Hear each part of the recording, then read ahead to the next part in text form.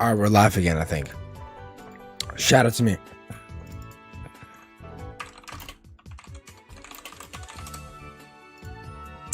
All right, let me do this. I gotta re-edit the post. All right, everybody, what's good? Yeah, I had to restart real quick. There shouldn't be any delay now. Type 1 in the chat if you hear this right now. Be quick, 1. I think everyone is asleep right now. It's okay. Let me get this thing sorted out real quick because there's a couple of things I have to do. First of all, DL has to log into my Google account because yeah.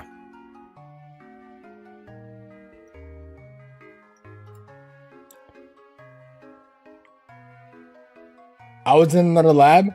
Who is this good-looking fellow that I totally didn't see 5 minutes ago? Facts. Yo, guys, type 1 in the chat if you hear this right now. I want to see the delay. Type 1 in the chat right now. So 20 starts at 12? Yeah. That was a fast one. Okay, W. Yeah, tournament starts in 12. So in 30 minutes.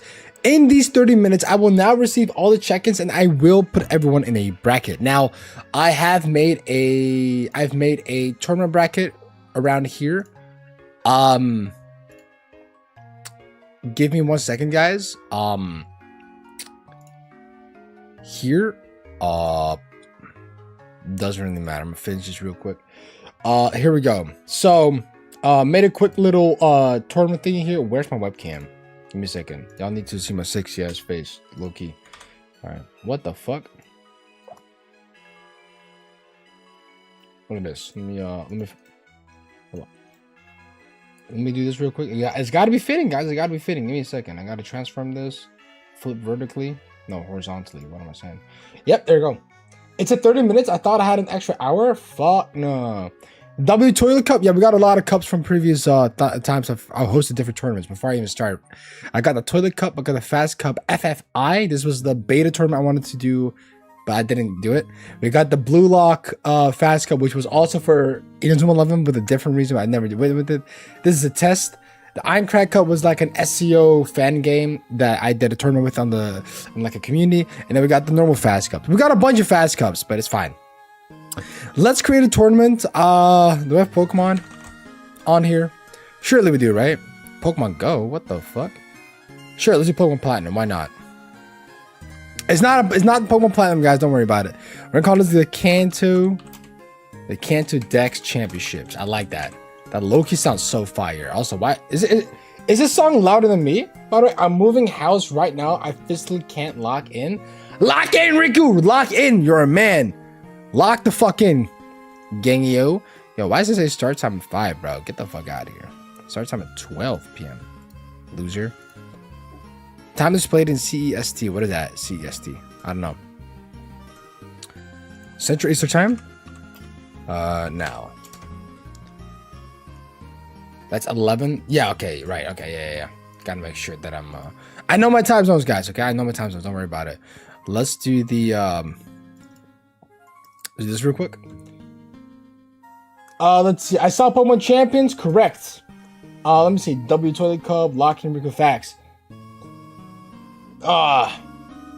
Everybody lock the fuck in. Whoa. I almost fucking voice cracking shit. Hold on 1 second, guys. Oh! You guys can see that.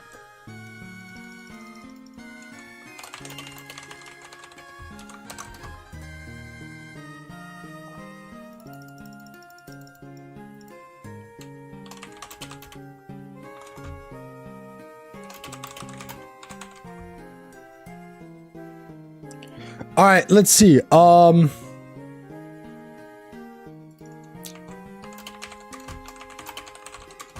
right, guys, I have bad news. DL can't make it, sadly. DL sadly can't make it. That's a bummer.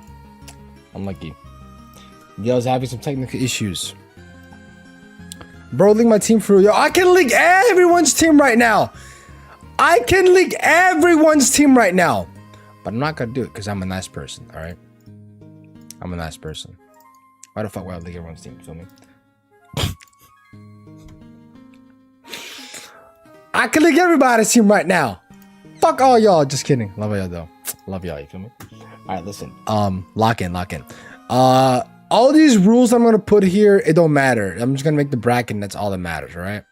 Just the content type. Fuck out of here. Fuck you. Whatever, bro. I gotta do some stuff here. All right. Anyway, select the platform. Nintendo did that. Sure, why not? Select the platform. Sure, why not?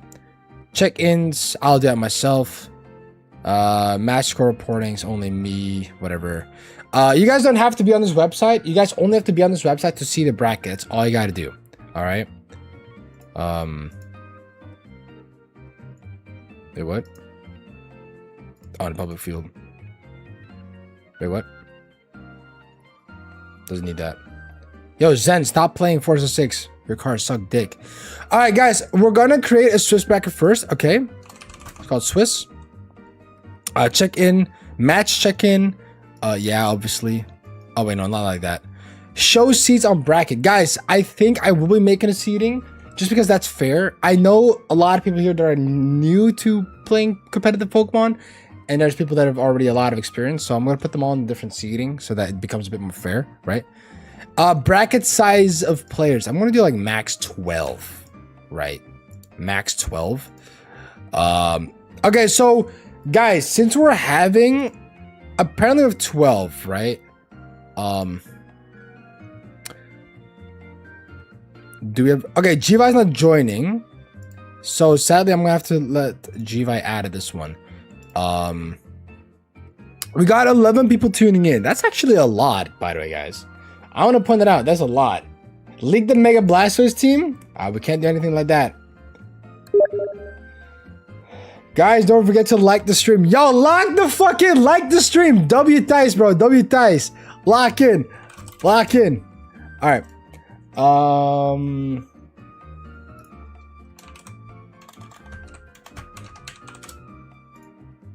right, Lux is gonna change his team, so he's gonna make a new form. But either way, we have 1, 2, 3, 4, 5, 6, 7, 8, 9, 10, 11. All right, so we have quite literally 11 participants. Lux is gonna resend his form, so it will stay at 11. That's pretty fucking good. But with 11 people, I think maybe. Would you guys say a 5 Swiss round bracket is fair? We have five brackets. So we'll do 5 matches and then the top 4 cut. Does that make sense? Because then we'll have 9 in total matches, but everyone gets to play 5 matches, right? And then each round is gonna be like 30 minutes long. Or 40 minutes long, actually, in that matter. Yeah, I think that's fair. I think I'll do like 5 rounds, like good. But if we do less, then oh shit. Yo, so okay, so this website already knows what to do. Okay, so we have 11 players, I think. Unless someone just like out of nowhere just randomly locks the fuck in. All right, I'm gonna tag everyone that has the participant. Guys, who does not have the tournament participant rule yet? Who does not have the tournament participant rule? DL, Enrico, me. Shout out to me. Rick is not tuning in. Jason's not tuning in. I know about that one. Jordan's not tuning in. Coke is gonna tune in. Custodi's gonna tune in. Lux gonna tune in. Reze. I'm confused. You don't have it? Okay, good to know. Vic is not playing. Zuki is playing. Sven is not playing. Jiva is not playing. I don't have the tournament rule. Okay, so Ricky doesn't have the rule. Liv doesn't have the rule. Miguel doesn't have the rule. I got it. Okay. There you go. It's good to see you in the chat. There you go. That's 1. Rick has the rule. Who else doesn't have the rule? Does Miguel not have the rule? Miguel, do you have the rule? Let's see. What the hell is your name, bro? Whatever. Liv. Are you online? Yes, you are. Miguel! What's your name? Wait, what's your name, bro? Lock in. Be on this live or something. Fuck ass name. Yo, what's your name, dog? What's your name on fucking Discord? Yo, see what's good, bro? Welcome to the stream. Welcome. We're about to do a cool little tournament. Lock in. Miguel. Leon is live. Leon is live. Oh, where is you, bro? Are you on? Brown side. Oh yeah, I forgot, bro. You have so many names. Leon is life. Phantom Kigare. Brown side of Davids. All right, so I put all three of you, I'm pretty sure, in the tournament chat. Is anyone else missing the tournament chat right now? Type in this channel if ready. There you go. Guys, type in the channel if you're ready. Whoever does not have the role, let me know. No perms? You got no perms? What the fuck? What the fuck? Why?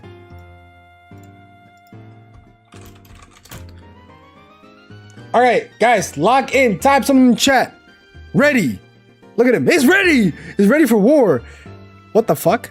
Yo, don't be some... Okay, never mind. I thought you just want to send some like disgusting things. Okay, I was about to say, bro.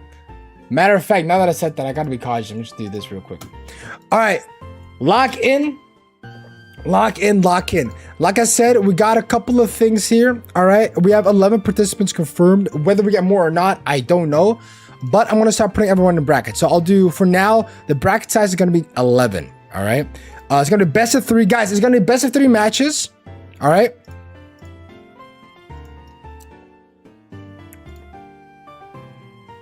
And then we're gonna add an elimination bracket with only 4 people. All right, it's gonna be a best of 2. Best of 3. Sorry. Wait, round 1. Oh no, it's only 1 round. It's only 1 round. Wait, it's only 1 round though. I want to put.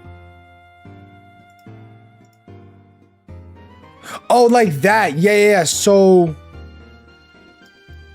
Yeah. Both rounds. Okay, yeah. Both rounds are best of 3, right? Awesome. Now, wait, let me get the chat back on real quick. All right. Now, the next one we're going to do, so, what? Oh, bracket name. Top 4.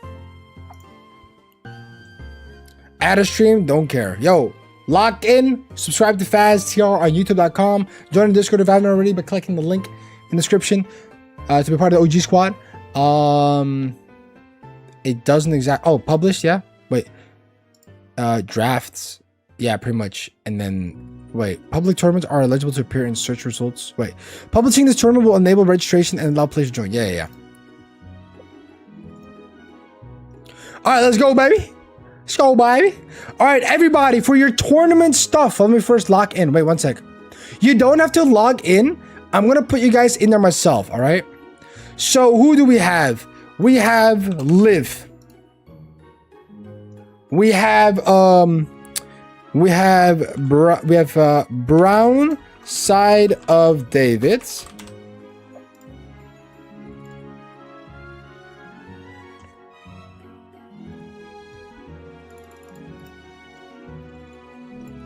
There you go. We got top low key Steve requirement. Give us top 8. The problem with that is that we have a lot of people who will tune in. But the tournament will be like 5 hours long. Like 6 hours long, maybe. Don't know if people got time for that. Maybe they do, maybe they don't. I don't know. Guys, what would you guys rather want? Top 8 or top 4? Now I want that. Now I want that answer. Where's my stream? Who's that sexy motherfucker on stream? Start a poll. Top 4 cuts or top 8 cuts?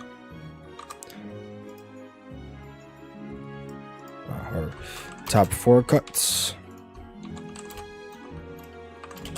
Guys, answer the poll right now. Answer the poll right now. Top 4 based on yes. So the Swiss rounds, the top cut is based on how many matches you've won in the top in the Swiss rounds, right? Let me know what y'all think. Well, let me know what y'all think. While you guys are voting that, let me put in all the players so we're on time. I know Dice is joining. All right. I know that Riku is joining. I know that Lux is joining. I know that geez, who am I missing?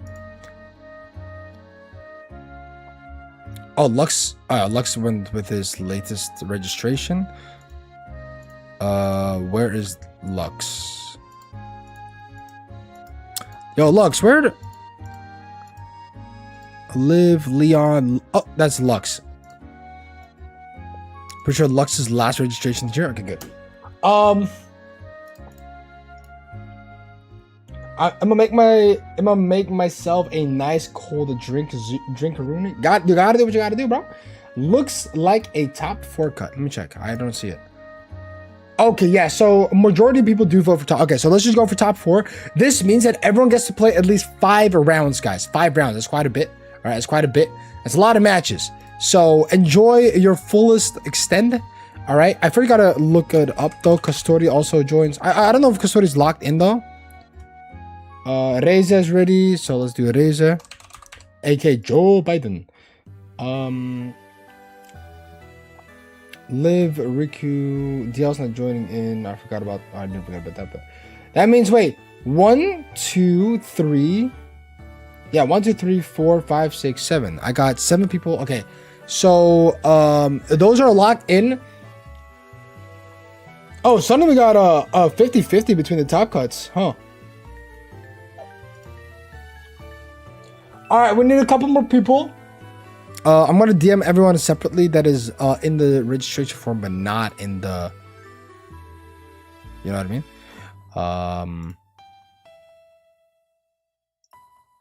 How do I check the? Doesn't matter. Let me go into here.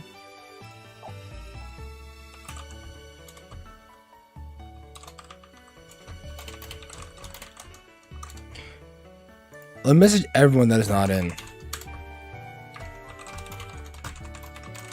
Especially George, bro. Where's George? I'm gonna call him on his phone. Actually, no, I'll wait a little bit. Now call him on his phone. This bum ass bitch. Zuki, are you in? Yes or no? Yay or nay? Zuki, yay or nay? Are you in or no? Wait, let me check. Was Zuki in? Zuki did not lock in. Yes. Oh, you're chatting my chat? What? Oh, he is, lol. All right, Jordan, put something in the Pokemon tourney chat right now so that people could easily find you. All right.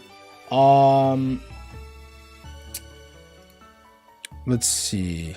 That's my email. My fault, gang. Jord is locked in.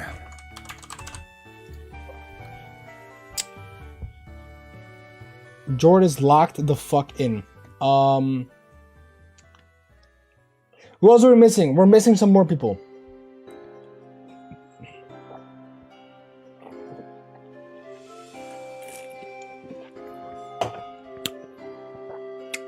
Look at y'all being supportive against each other. Yo, part of the Faz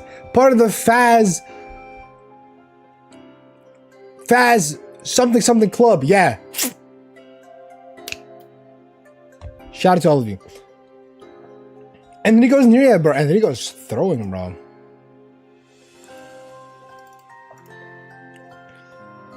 All right, let me who else is not registered yet?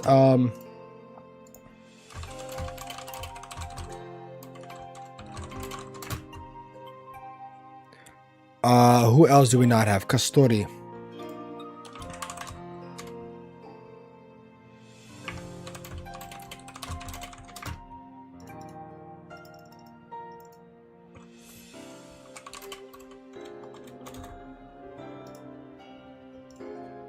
Hold up.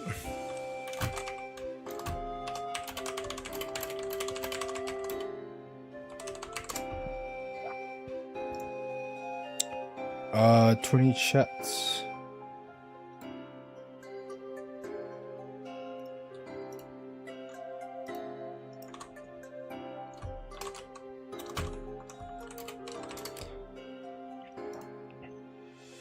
All right, I'm messaging everyone real quick, guys. So if I don't read the chat fast enough, my apologies. Matter of fact, fuck y'all. I'm not even gonna apologize. Love you guys though.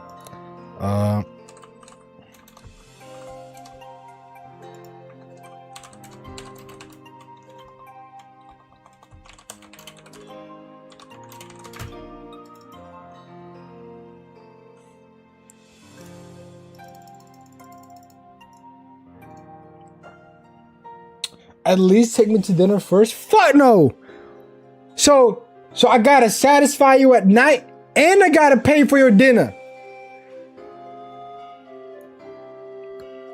Man, y'all women are fucked up. Y'all make me pay shit, and I gotta do my best at nights. Like what we do? What do we get? Now we 50-50 split the bill. Makes sense, bro. In this economy, makes sense. That's the sense to come into the stream too. I'm here. Yeah, that's good, bro. Welcome. Let me put you in. Zuki as well. Zuki locked in. So we got 10 people confirmed. Castori is the only one who hasn't responded yet. Oh, and Rico actually. Wait, so did I double someone here? Oh, I put Castori in there already. Excuse me. So Liv is locked in. Brown side of David is locked in. Thais is locked in. Riku's locked in. Excuse me. Lux is locked in. Castori not yet. Reza is locked in. Jordan is locked in. Coke Plus locked in. Zuki is locked in. Okay. Stop trauma dumping on us. Yo, whoever tells Miguel Moore 7410 to shut the fuck up gets one free kebab right now. I'm locked into watching the stream. Shout out to you, Moore. Shout out to you. All right, listen.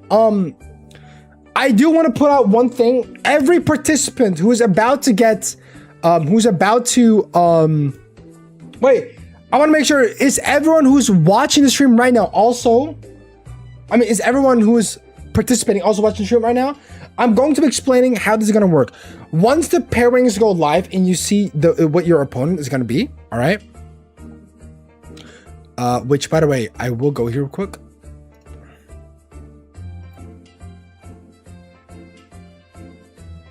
Wait.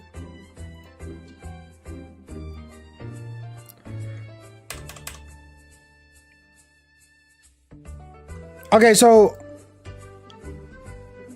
there we go.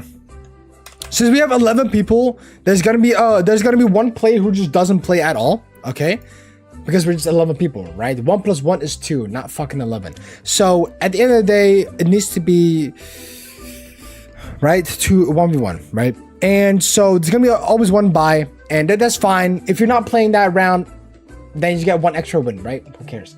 So anyway, lock the fuck in. I'm about to set the pairings up. If you're paired with someone, I will put in the chat, Bombo Clap Cassie with the 10 pounds donation. Me Bombo Clap. Thank you so much, man. Big blood clap, brother. Thank you so much, man. Good luck in the tournament. Go get yourself a kebab after you win, baby. I'm not the one playing. I'm the one. Am I playing? I'm not playing. Anyway, yeah, thank you so much for the 10 pounds, bro. Appreciate it. I could definitely buy a kebab after this. Thank you very much. Yeah, thanks so much. Much love, Kissy. Loki, though, lock in. When the pairings go live, make sure you communicate with your opponents through the Pokemon Tourney chat. Go here, find their name if you don't know who they are. Find their name in here. Then you go into DMs. Okay, you set up your match, right? So log into Pokemon, guys, go into Pokemon Champions right now, log in, all right? One of you has to make a private lobby. When you've made your private lobby, make sure you put your lobby code in here. Guys, listen when I say this, listen with your fucking ears, okay? When you've made the lobby, put your lobby room code in this chat, in Pokemon Tourney chat. Why? It's because I will handpick whichever match I'm going to spectate. Okay? Do Alolan and Galarian forms count as Gen 1? Yeah, it also counts in Gen 1. Yes, they do. Or else the Pokemon selection was only going to be 29 Pokemon. That's like nothing. So for the rest, yeah, so make sure to do that. When you've made a room, put your room code in this chat, okay? So that I can handpick. This guy already put it in there. God damn, yo, whoever's paired against Thais, yo, be careful, bro. This guy's locked the fucking. This guy made a fucking I'm in a room 10 minutes before the actual fucking tournament starts. Bro, parents are not even live. This guy has already locked the fuck. He's already made the room. You know what I'm saying? Lock in. Anyway, I was genuinely scared cross gen would count. Then I read 151. Yeah, so regional forums, guys, the only main reason why regional forums are allowed is because regional forums technically don't have a Pokedex number. Crazy, right? So, yeah, they're part of the 151, technically. This streamer just yapping. There's somebody hang Issa's balls around his own.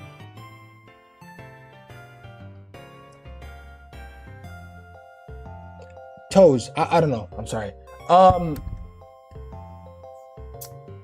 Yeah, I'm gonna be there around 5:30. Don't worry. Wait, don't want to wait to get in. All right, 5:30 is crazy. Faz, it's too hot to be mean. I'm not mean. Am I mean? Chill, I don't swing that way. I don't know about that one, pal. Whenever you join voice chat, whenever you join general chat, I ain't gonna lie to you, bro. You look like the kind of person who would let their woman, you know. I'm not king shaming, guys. Shout out to me. I'm not king shaming, but so I'm gonna say, all right.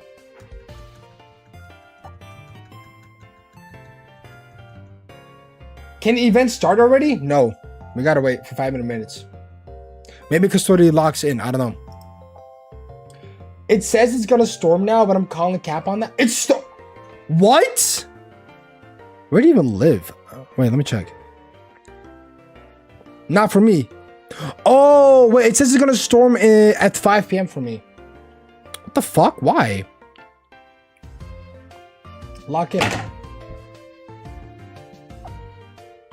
Then hit me up, type shit. Yo, somebody ban this guy, bro. What the fuck are we doing? All right. Yeah, so,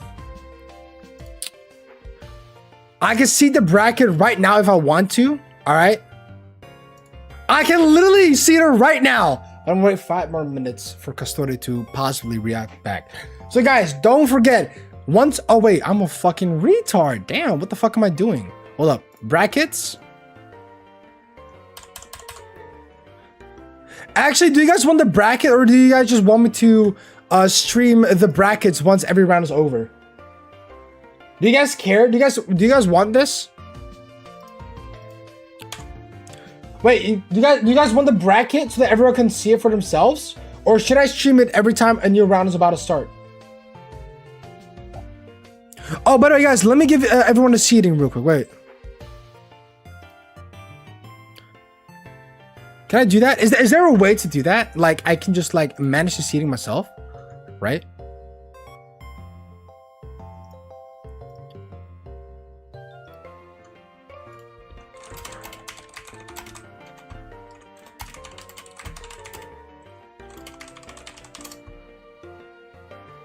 Stream the bracket. Okay, so I'll just stream the bracket. Okay, that's fine.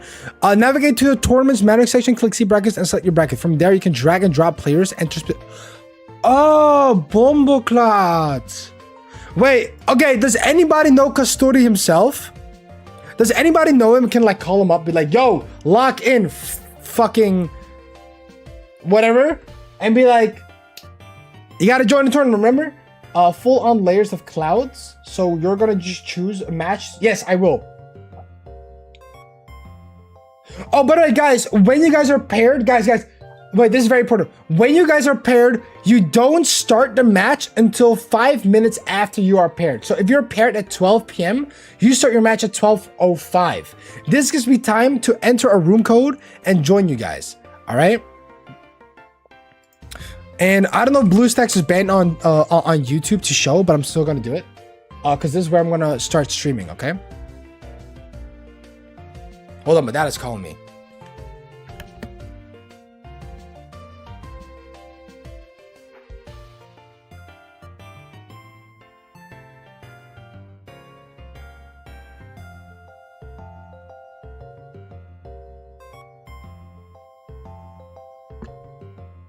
All right, the champions work. Yes, it does.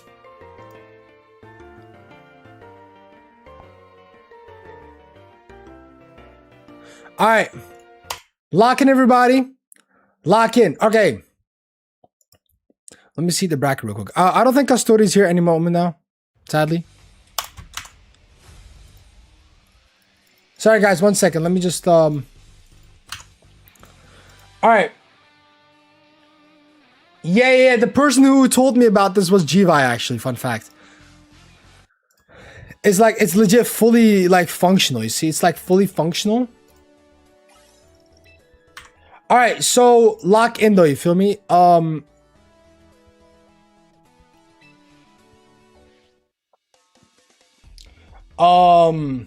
Guys, look at this. I got to Master Ball tier 3 with a fucking Morpeko. Look at this shit. It's kind of funny, in my opinion. Oh, oopsie. Yo, okay. Lock in though, lock in. Okay, guys, we have about. But guys, can you hear the game?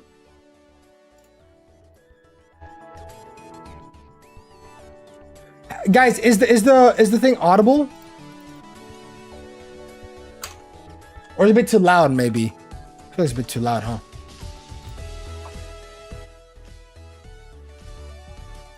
I don't want to make it too loud. Okay, W. All right, guys, I'm gonna go to the C brackets thingy. All right, guys. So in my opinion, Zuki is one of the best. Jord is one of the best. I think Lux is pretty damn up there. And now for the rest of these guys, I'm not 100% sure.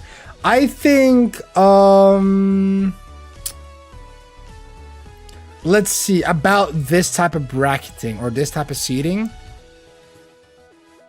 Okay, the rest is just like auto, is gonna be auto generated. I know these 3 people. Yo, Andre, stop fucking doing that, bro. All right. Is this guy AI? Andre, you fucking dog. Copla 10 because he called you AI. Bro doesn't have faith in me. Well, I mean, I do, but I don't know your skill level. You want me to put? Do you want me to put you at 4? So you're like, you can be paired against Zuki. Zuki is like he's like an European International Championship Day 2 player. You know what I mean? Yo, stop spamming. I'm being dead ass. Stop spamming. Stop spamming. Yo, if there's a mod in the chat, please just fucking mute, put someone on cooldown if they spam again. He has more faith in me than myself, not gonna lie, Thais. Fuck it. Alright, bet. We do this, we put Rico at 5. We put, actually, I'm not gonna lie, Miguel's new to the game, but he's like pretty decent in the game. So I'll put you at 6. And then who else? I don't know. Reza's new. Kokplat is, I mean, he doesn't even play the game really, to be fair. So I don't know if I should like put him in the seed. Wait, did I skip 4? No, I didn't skip 4. 4, 5, 6, 7. Wait, what? Wait, guys, I have 10 people. Wait, what? 1, 2, 3, 4, 5, 6, 7, 8, 9. Yo, where's the 10th? I don't get it. Wait, what? Wait, am I dumb? Whatever, bro. Just generated a bracket. Okay, guys. Lock in. The bracket has been made. Why is there only 3 people? In round 1, why is there only 3 people? Because, oh, the rest are like not auto-generated. Okay, I'll just give someone a random number, right? Live, this. Okay. Wait, guys. Maybe we'll just auto-see this shit, bro. Just randomly fucking do it, bro. It's whatever. Wait, why only 9? We have 10 people, though. Wait, but we only have 10 people, though. What's going on?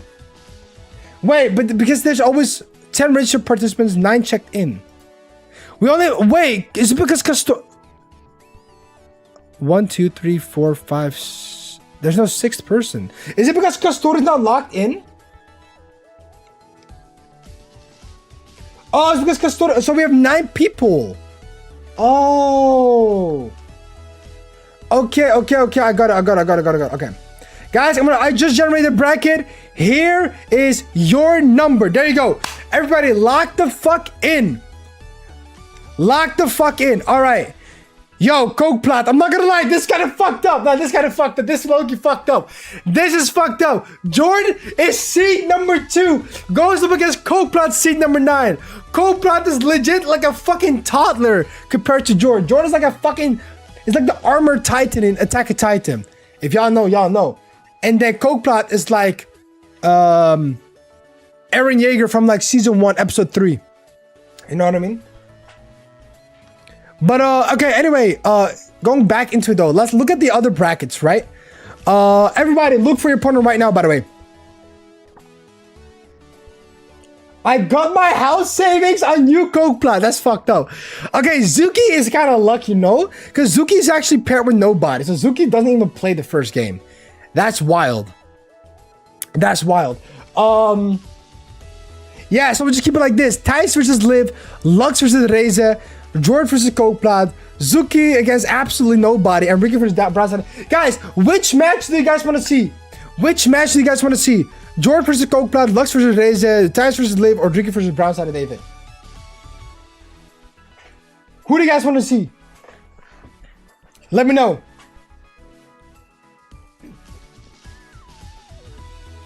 Coke Plot? Yo, John Diaz was good, bro. All of them? We can't watch all of them. We can only watch one per round.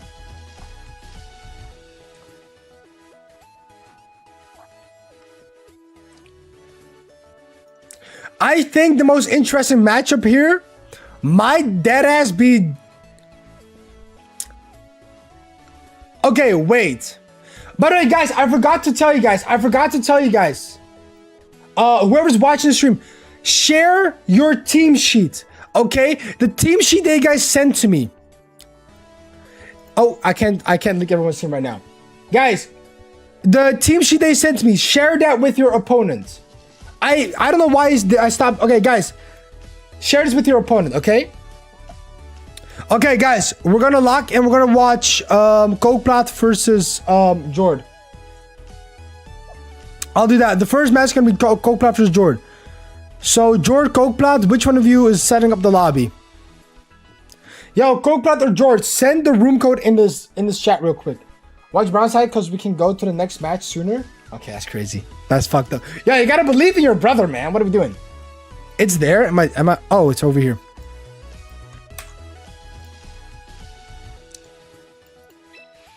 Guys, lock in. Okay, private battles. Enter room idea. My fault. Your input doesn't contain... What?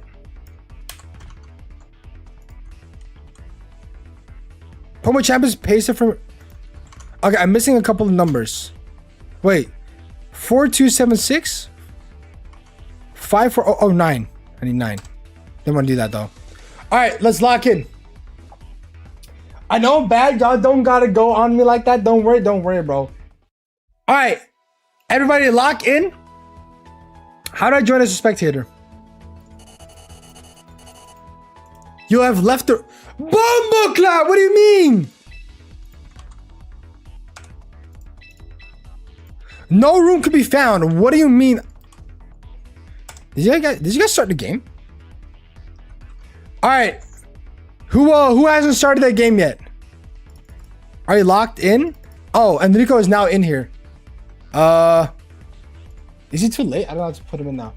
No, I'm kicked too. Oh, what happened? Yo, let's lock in. Downline champs on BlueStacks. My Switch one basically is useless and I never touch it on phone. There you go. There you go. Restart it. Okay, then Coke Plot, then you can start the lobby then, if that's the case. Just someone make the... Oh shit, start already? I think I can put you in. Zuki.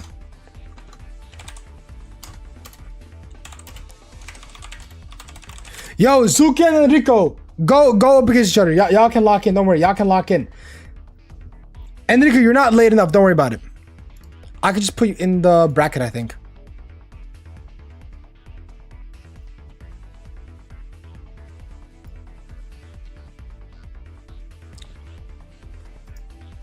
Okay, well, there's one issue. I've already seeded the brackets. So I can't even put Enrico in there anymore. But I think, Enrico, you can join. Just play versus Zuki. You're good. Okay, the lobby.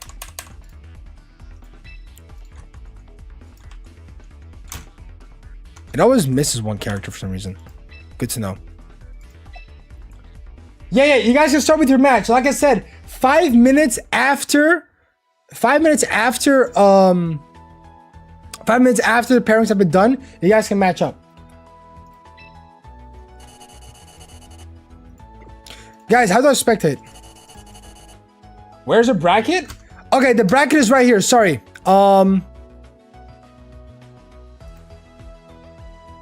Hello?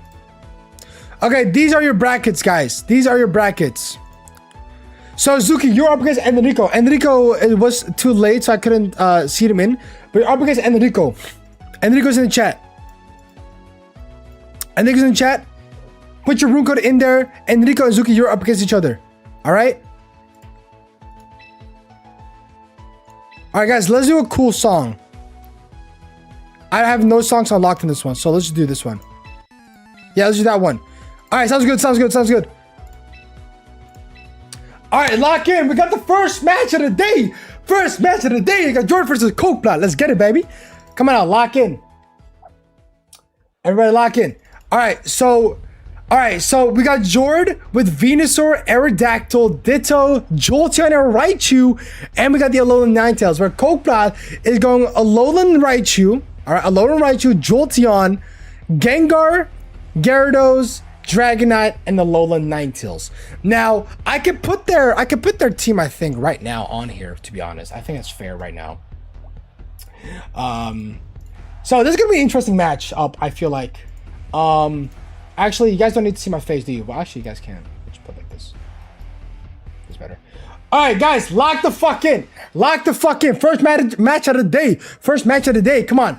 Lock in. Alright, Coke Plots versus Jordan. Let's get it started. Alright, so on Coke Plot side, we start with the Jolteon and Raichu. What an infamous combination. We could possibly see some cool tech here. This is kind of a mirror matchup, but it's played a little bit differently, guys. It's played a little bit differently. Alright, so we can see on this side that there's a possibility that we might see Jolteon with electric terrain. Guys, I have seen some of the teams, not all of them, but I can kind of see what's going on. Okay, so Alolan Raichu, Coke Plus Raichu goes for a fake out, goes onto Raichu, does 23% HP. That's a lot of HP right there. We can tell that it's a life orb Alolan Raichu.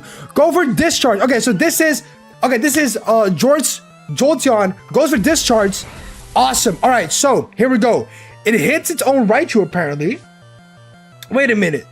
There's no electric rod on Raichu. Wait, Jord, is your Pokemon good?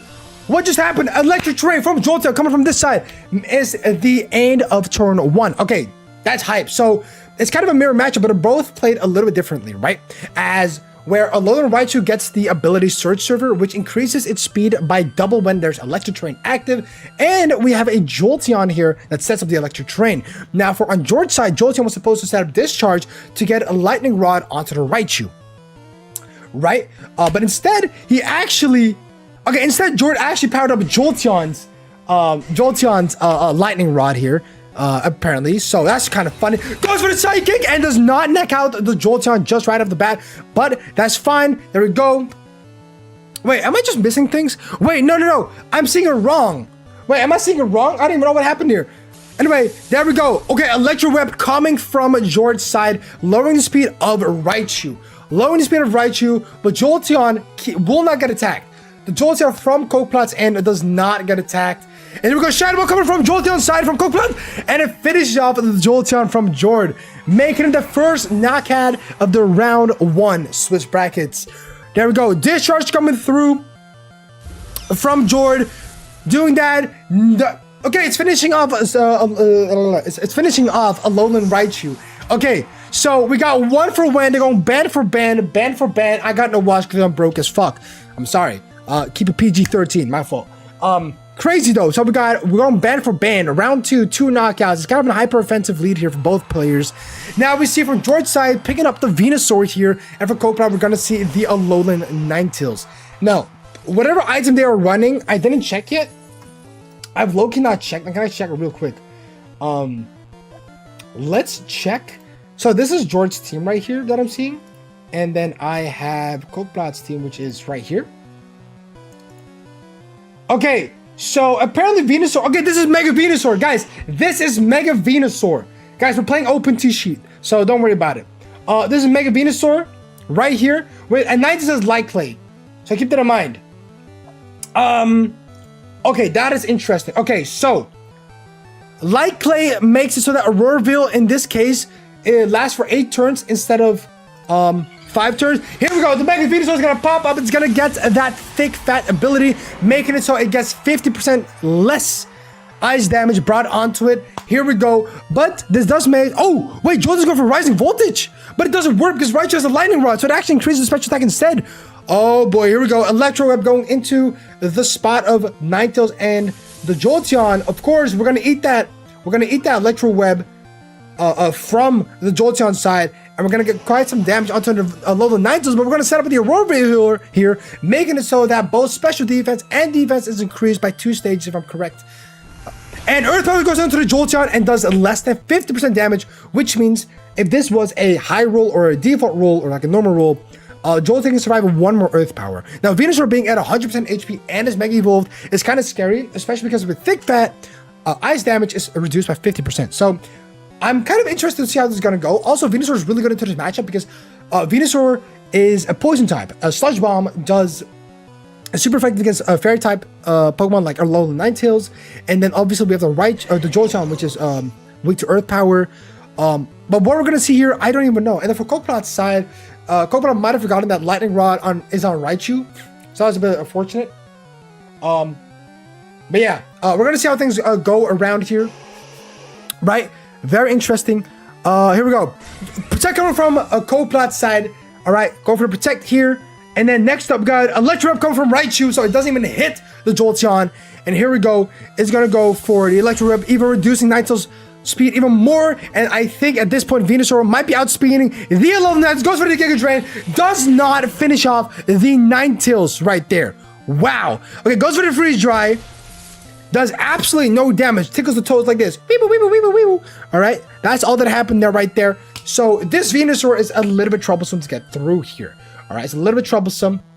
We don't know what Copilot has in the back to try and like get rid of this Raichu here. Jolteon can't use Protect anymore. So what will happen? I don't know. Goes for Protect on Ninetales. Make sure that Ninetales does not get out of here. Auroraville is still active. Goes for the Shadow Ball onto the Raichu. Will be a knockout. It will not be a knockout. 36% HP left. Goes for the round. Round is crazy. Wait a minute. Wait, is this double round? It's not. Okay, it's just a round, normal round. Here we go. Earth Power plus round will finish off the Lightning Rod boosted Jolteon. Gets it out of the field and will bring Copilot to the last Pokemon in its arsenal. Electric terrain is set off, so Raichu won't do as much damage with its electric moves, of course. And we have Gengar in the back. Okay, so with Gengar being in the back, this Venusaur might be troublesome. This might be a troublesome Venusaur, right? If Dragonite was in the back, it could have probably dealt with Venusaur a bit easier. It's a bit difficult to, of course, do that, but we'll see how things are going to run out here. Raichu's at 30% HP. Ninetales is basically one tap. Gengar full HP. I haven't checked. Is this Mega Gengar? It is. This is Mega Gengar. This is Mega Gengar. Let's lock it. Let's see how this goes. Let's see how this goes. All right. So, okay, next round is started. Gengar's going to Mega Evolve here. There we go. Bombaras. Look at that. I love Mega Gengar. Shout out to Mega Gengar. All right, let's see what's going to go on here. All right, will they finish off the Raichu? They will go finish off the Raichu here. That's it. Raichu's out of the field here. That's it. Done. All right. Swiss is best of 3. Riku, Swiss is best of 3. And Leech Seed onto the Gengar. Looking for that survivability. Jordan has most likely noticed that Venusaur is pretty much its win con for this match. Well, not specifically. It could be, but you know what I'm saying? It's basically making this like Raid Boss Venusaur, very difficult to get out of, very high sustainability, especially knowing that it's only the last 2 Pokemon alive. Jordan can go safely into the lead seed, and they cannot swap out to even like get rid of the lead seed. So this is a very difficult, it's actually a very difficult matchup right now for Coldplot to go through. Aerodactyl does come through, and let's see how this is going to go. This might be a Tailwind setup, though I'm not 100% sure. Aerodactyl 1 billion% outspeeds Ninetales. So this could well be a one-on-one Aerodactyl attacking Ninetales, and then making it a 1v2 situation for Jordan to finish off the match for the round 1 to end. But we'll see how this is going to go, right? Because obviously Ninetales still now has access to another Protect. Will they go for it? I don't know. This looks very rough. But this is basically a 2v2 situation. Goes for the Ice Wind with Gengar. Wow. Does a little Ninetales outspeed Aerodactyl here? I don't know. I haven't checked the speed tiers here. Goes for the Rock Slide and gets rid of the Ninetales. Ooh, and now we might be looking at a very rough point. This might actually be the end of the first round. Goes for the Earth Power, does us. Yep, that's it. All right, and that pretty much concludes the first round of the Swiss bracket. Okay, so there's a lot of things to take in here. So first of all, guys, I want to point out that you guys have to share your team sheet with your opponents. Okay? Because I'm pretty sure that on my Discord server, I should have probably made it more clear, but this will be an open team sheet. The team sheet that you send in the registration form below needs to be the same as the team sheet you will send your opponents, right? So guys, make sure you send your team sheet to your opponent. I'm gonna make it a copy paste here real quick.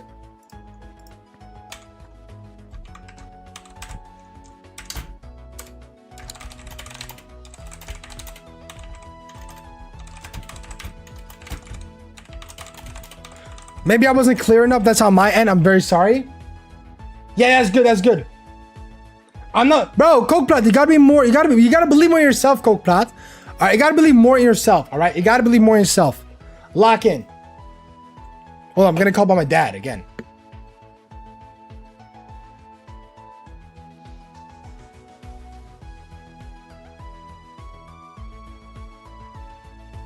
All right, lock in. All right.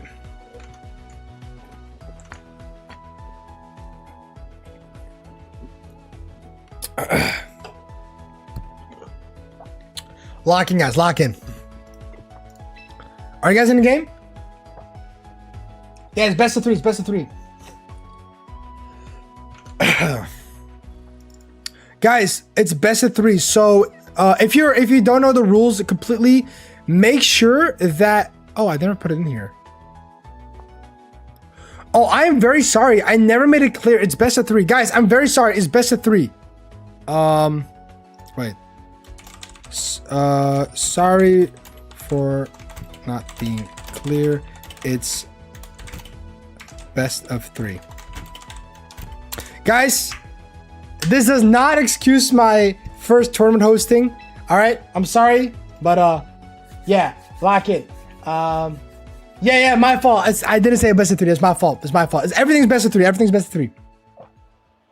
All right, lock in. So we have, okay, so now we know what we're doing. All right, we know that Jord has his Mega Venusaur on there, and then we have Cokeplot that has the Mega Gengar, right? Now, will we see another turn 1 spectacle? Right, the double Raichu and the double Raichu. One has a Alolan Raichu and a double Jolteon lead. Are we going to see that? Probably not. That mirror match was kind of rough, right? One Raichu has Surge Server, the other one has Lightning Rod. So you already know. All right, let's see how this is gonna go. All right, lock in. Also, Jord and Cokeplot, make sure you mute my stream. Mute my stream so you don't know what I'm saying. Right? I might give you guys ideas on what to press if you listen to my stream. So, I mean, it's for your own good, I suppose. But yeah. By the way, guys, once you're done, report your match either in DM or in the tournament chat. All right, make sure you report it in the tournament chat. Here we go. Round 2 of the Swiss rounds, or well, the game 2 of the Swiss rounds of the first Swiss rounds starting. Here we have Cokeplot, I know the Gengar and Ninetales. What a combination. All right, very cool to see. And then we got Venusaur and Raichu on George side. Okay, now it's not the same as round, or I guess turn 1, right? Game 1. Whereas both Raichus, or well, I guess both like a quadruple electric matchup here, right? So it's gonna be an interesting take here.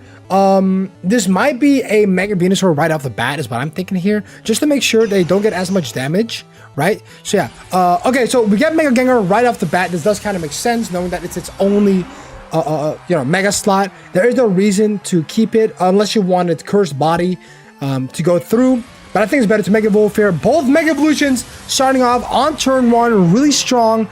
Let's see what happens here. So obviously the Mega Venusaur, to get a little bit less ice damage right off the start, goes for the Fake Out onto the Alolan Ninetales. Are we going to Sludge Bomb here?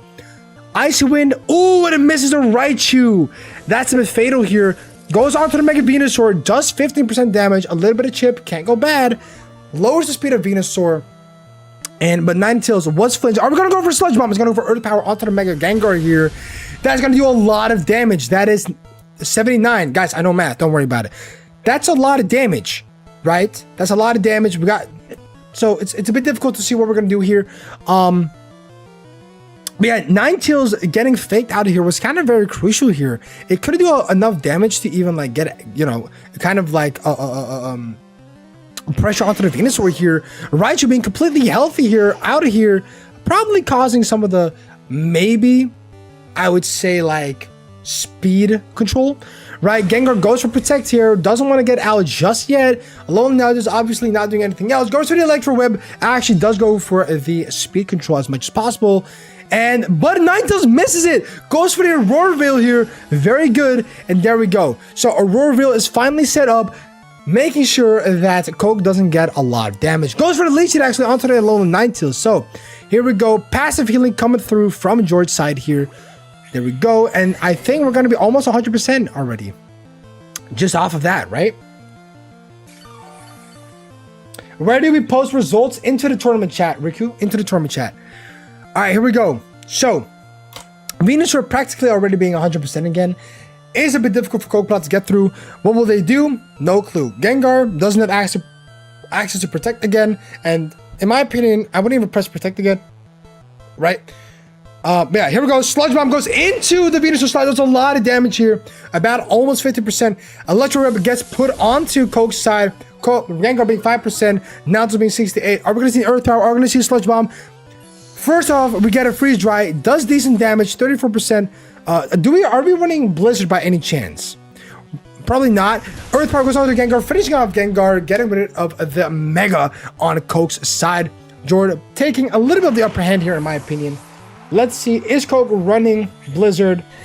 No, Coke is actually not putting Blizzard on Ninetales. This is full support Ninetales. Or not full, it's like a fast one, I mean.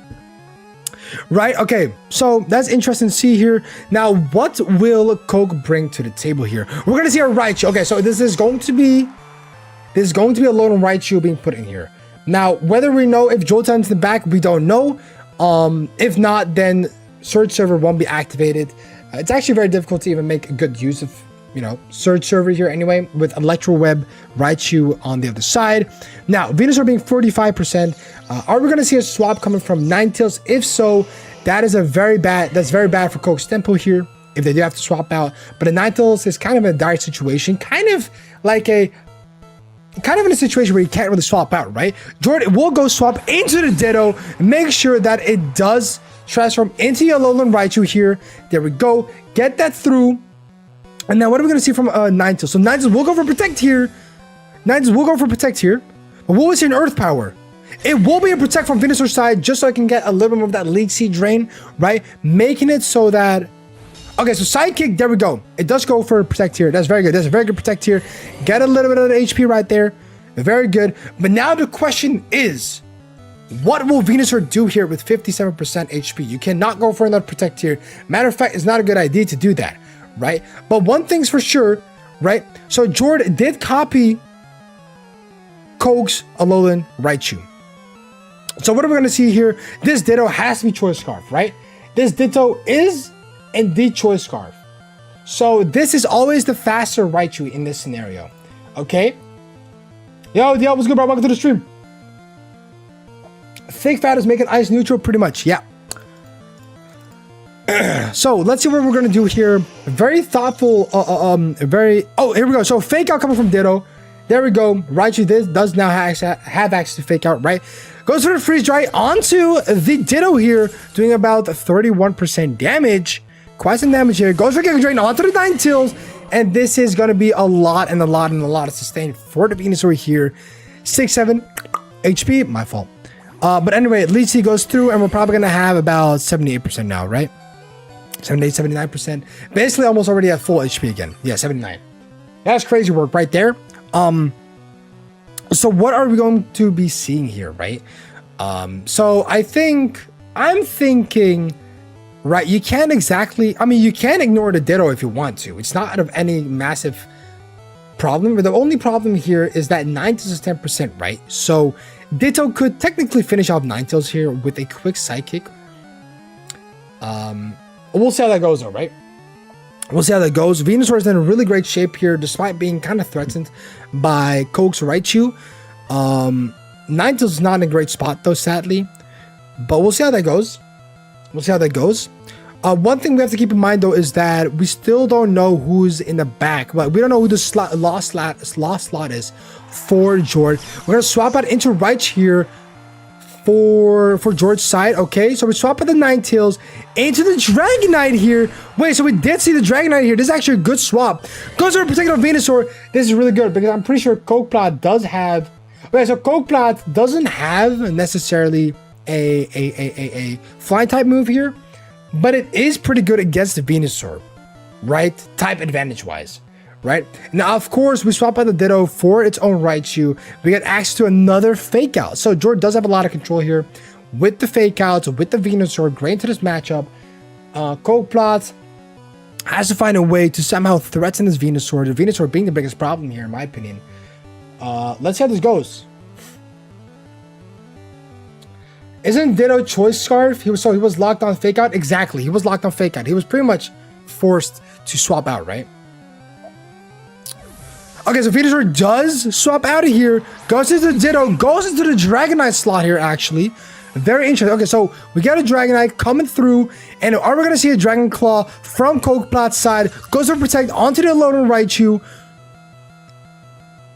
Goes to fake out onto the Dragonite here, and that's about that. Wow. Okay, so a lot of control here from George's side. This makes it so that Ditto can actually go for a Dragon Claw onto, if they want to, into the Dragonite slot, right? We have to keep in mind Coke does have Alolan Ninetales in the back, so maybe Cokeplot could swap into Alolan Ninetales to negate that Dragon Claw from Dragonite, right?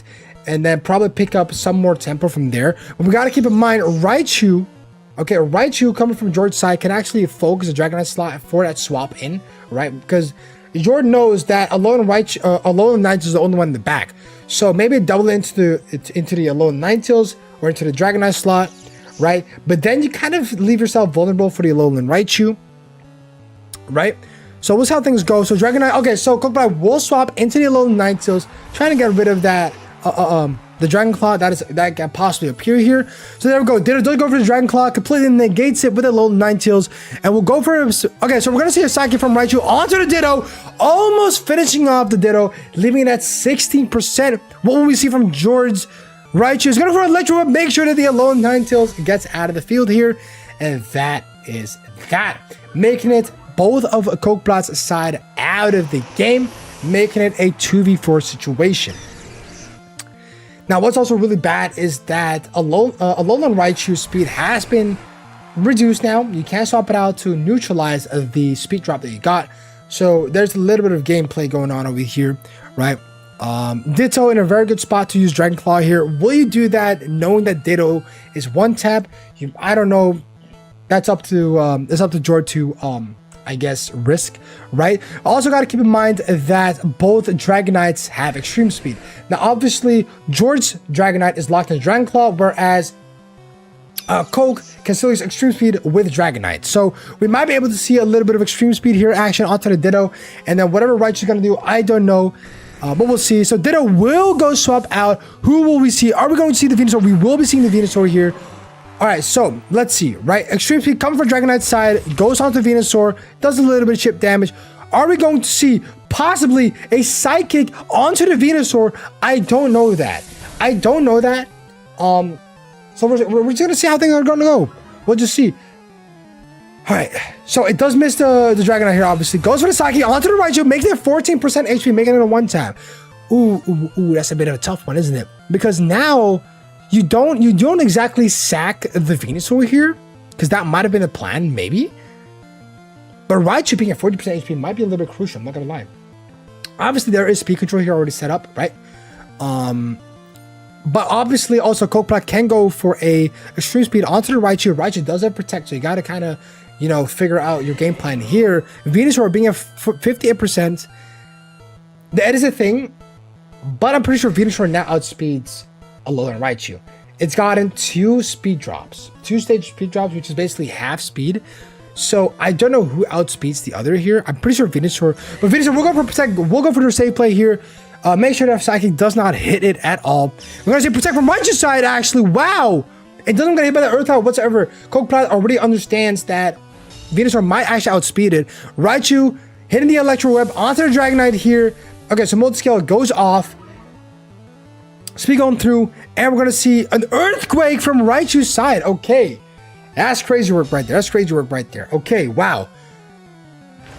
Okay, I can see the play on this one. I can see the play on this one. I'm mad as hell. I just thought of a crazy tech, but now it's too late. Unlucky, bro. Happens. You still got a new match to try it out on. All right, so now that George Raichu is out, right? Here comes Jolteon. Okay, Jolteon coming from George's side. The last Pokemon that we didn't know anything about.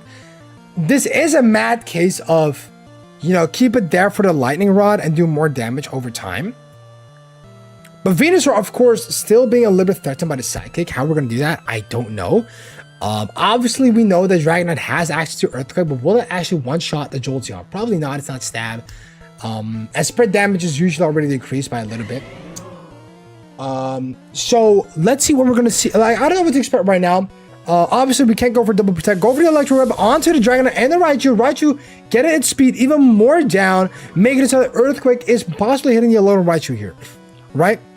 Let's see what's going to happen here. Will we see an Earth Power? We will see an Earth Power coming over to Jolteon's, or to the Raichu slot, I mean, making it so that Dragonite is the only one on the field. Are we going to see a W coming from Coke's side?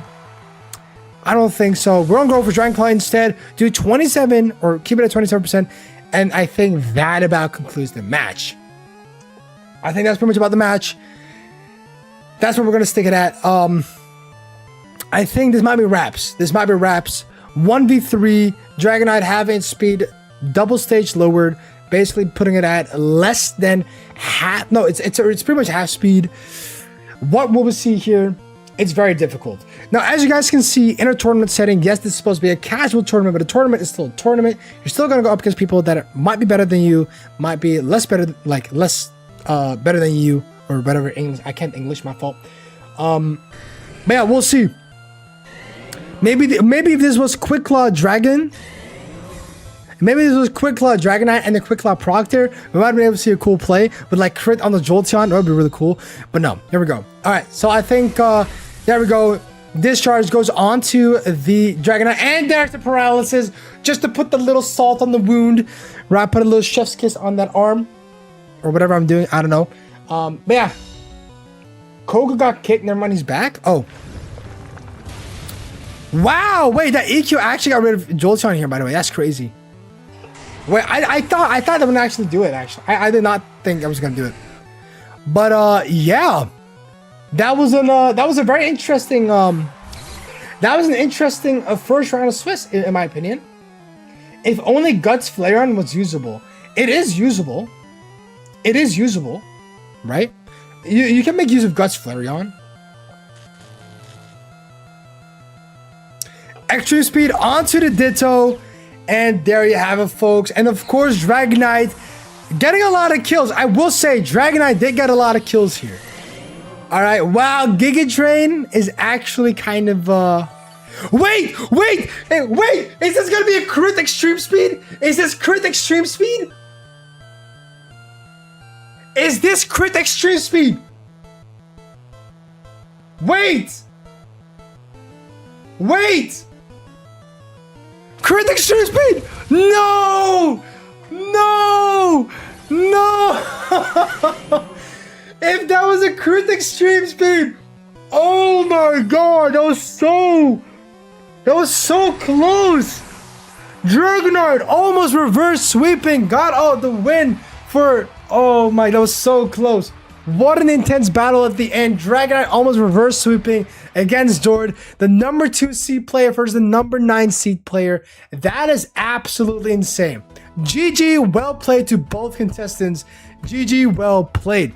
That was a nice match. I will be honest with you, guys, the reason why I think these type of matches are super cool mainly has to do with the fact that there's a lot of new tech shown, right? There's not a lot of compositions that you see in the current Champions metagame, whereas in the Kanto Dex Championships, obviously there's so many things restricted, you gotta come up with new compositions. So nobody knows the meta, and so everybody's gonna go for a really fun tech, right? Both Jord and Coke pretty much had the exact same idea, just a little bit of a different execution, because obviously Alolan Raichu gets access to Surge Server.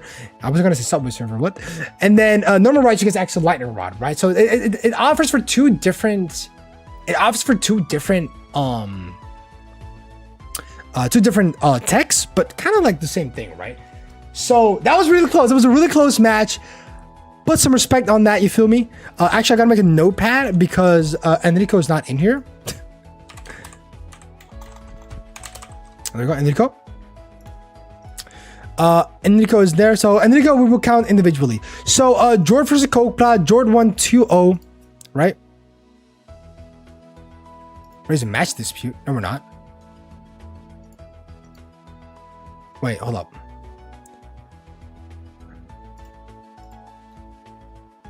Wait, flag this match? No. What am I doing? Guys, I can't, wait, why can't I? Wait, guys, I can't even like, bro, what the hell?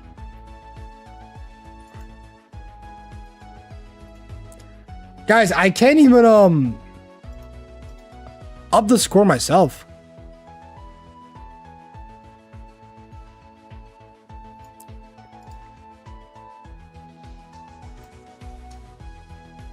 They have to not. Yeah, no. I can do it as well. I'm the admin, of course. One sec, guys. I made it so that I can. All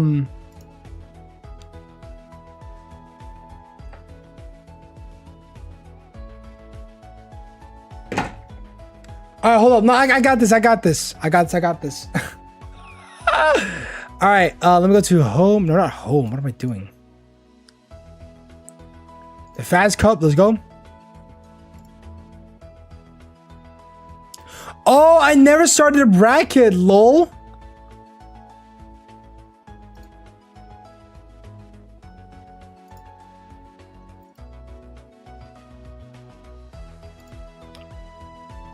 Okay,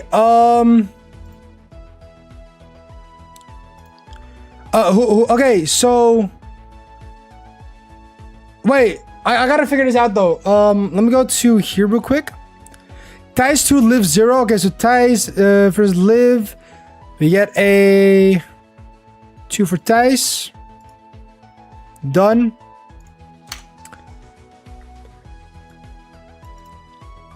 Riku 2, Bronze-Hearted Daven 0. Alright. Report score. Riku. Done. Awesome. Stubborn Unk not asking for help.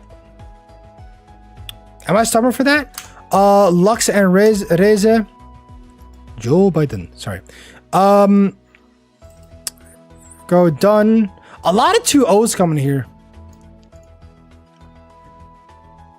Does that conclude every match so far? Azuki versus Enrico. Are they still going on? Okay, Zuki and Enrico. Okay, so it's 2-0. Okay. Here we go. Okay.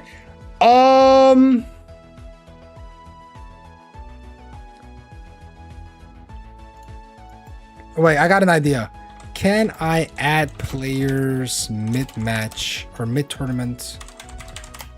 Battlefy. Yeah, tournament organizers can add players or teams mid-tournament through the participants tab on the Battlefy manage page. Okay. Now, Enrico, I'm going to add you real quick.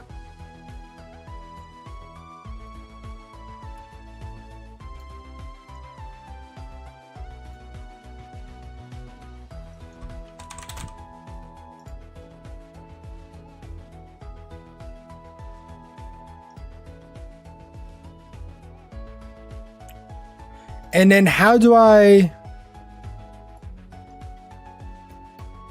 Okay, that's it, right? And then next time I see another bracket, it should work properly fine, right? Okay, so guys, Zuki obviously won this one. So I'll just let it stay a W as it stays, but let's go back here, brackets. Okay, so everybody's done with their match, right? David started playing a week ago. No, David didn't even start a week ago, bro. David started like a couple days ago. Okay, guys, I'm gonna reseed the brackets because we're done, right? We're technically done, right? So let's go to manage. Let's go to see brackets.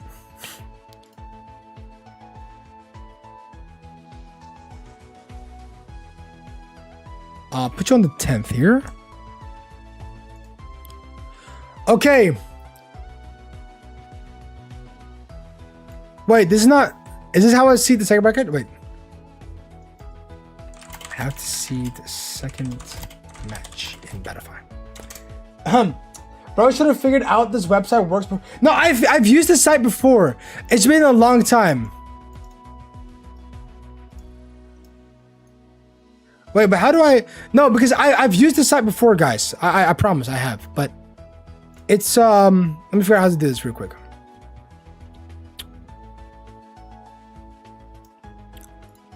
Ah, there you go. Okay, is everybody ready? Is everybody ready? Is everybody ready? I'm gonna start again in 3. Actually, I'll wait for 1 more minute until it says, until it says 44. I mean, until it says 40. Okay, 3, 2, 1. Boom. All right, here we go. Why did it say buy here? Did we not just... Wait, guys. Reset the round. Wait. Because for some reason... That's weird. And Rico's not in.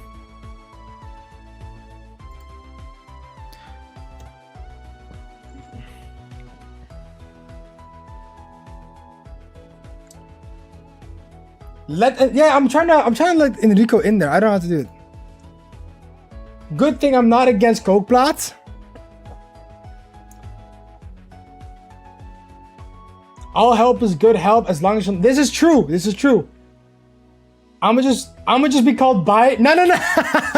No. Because if you're called bi, we can't submit your score in there, right? So I gotta find out a way to put you in there, right?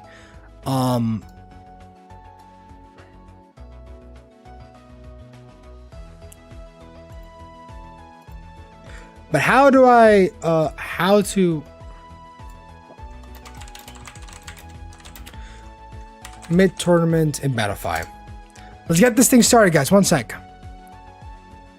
So add players or in teams. Yeah. Manage page, select participants, click add new player. Keep in mind that these people will only be manually added as vanity entries. They will not be tied to an actual Battlefy account. Yeah, I know. Once a participant are added, you can manually place them into any open slots or buy round directly to your bracket manager. If the tournament's already advanced past the first round, you may need to manually advance the new player / team through the bracket to catch up. Hey, what? Bro doesn't know about ChatGPT. It's probably because I'm not in the first round. Yeah, I think so, right? The most scuffed tournament in the world. Hey, it's my scuffed tournament, all right? I want to put it out there. So I need to manually add them into brackets.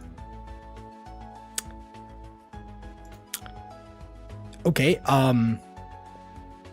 You know what, guys? Let's just generate the bracket, and Rico's just called bye for now. All right. Or else we're gonna have to wait like years. All right. I guess we'll just do it like that then. All right. Is everybody ready? 3, 2, 1. Brackets. There we go. Okay, so brown side of David. It says he is 1, but he's not actually 1. Brown side of David against Enrico. Here we go. Brown side of David, you're up against Enrico.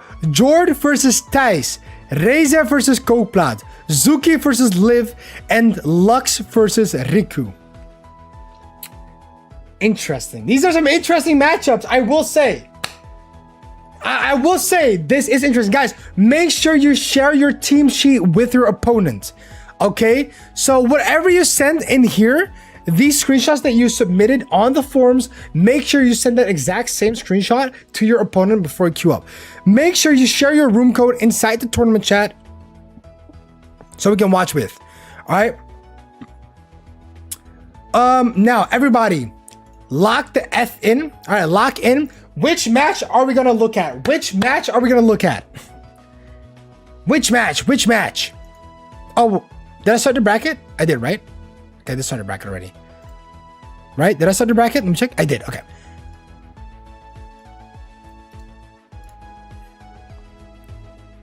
Lux versus Riku. Pick me, pick me. Lux, Riku, please. We got 2 votes for Lux and Riku. Don't worry, guys. Everyone is going to be on stream today. Everyone is going to be on stream today. We had Jordan and Coke. We're going to have Lux and Riku. All right, Lux and Riku, do not start your game yet. I'll join in. Make sure you send your room code in here.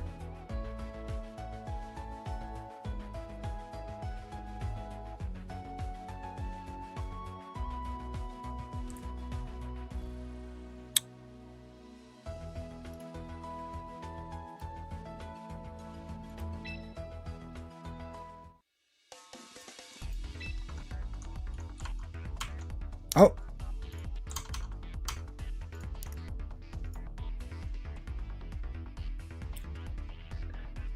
Riku and Lux, make the room.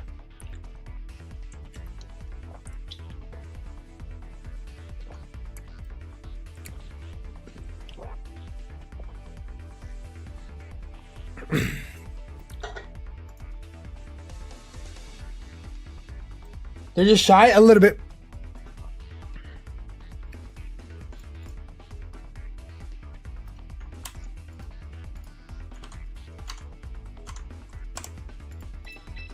Oh. And they have performance anxiety. Guys, performance anxiety is a myth. Performance anxiety is a myth. Performance anxiety is a myth, guys. I'm just saying. I just noticed that my camera is actually not in the middle. There we go. Now it is. All right, so next match we got going on is Lux and Riku. Let's pull those sheets up real quick. Oh, what the hell? Right here. Hello, Faz. Okay, let's go and lock in. So we have... let's see, we have Lux. My thing's tripping. GG. This is Lux's team. And we have Riku's team right here. Okay, so before their first match starts, Riku is running Mega Raichu with a Silkstorm Kangaskhan, Gyarados with a Focus Sash, Aerodactyl with a Citrus Berry. Aerodactyl Citrus Berry is crazy. Dragonite, Life Orb, and Tauros White Herb. Ooh. Now, guys, keep in mind, we're seeing a White Herb Tauros with Anger Point. Anger Point Tauros. For those who do not know what that means, whenever you get a crit, your attack's maxed out. So, I don't want to be that guy, but he might have something up his sleeve. Now, That's a pretty cool team. Now we're going next up. We got Lux King with Machamp, No Guard Machamp, Arcanine with the Choice Scarf, Ninetales with the Light Clay, just like Kokplat, Pidgeot with Mega. It's a Mega Pidgeot, guys. Mega Pidgeot. Clefable Life Orb is crazy work right there. I've never seen an offensive Clefable. And we got the Sash Victory Bell with Chlorophyll. Right. So we got some pretty interesting things going on here. Let's go and check what the match has got us for, all right? Of course, Lux has a guard of our profile picture. I wonder why. Was there one Mega? No, there's not. There's not. No. You can bring 2 Megas in your game.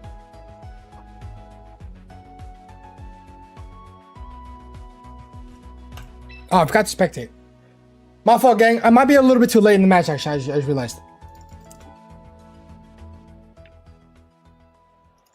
Are they in their first game? Oh, they're in their first game. This is round 1, though. Is it round 1? Okay, it's round 1. It's round 1. Okay, we're not late. So it is apparently... It's apparently Aerodactyl, Raichu versus Machamp and Ninetales. All right? Okay, so this is actually very interesting. Because we do see a fake out on Raichu's side from Riku. So that already puts up like a little bit of pressure.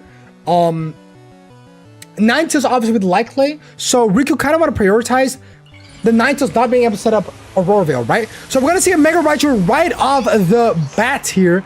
That's interesting. The Citrus Berry Aerodactyl, never seen it before in my life. Let's just go. So Fake Out does go onto the Alolan Ninetales here. Make sure that it cannot use the Aurora Veil. Goes for the White Guard. Make sure that it doesn't go for that Rock Slide here. But what was he a dual Wing Beat?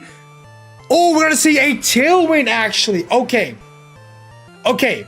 Now this is interesting.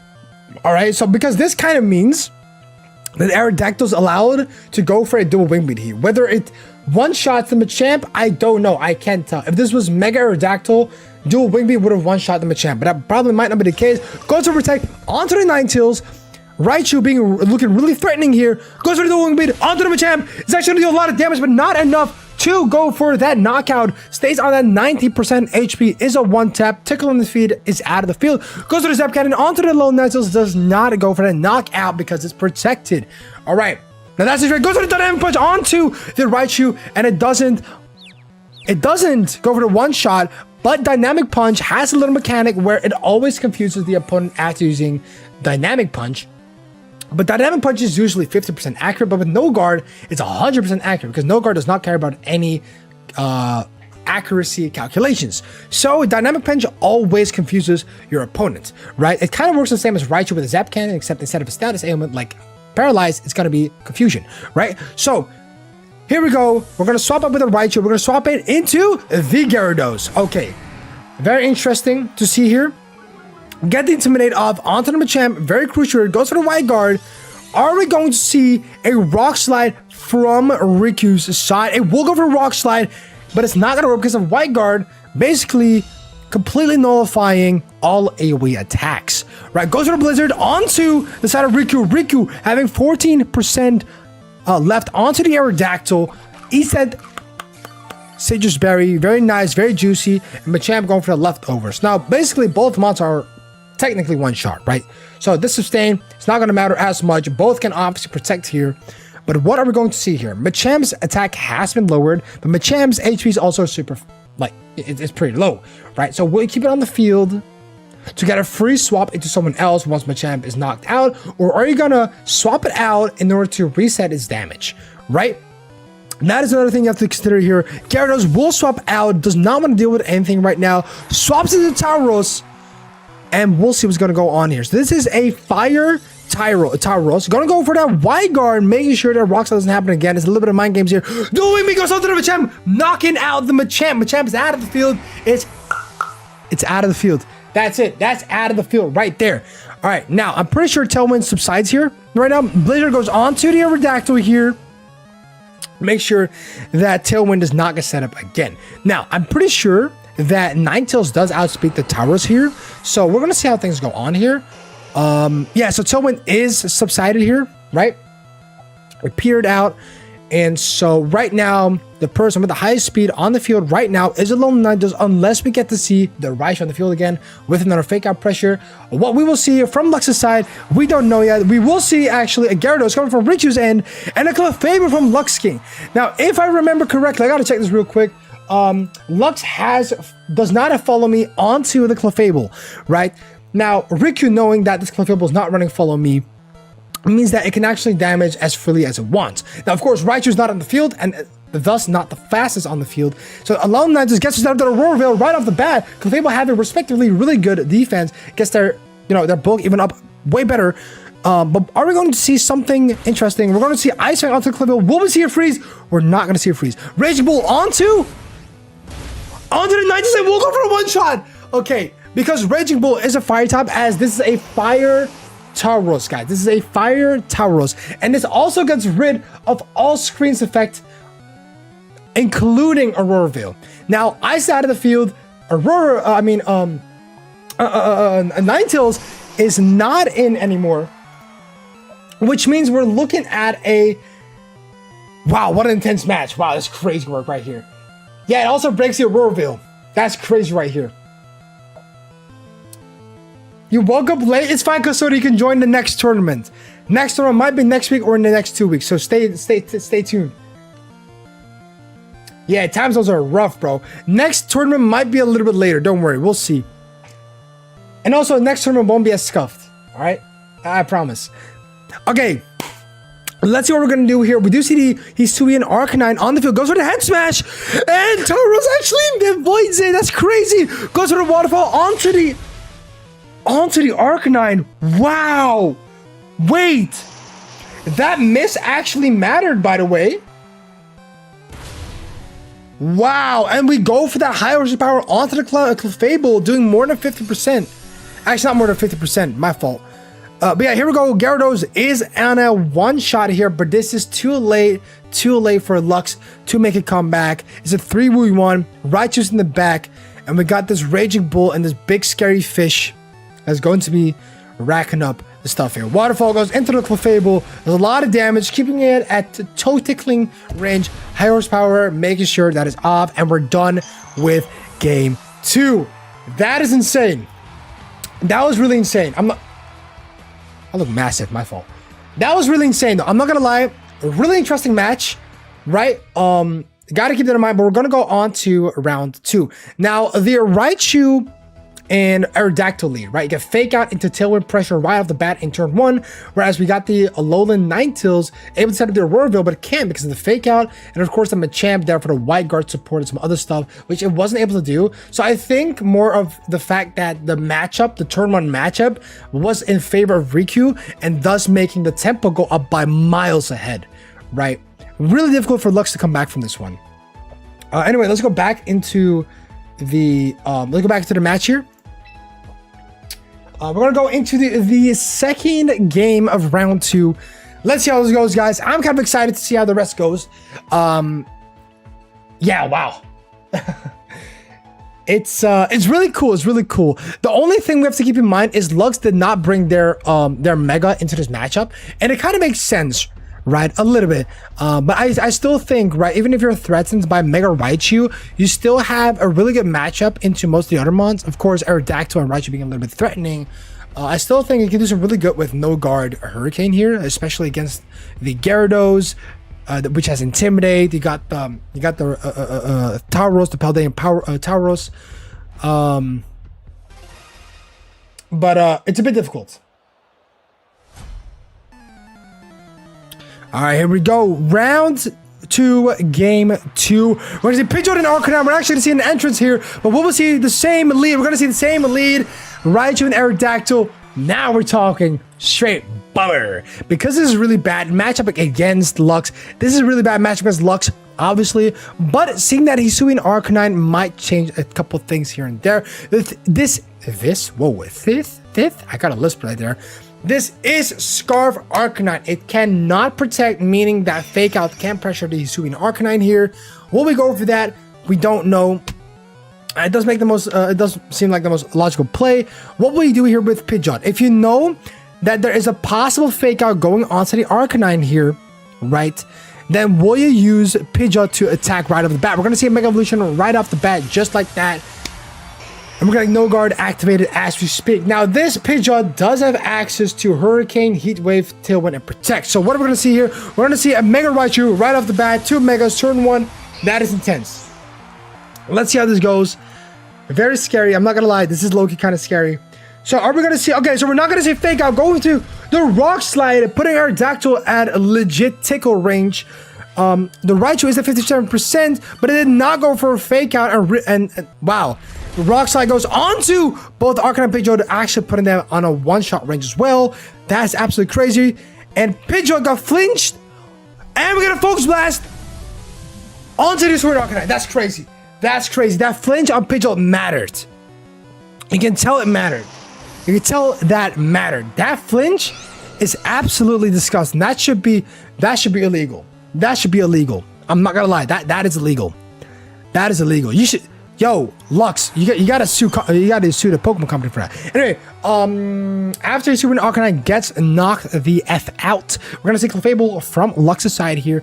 Now, obviously, Riku has a massive temper here, massive pressure onto the Pidgeot. That's even in tickling range. The Clefable not doing all too well. In the first place, the Aerodactyl will go and swap out into the Gyarados here, get that Intimidate off. But the most important thing here is probably just to keep the Tauros healthy, right? Here we go. So Pidgeot is going to go protect itself. Zap Cannon onto the Pidgeot. There we go. And what we're going to see from Clefable. Clefable is going to go for the Ice Wind here. Actually going to go and gather some of that speed control as is very necessary. Very cool to see. I'm not going to lie. So Icy Wind Clefable does make sure that Pidgeot does have the speed advantage here. But will it be enough to KO the Raichu here, right? We might see a Heat Wave here. I don't 100% know yet, but there is a possibility. Okay, we're actually going to swap out of here, which is fair enough, and we're going to see a low 90s here. Very nice. This is actually a very good way to set up Aurora Veil right off the bat. So, pretty good way for maybe Lux to get a control here, but wow, the Zap Cannon plus Paralysis combo is absolutely nuts here. So, we're going to go for Ice Fang onto the Clefable. Will we see a Freeze here? Okay, we don't see the Freeze here. I'm going to go Moonblast onto the Raichu. We will see it onto the Raichu. Making sure that the Raichu is out of the field here. All right, so very good to see here. The reason why I'm saying that's very good to see here is because now Pidgeot does have some more to rely on for the late game, right? It does outspeed Paldean Tauros, so Hurricane will one-shot the Tauros 100% of the time, unless this is pure special defense, pure HP Tauros, which I doubt that is. And then the Ninetales is in a very bad position in my humble opinion, right? It's paralyzed, and that Icy Wind will not really get it very far. Clefable, however, is pretty healthy. We're gonna see how it's gonna go. Will we see Lux prioritize onto the Gyarados instead? Rage Bull onto the Ninetales. Make sure Ninetales does not get an option to even set up that Aurora Veil or Icy Wind / Freeze Dry, whatever's got in the back. Here we're gonna see Waterfall onto the Clefable here. It's gonna do a lot of damage, not enough to KO it. We're gonna see Moonblast onto the Gyarados here. It's probably gonna put it at red HP. It will not put it at red HP, but 23% is still pretty low. So I'm going to see Pidgeot here. Last two Pokemons coming from Lux's side here. Now, one thing, guys, that we have to keep in mind is Gyarados. I mean, Pidgeot does outspeed Gyarados and Tauros, but who will Lux prioritize with Pidgeot? Will we see a Protect from Pidgeot and see Clefable possibly knock out the Gyarados first? What are we going to see here? Right, what will we see here? It's still a very difficult situation for Lux. We're going to see Protect from Clefable's side, actually. And we might see a Hurricane onto the Paldean Tauros. We will see that. Very nice. Get that knockout. We're going to see that knockout onto the Tauros here. A massive one-hit KO. We'll see a Waterfall coming onto the Clefable. It's going to see Ice Fang onto the Pidgeot. And it's going to knock out the Pidgeot. And I think this might just be game. This might just be game. This might just be game. This might not be just game. This is game. Wow. Okay, so one thing I do want to clarify here is that Lux was pretty unlucky. The matchup is just very difficult for Lux, right? We can all agree on that. The matchup was really tough. But despite that, Lux did a great job in my opinion. So props to both participants, both players, both trainers, giving it their all in the second round of Swiss. But unfortunately, Riku going on with that 2-0 against Lux. GG, well played to both players. That was a very intense match. I will be honest with you guys. I will be honest with you. That was a very interesting match, right? Like I said, Lux, with the unfortunate matchup against Riku, not doing very well. Pidgeot was just not in a great favor or in a great matchup to even go up against Aerodactyl and Raichu here. So it's a bit difficult to even, you know, get that all up in there. But yeah. I'm not gonna lie, Mocha, it's actually so cringe that they did it like that. Right? That was low-key really cringe, in my opinion. All right, so let's see how we do things around here, everybody. So, Raise It 0, Kokeplat 2. I did what I came here to do, win at least one match. Wait, you're not gonna drop out, right, Kokeplat? You're not gonna do that. Enrico 2, Brown-Sided David 0. Got it. All right, so let's see. We're gonna go ahead and do some reports for these matches. So, Brown-Sided David has lost, but it's seen as a W, which is a bit difficult.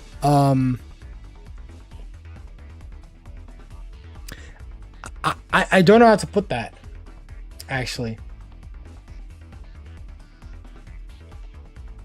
I don't know how I'm gonna do that. I'll just put Enrico on 2 though. And I'll just fix something at the top 4 cut, I think.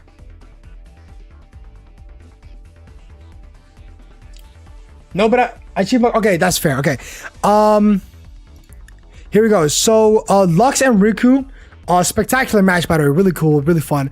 But yeah, eventually Riku does win against Lux. GG, well played to both trainers, of course. Well played to both of you.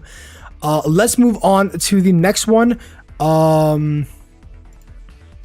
Fast Zero DL2. Yo, DL, lock in, twin, lock in. Yo, put your fucking phone away. Get that keyboard off your fucking tingly, sweaty fingers. All right, buddy. Yeah, Enrico 2, Brown-Sided 0. Noted that. Reza 0, Kokeplat 2. Here we go. Guys, just saying, even if you've lost all your matches right now, you still have a chance of making it to top cut. All you got to do is win all your games from this point on. But in all honesty, it's all about the fun, right? Just play with a team. You've made a team. You've prepped your team. You might as well play along the entire Swiss round, right?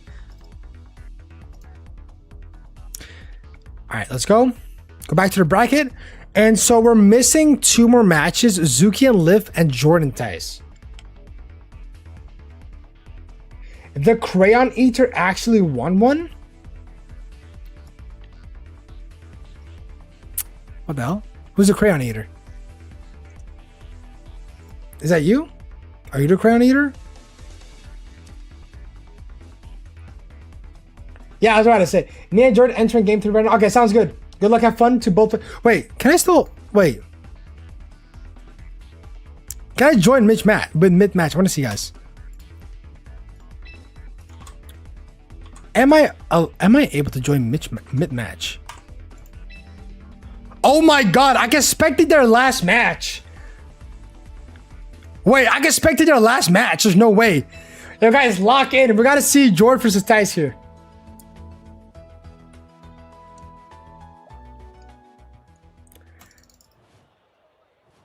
Okay, what just happened here? Is this turn 1? It's not turn 1. Oh, yikes. Let's be going on over here, dude.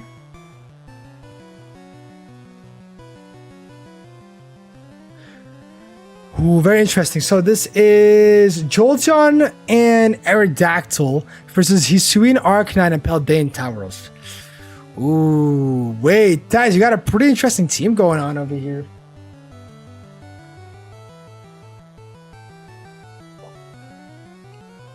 Let's see.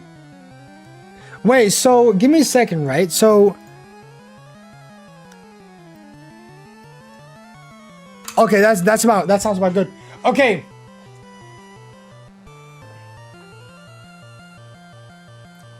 Let's see. This is a very intense round 1. Okay, here we go. So we're gonna see Aerodactyl. Oh wait, this is Mega Aerodactyl from George's side going in right off the bat. Here we go. It's actually pretty good. This is Water Paldean Towers, by the way. We're gonna see a Protect come from Aerodactyl's side here, and possibly we're gonna see a Discharge or something along those lines. Yep, we will see that coming from George's side here, protecting its own Aerodactyl. And then here we go. Actually, one shot in the towers. Is that a critical hit? It was not a critical hit. That Tauros is as fragile as I don't know what. But that's absolutely actually, never mind. That was live form. That's crazy. But still, that's still insane to do that much damage. Flavor is coming from the Hisuian Arcanine. Wow, wow, wow. Getting a turn 1 double knockout on both sides. Over 1-hit KO from both sides. What an intense turn 1, by the way. That is absolutely crazy. Even that Citrus Berry coming from Ty's side. Absolutely incredible. Absolutely incredible, guys. Wow. Okay. Let's see what we got cooking up over here. So, Jordan's sending out Ditto. While Ty's saying Raichu. So, it's going to be double Raichu here. But now the question is, will Jord go for that fake out? Because if Jord does go for the fake out, then that means it is a forced swap coming from Jord, right? Because Choice Scarf fake out means you can't use any other move other than Struggle the turn after. So are we going to see a fake out, yay or nay? Yay or nay, we might be able to see a fake out into the Rock Slide. That is a possibility, right? It is a possibility, but we don't know yet. So we're going to see how things go. Obviously, Mega Aerodactyl does have access to Tough Claws, and so it could do something really funny here. What it might be, I don't know. But we're going to see a Mega Raichu coming from Dice's side here. Doesn't quite outspeed the Mega Aerodactyl though, just sadly. But we might see a fake out, right? We might see a fake out coming from George's side onto the Arcanine here. Will we see a Rock Slide? We're going to see a fake out actually from the opposing, or from Dice's side here. So we're going to see double fake out here on both. And that's just turn 2. That's just turn 2. Very aggressive turns here, honestly. You know, turn 1 was a double knockout already right off the bat. We go for a Scarf Ditto, which had just used fake out, meaning that Jord is actually going to lose tempo here, swapping out into whoever's in the back. And that's actually very good for Tice's information, because Tice actually gets that's good info, right? That's good info for Tice. So let's see how this is going to go. Let's see how things go over here. Yo, why are people trading crayons in the chat? Guys, lock in. Okay, so George will swap out a Ditto here. It's kind of forced, right? Goes into their own Raichu here, actually. Very cool to see. So we do know who the fourth Pokemon is for George. Goes for a Protect onto the Mega Aerodactyl here. And we're gonna see Focus Blast on to the Mega Aerodactyl slot here. Crazy work. Head Smash. We doubled into the Mega Aerodactyl here. Okay, this makes it very interesting.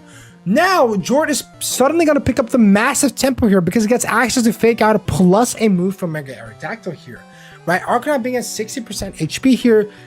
Whatever that could mean here, I don't know. Anyway, we're going to see Raichu here coming with the Protect because we just don't want anything valuable to lose here, right? So fake out onto the Raichu, not going to work out. A Rock Slide coming through. Will it hit the Hisuian Arcanine? It will. And it could very well be a flinch here. Are we going to see a flinch? It's not a flinch. Head Smash goes into the Mega Aerodactyl. Going to do loads of damage. One-shotting it. Crazy work. And will this be a knockout, a self-knockout into the Hisuian Arcanine here? And it will be a knockout. It's not reckless Hisuian her Arcanine, so it is going to be a knockout here. But that's crazy. So we are potentially here. Like, this is the most aggressive and intense game I have seen so far. And this is only game 3. Right? So here we go. It's basically a mirror matchup from which one Pokemon is Mega Evolved and is faster than the rest of the team. Or rest of the game, actually. That's got to be Raichu Y.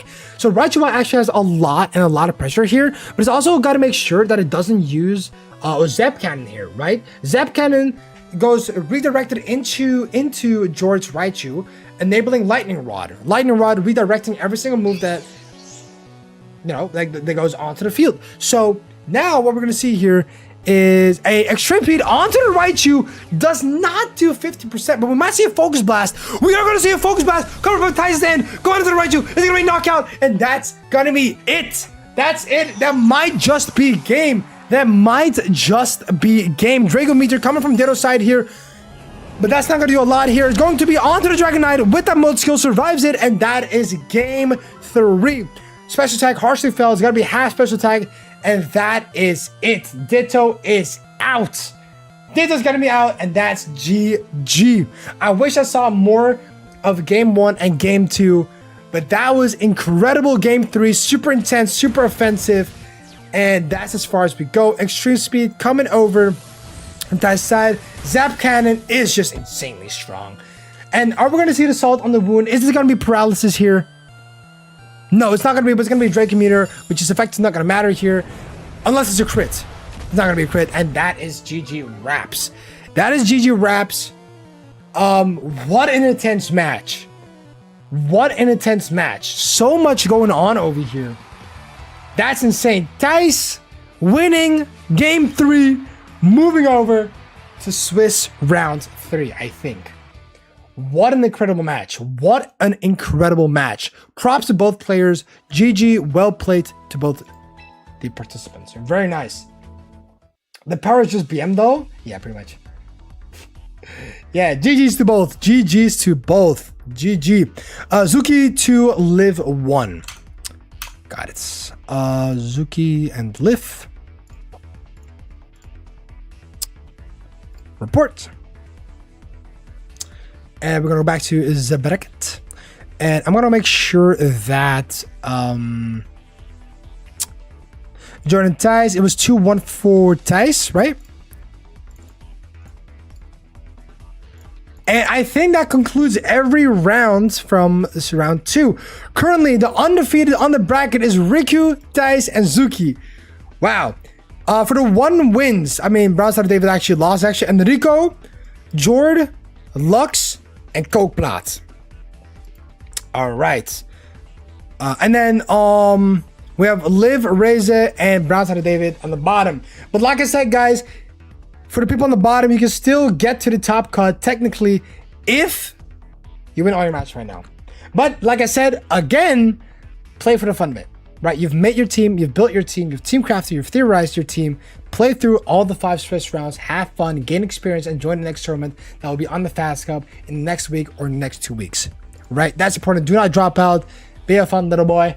Enjoy him. That's a tough matchup for me, but he played very well. Both played really well, in my opinion. Right. So, yeah, that's what the fuck. You guys are weird, bro. I'm not gonna lie. All right.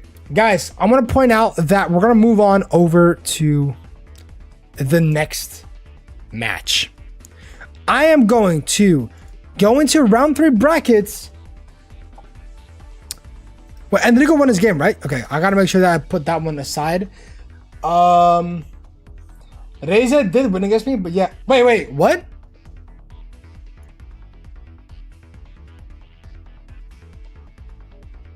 Reza did win against me, but... Wait, Reza won against you? Oh, you mean Brown Side of David. For a second, I thought I had the wrong person. Note it down.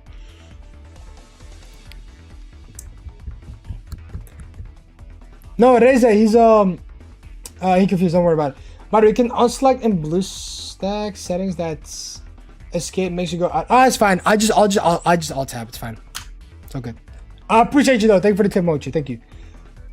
What? No, you didn't do anything. Don't worry about it. All right, everybody. I'm generating round 3, guys. Lock the F in. Lock the F in. 3, 2, 1, go. Next bracket: Reza versus Enrico. Wow, it's like destiny called upon itself. Enrico, just like you wished for. Reza versus Enrico. Lux versus Liv. Wait, that is unfair. Lux, actually, that's not unfair. Never mind. Wait, what do you mean Liv? What do you mean no? You're cooked? You're not cooked, guys. Lock in, bro. George versus... No way! It's George versus Miguel! That's crazy! Riku versus Kokplat and Thijs versus Zuki. Guys, I don't want to be that guy, but I low-key want to spectate Thijs versus Zuki. Can we pretty please? Spectate Thijs versus Zuki. Pretty please? This is actually super interesting. But guys, we can watch any stream. We can watch any stream. Who do you guys want? Who do you guys want? Disciple versus Master? Nah, bro, Miguel, you win these. Trust me, you win these. Okay, guys. Lock in, right? Who do you guys want to watch?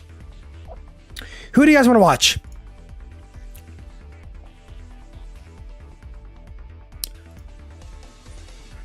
Like, what is wrong with you guys, that ass? Like, what are we... I got PSA 10 blue crayon. Lock in. Do it, bro. You don't want to see our fight? Reza, bro, you gotta be a bit more confident, bro. You gotta be a bit more confident.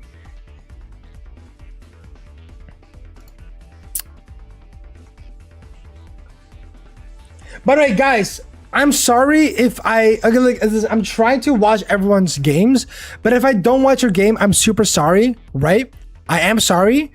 I do want to get through everyone's matches and watch everyone at least once, but if I don't get through it, next tournament, all right? I will try to get through everyone's though.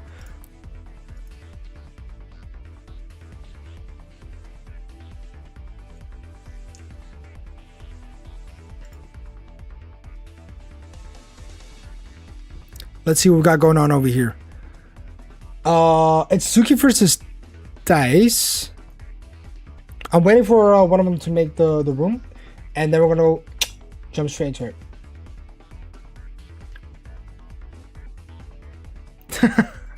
Come here, boy. Come here, boy. Say, come here, boy. Look at this.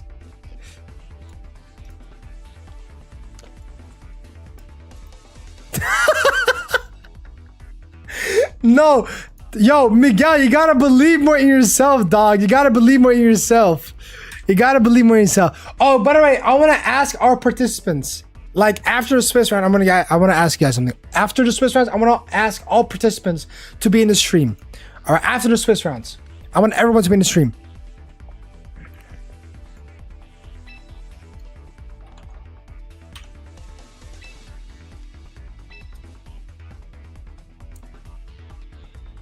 Whew.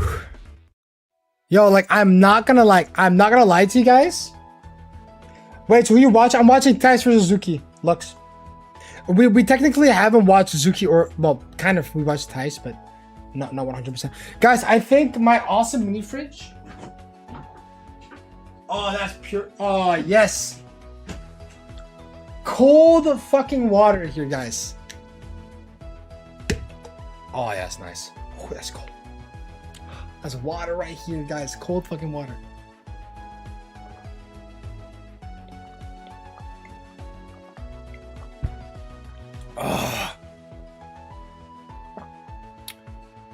Bless me. Bomba class. Alright. I'm gonna put it back in the fridge.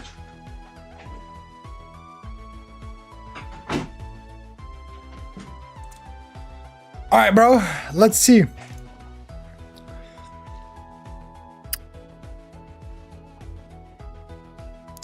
There's oh wait, I didn't realize this. Wait, let me read these off stream real quick.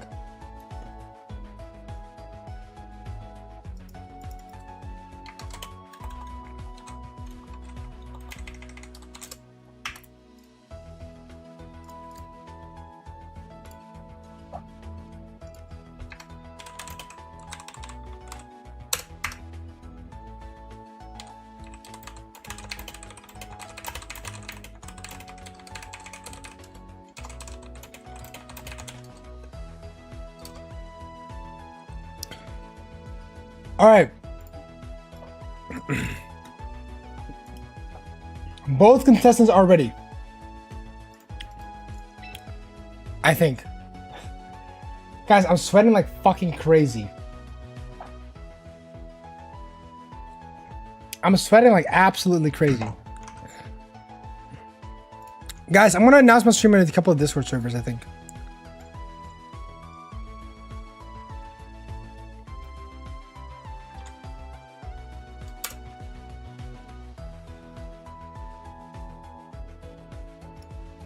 Is there a promo here as well? Nope. I'm going to do it here real quick. We're going to do it here. A Rishi server.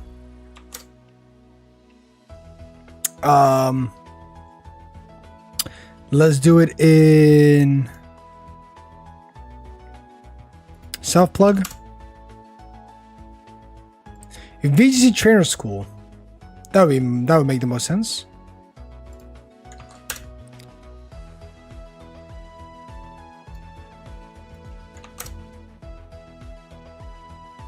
VGC Academy, I don't know. Anyway, we've done most of the important servers, I guess. So, all right, let's spectate the match, guys. Let's spectate the match. Let's get it. Lock in. A bit late for that dog? No, never late. Never late. Never late. Never late. Never late. Never late. Never late. Never give up. Never give up. 1, 2, 3. Okay, guys, lock in. So currently we got Jord versus Thijs. Now we know that Thijs is running a Mega Raichu. I don't know about the Mega Blastoise though. I haven't checked their team sheet.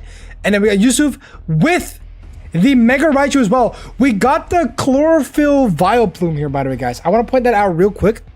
But no regular Ninetales and no Charizard Y. So I do want to point that out real quick. Let's go into Zuki's team here.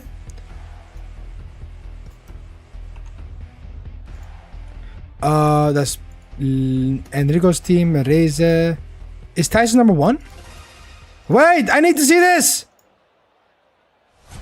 Okay, I have to pull out their sheets real quick. So, Thijs versus Zuki, Arcanine, Raichu, coming from Thijs' side, Zuki's side, also being Raichu and a Dragonite.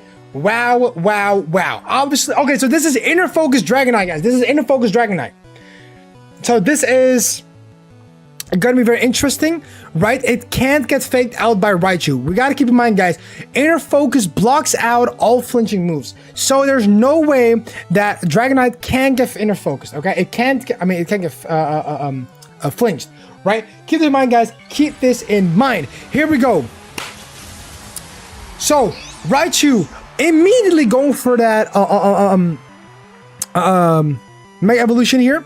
Coming with a fake out onto Zuki's Raichu. There we go, Tailwind. Now, if you guys are wondering why is Zuki not? Oh wait, Head Smash. Oh, but it missed. How unfortunate for Tyson side. Okay, if you guys are wondering, why did Zuki not Mega Evolve their Raichu, right? I mean, it's stronger if it Mega Evolves. Yes, but you also got to keep in mind that base Raichu gets Lightning Rod, which means all electric moves will be redirected to Raichu if the opposing player uses an electric type move. Now, this could be that Zuki was reading an instant Zap Cannon from Thijs, right? He anticipated that and acted up on it by not immediately Mega Evolving. This might still be the case. It might still be a case of letting the Raichu stay Raichu so you cannot use Zap Cannon. It makes it so that Thijs is kind of forced to only use Focus Blast, right? But no, we're going to see an instant Mega Evolution, turn 2 from Zuki, going to Mega Raichu X. Exactly, guys. This is Raichu X right here. So we're going to set up Electric Train right off the bat here. Very interesting to see what's going to happen. Volt Tackle onto the Uzi with Arcanine. Will we see a KO? We're not going to see a KO, but we are going to see under 50%. Arcanine going for the Citrus Berry here, making it so it does survive yet another Volt Tackle, unless Dragon Pulse goes onto the Arcanine. So Arcanine is going to be 1 HP here, guys. 1 HP, going with the Focus Blast onto the Mega Raichu, getting that knockout. That's crazy. That is absolutely crazy. Flare Blitz going onto the Dragonite, doing a lot of chip damage actually. Could cause a burn, but it won't be a burn. Okay, so that is an intense turn 2, making sure that Thijs gets rid of Zuki's number 1 or number 1. There's only one Mega. Gets rid of the Mega. We go into the Paldean Water Towers here. That does low-key pressure the Arcanine here. That is currently sitting at 9%. But I have a small feeling that we might see an Extreme Speed coming from Zuki. Dragonite does have Extreme Speed, and so it might go for an Extreme Speed onto the Arcanine. So what are we going to see here? Are we going to see a swap from Arcanine or not? This also is another case of, you know, Tauros is not faster than Raichu here. It's not faster than Raichu Y at least. So what are we going to see here? We are going to see a Protect from the Raichu here, and we might see the Extreme Speed. Arcanine goes for the Extreme Speed onto the Dragonite, making sure that it does at least a little bit of chip damage before he does go out. Go for the Wave Crash onto the Raichu Y, is protected, and we might see just a regular Heat Wave. Wow. Okay. But does it KO the Arcanine? It does not KO the Arcanine. Ooh, I was about to say, because Arcanine is 4 times resistant to fire, and then next to that, this is not a stab damage from Dragonite. So that was actually... Wow, okay, so that might have been a misplay. That might have been a little bit of misplay. Okay, so here we go. Ty's gonna withdraw. Their Raichu goes into the Blastoise here. So we know the last Pokemon, or not the last Pokemon, sorry. We know who's in the back right now, which is Blastoise. Go for the Wave Crash onto the Blastoise. It does about a 21%. So a little bit of chip damage coming from Wave Crash here. A little bit of recoil damage, but there we go. The Heat Wave does connect, does get rid of the Arcanine. A little bit more chip damage onto the Blastoise here. Might even cause a burn here. Who knows? I'm not a connoisseur of karma here. Or bad luck, I hope. But this is Leftovers Blastoise. Not a burn inside. And here we go. Zuki's Tailwind runs out. So, what do we know here? What do we know here? We know that basically the opposing Raichu has Fake Out, but it doesn't have to go for Fake Out, right? You have so much pressure on the deck right now, you don't need to Fake Out anything, right? Is this a Shell Smash Blastoise, yay or nay? This is not a Shell Smash Blastoise, so Fake Out is not necessary here. We're going to see a Protect onto the Tauros here, and we might see something aggressive onto the Raichu here, because I think... Okay, it's going to be double Protect here. Fair enough. You don't risk anything. Okay, so they do go for a Fake Out here, which makes a lot of sense, right?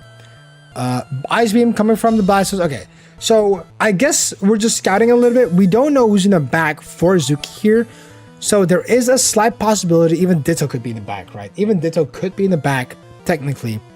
But it's still very bad. It's a very bad board position for Zuki here. Even if you do swap out, you're in a very, very bad tempo here for Zuki. Towers will swap back. Who's in the back? And it is its own Arcanine here. Okay, so we're gonna see a Zap Cannon. It might, yeah, I was gonna say it does go for that one shot, right? I mean, electric terrain boosted Zap Cannon is absolutely horrifying in my opinion. We do go for Tailwind here. That's kind of important, but Ice Beam will get rid of Dragonite here 9 out of 10 times, right? Yeah, I mean, I said 9 out of 10 times. It's gotta be 10 out of 10 times. And so with the Tailwind set up, the question is, what are we going to see here? Right, what are we going to see here? Will we see a Protect coming from Raichu Y?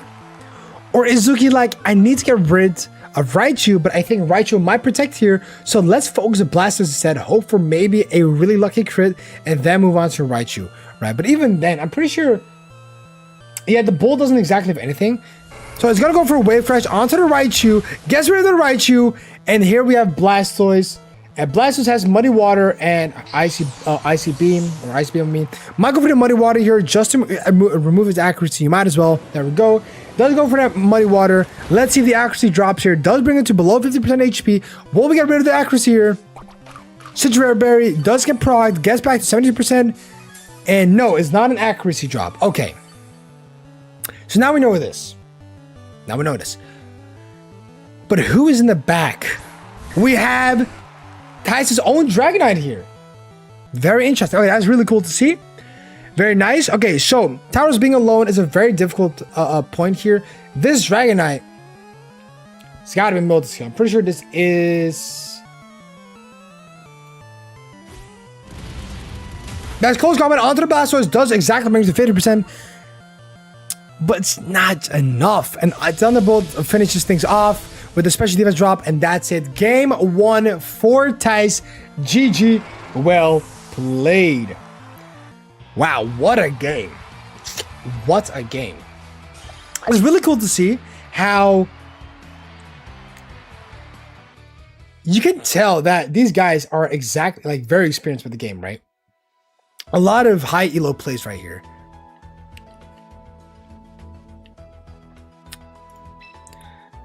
Was pretty interesting to see. So 1-0 for Tice. Guys like the HS play. What's HS? What's HS? What's HS? Am I missing something? Also, Angel Feather was good, bro. Welcome to the stream. Welcome. Let's spectate. Okay, so let's bring up their sheet real quick while we go and spectate the match, right? Because they're currently in their pick phase, right? Hearthstone. Man, I didn't even know. I don't watch Hearthstone. I don't know ball knowledge like that. My fault. Anyway, let's lock in here, right? So we're looking at Yusuf here. All right. Keep in mind this is he's doing Arcanine, Mega Raichu as we saw, Mega Dragonite. Oh, they already started. Darn, can't look at it like that. I wanted to review it a little bit more. Oh well, unlucky for me. So let's go. We're going into game 2, round 3 of the Swiss. Let's see how things are gonna go. Okay, so it will be Raichu and Hisuian Arcanine versus Paldean Water, Tauros, and Zuki's own Dragonite, right? So it's going to be interesting to see how things are going to go. We did get an Intimidate onto the Hisuian Arcanine here, but the Raichu is really a threat here, isn't it? There is a possibility that we could possibly see Tauros swap to the Raichu here, make sure that Zap Cannon goes onto the, the Tauros spot, get that Lightning Rod up and running, get the Dragonite to go for a Tailwind, and gain some speed control right off the bat, right? So what I want to see here, Tauros will swap most likely into Raichu here, or into their own Arcanine. Okay, that's very cool to see. That's very cool to see. We are going to see that Mega Raichu right off the bat. Will they go for a Zap Cannon? Yay or nay? Yay or nay? Are we going to see it? We might even, because it's inner focus. Fake out won't work. So here we go. We're going to see a Mega Dragonite here, which will be multi-scale. So we will be able to tank that Zap Cannon if it does go through. Very interesting. Okay. So, Mega Dragonite right off the bat, just like that. Fake out goes onto the Arcanine, go into that, and Dragonite does get to set up Tailwind for free here. There we go. Tailwind coming from Dragonite's side. This is Hisuian Arcanine. Let's see. It does go for Head Smash here. It's going to do a lot of damage here, but multi-skill will tank most of the damage, and that, again, does more than 50% HP, which is a lot. Arcanine does sadly have to get that recoil of 23 HP. Making it around 1/4 of his HP, pretty much gone. But now that Arcanine is on the field. Oh, never mind. So Dragonite is going to swap out of here. It makes a lot of sense here. Tailwind is set up, so we do get the Paldean. Ooh, that's a very risky one here. We might even see a Zap Cannon come through. But here we go. Wow, and we do get that one shot onto the Raichu here, which makes a lot of sense, right? Okay, so Head Smash. Not missing here is pretty huge. Double Intimidate does make so Tauros literally gets tickled on his feet. Does not matter. Wow. What is that massive damage, guys? That's crazy. Absolutely crazy. You love to see it. You'd love to see it. Blastoise come through here from Tice's side over here. And we're going to see a little water fire action on the field here. Pressuring the Arcanine. Blastoise does get access to Fake Out here. So will we see Arcanine swapping out? It is a possibility. Not saying it won't be, but there we go. Fake Out onto the Tauros here, but not a Protect from Arcanine here. So we're going to see a Head Smash actually go into the Arcanine slot, and Arcanine is going to be knocked out here. That is absolutely crazy. Wow. What a massive aggressive play here. You love to see it. Who's going to be in the back? It's going to be Tice's own Dragonite here. Now, this Dragonite over here is Lumberry. This is Lumberry. It's not Citrus. It's not any of the other stuff. It is Lumberry. All right. Keep this in mind. Don't even have to use other Pokemon besides Jolteon and Raichu for a second round. Oh, okay. So we see the Aqua Jet coming into Dragonite to get rid of the Mode Scare. Are we going to go for another Head Smash? And it misses. It misses the Dragonite. Doesn't hit. Gets off with that Tailwind. And oh my God. Are we potentially seeing a sweep here? Wow, and there comes the double Muddy Water hit, which is only 85% accurate, but it does hit both opponents, knocking out the Arcanine, might even lower the accuracy of the towers that's on the field right now. What are we going to see here? Not an accuracy drop. Okay, so towers is still kind of in the same position here, in my opinion. But here we do get the Raichu on the field. And what is still a little bit scary here, right, is that Blastoise and Dragonite don't have the manpower to one-shot Raichu unless they double into the Raichu here. If they do manage to go double into the Raichu here, this leaves them a little bit more vulnerable for the towers. But towers, what could towers do in this position? Could it CC the Blastoise? Will it swap out into their own Dragonite? Matter of fact, we're going to see Fake Out onto the Dragonite here. Make sure that it does not attack this turn. And we're going to see Muddy Water. Muddy Water will miss the Raichu, but it will hit the towers, and it might actually drop the accuracy of the towers, which could be very beneficial for Tyson side here. It will get rid of the accuracy here. Are we going to see close combat here from Zuki's side onto the Blastoise? We will, and it misses that Muddy Water. It's absolutely crazy, bro. Holy moly. That is insane. That is insane. Wow. Wow, wow, wow. Would you guys look at that? T-Bolt goes onto the... Ooh, you can't do the T-Bolt there, buddy. You can't do the T-Bolt ties. I forgot about the Lightning Rod here. Goes for the Muddy Water. Hits both opponents. Will there be another accuracy drop on one of the Pokemon? It will be on both Pokemons, dropping both their... Wow, Volt Tackle goes onto the Blastoise here. There's a lot of damage here, but the recoil will be immense here. That's a lot of recoil, bringing it to basically one-shot range here. Goes for the close combat, finish off the Blastoise, and this will put Dragonite in a 1v3 situation. Now, obviously, that is quite scary. I will be honest, that is pretty scary. And there will be a forfeit, and we will see a game 3 from Dice versus Zuki. What an insane match. What an insane match. We're gonna go hop right to game 3. What a massive game, in my opinion. Right, the Mega Dragonite definitely played its role there. Really cool to see there. Wow, that was awesome. Don't worry, guys, we all make misplays. Don't worry about it.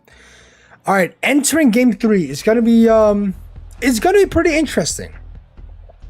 Right? What game plan are we seeing from both players here? Right? Both players know exactly how to play the game, other than the Thunderbolt going into Dragonite, right? Which Lightning Rod took over. It slurped that Thunderbolt, and you know what I mean? But it is what it is.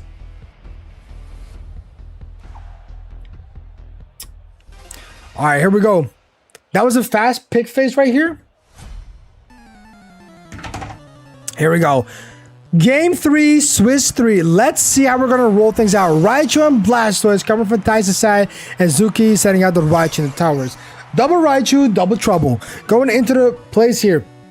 2 water types, 2 electric types. 1 is fighting type. I think Blastoise is not in the best situation here, but both mons do have access to Fake Out. And obviously, we got one Fake Out user that's faster than the other. We're going to see Raichu Y get in here. Might be the fastest Fake Out user on the field right now. It will be the fastest Fake Out user on the field. If it does go for Fake Out here, we do see a Mega Evolution right off the bat. Does that mean we see Dragonite in the back? We don't know. We're going to go for Fake Out onto the Raichu. It's going to do a little bit of damage. Make sure that the damage that Raichu wants to inflict is not going to happen. Fake Out onto the Tauros as we double Fake Out on the slot right off the bat. Okay. Interesting to see here. Double Fake Out. They both want to make sure both mons can set up properly. No Fake Out is available this turn as we speak, which is something to take in mind, right? Here we go. Focus Blast goes onto the Raichu here. Does quite the damage. Does not go for knockout here. Volt Tackle onto the Blastoise here. Does a lot of damage. Not enough to bring it down. And the recoil will get rid of the Raichu here. Now, the question is, will we see a Muddy Water or not? Is the question. Will it hit yes or nay? Yay or nay, I mean. Actually, Wave Crash goes first. I completely forgot about this. Goes to the Raichu. Actually knocks out the Raichu. I forgot about the speed. I forgot about that Blastoise don't even outspeed Tauros here. So we do get one Wave Crash. He's going to miss the Muddy Water. And so both the Raichus are out of the field here. Both of them are out of the field. We got to keep in mind Dragonite is in the back, so probably we can expect Dragonite to be in the back, and this might just be Mega Dragonite that will be fulfilled. But who is going to be the 4th slot for Zuki here? Matter of fact, who is Ty's going to bring out next to Blastoise? So we do see Dragonite coming out from Ty's side, and he's doing Arcanine from Zuki.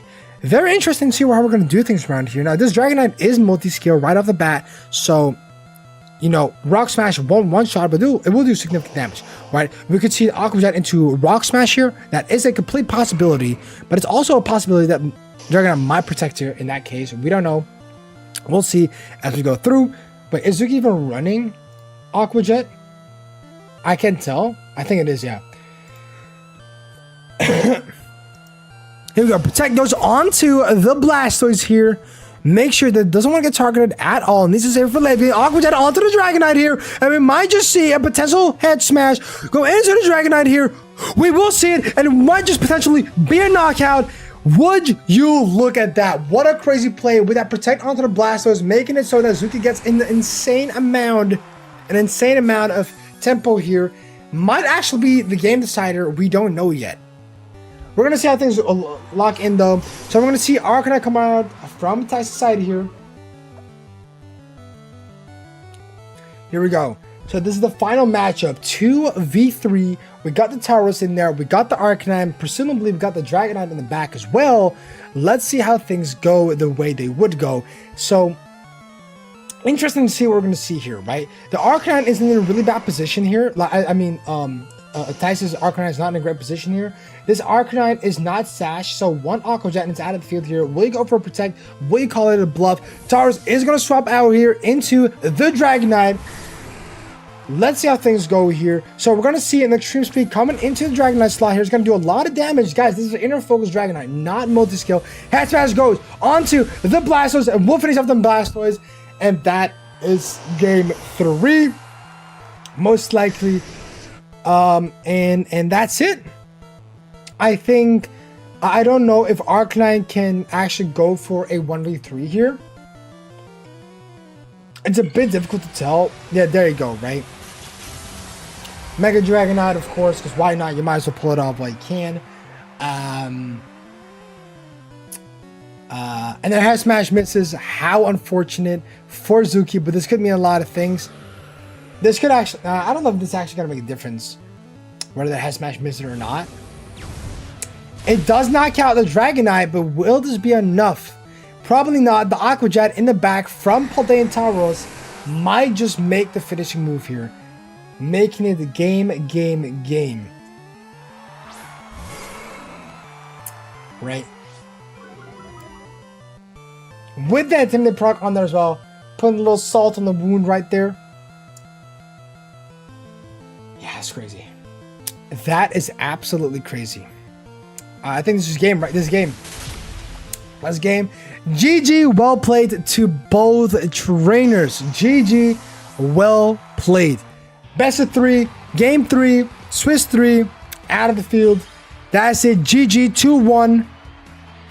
We're going to conclude that. We're going to conclude Swiss round 3 off of this match. GG, well played to both players, both participants. GG. Let's move on. Let's move this real quick onto here. Let's go to the Kanto Dex Championships. And, all right, let's see how we're going to do this, right? So let me go into the chat here. Okay, so Jord 2-0. Let's see. Done. Brackets, we're going to go into Tyson Zuki. It was 2-1 for Zuki.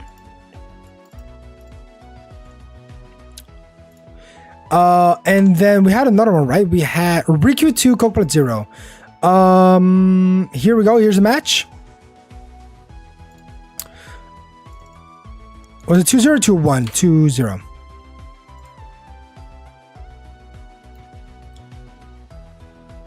I am mentally ready for the crayon eating contest. Loser bracket. There is no loser bracket, sadly, bro. I wish there was. I really wish there was. But sadly, Pokemon games take too long. If we had a best of 1 tournament, And then we could do a losers bracket because then the time won't be that like diminishing, but sadly we can't do that. Lux versus Liv is still being going on. 2 for Enrico, 1 for Reze. Okay, Enrico with 2 wins. I don't know why I put in 1. It's 2 wins. Reze, okay, that's fine. Yeah, maybe next time for sure. Yeah, we can look into things, right? We can look into things for sure. And then we're only waiting for... Okay, Lux 2, Live 0. Lux 2, Live 0.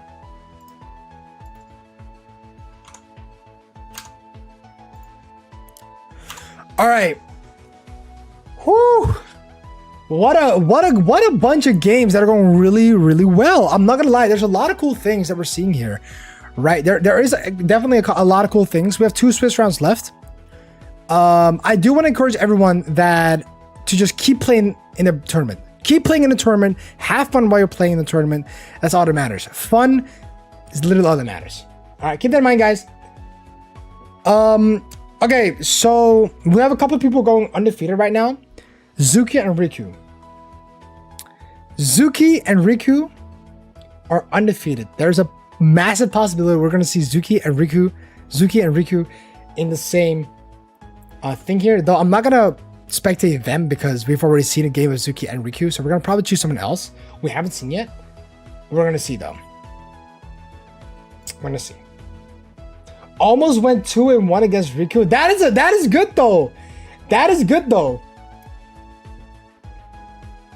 That this tourney has been hella fun, can't lie. Less Charizards than I expected because Charizard is really bad in this current format, in my opinion. Happens to the best of us, Coke Pot. Happens to the best of us. Okay, guys. Zuka and Riku undefeated, and that Thais, Lux, and Jordan have 2 wins each. So let's get things started. All right, let's get things started. What, bro? What is wrong with you, crayon eaters? I'm being like, we went from eating crayons to sniffing crayon. Like, what are we doing? Lock in, everyone. Lock in. Lock in. All right, everybody. I think no one wanted to go for Charizard since it's the easy route. That plus is easiest counter right now with all the things that are running around in this current format. Okay. The crayon eating subplot is going crazy. Like, it's like a side event, bro. It's legit a side event, crayon eating. Okay, guys, we're going into the 4th Swiss round. Everybody lock in, lock in, lock in. 3, 2, 1. Swiss brackets have been created. Liv versus Enrico, Dice versus Coplat, Lux versus Jord, Brown-sided David versus Reze, and Zuki versus Riku. Fast, if this becomes a video, you gotta mention the crayon eating within the video. Guys, I'm scrapping the video. It's not gonna be a video. Just kidding. I mean, I don't know if I'm gonna put the crayon part in the video. I'm not gonna lie. You guys are weird as fuck, bro. I'm not gonna lie. I low-key, I might just do it. Absolute crayon. Like, what are we doing, guys? Lock the fuck in, guys. Lock in. It's a Pokemon tournament, not a crayon sniffing tournament, bro.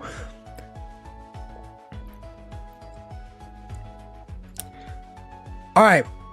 So lock in, guys. Lock in real quick.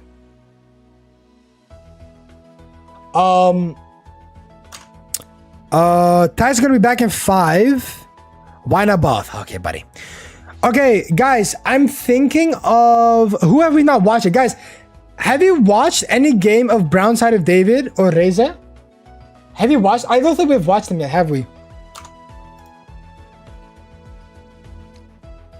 Break his crayons.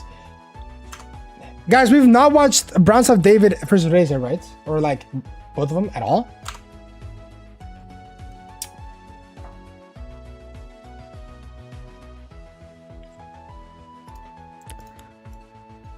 Guys, should we watch Reze versus Brown Side of David?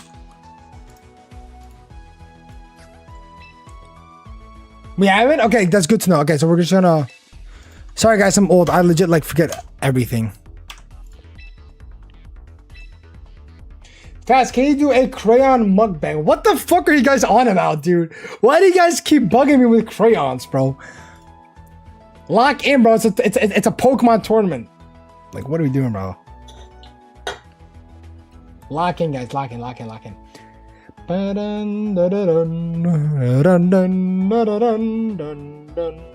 They're yummy? Yeah, get out of here, bro. They're yummy, he says. What is in the chat going on? What?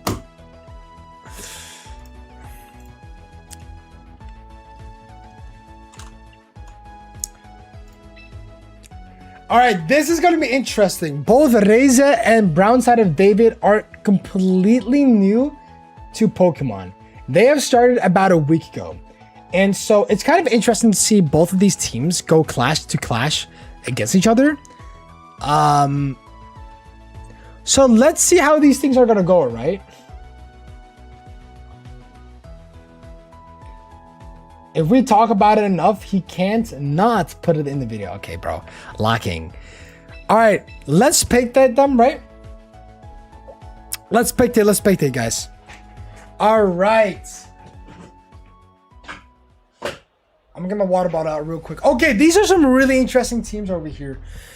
Okay, these are really interesting. So let's look into this composition, right? Reza with the Snorlax, Venusaur, Blastoise, Dragonite, Alolan Ninetales, and Gengar.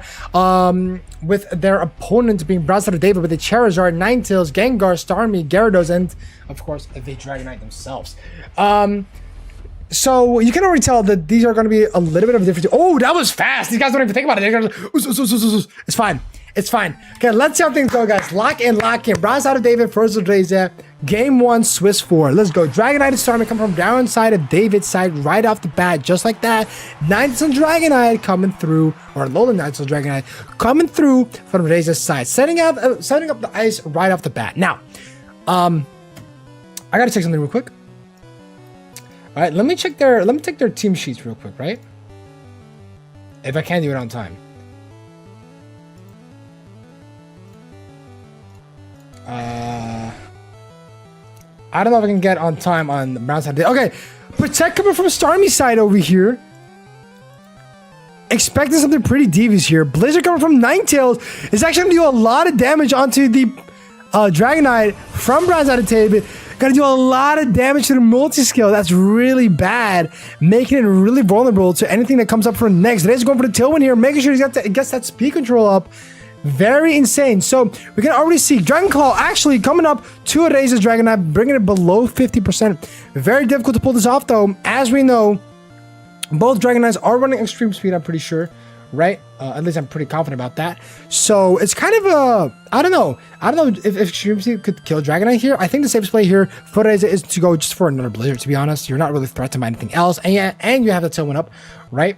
So let's see how these things are going to run through, right? I'm going to pull up Brown Side of David's team sheet over here. Okay, so... Okay, never mind. So that's cool to see. Both of them are not running extreme speed. We're going to see Dragonite swap out into the 90s here. Actually going for the Drought, gaining that weather control right there. Aurora Veil is not going to work. Great read. Drago Meteor onto the Starmie here, I'm pretty sure. Or onto the Ninetales, actually. Not killing it and making sure that special attack does drop.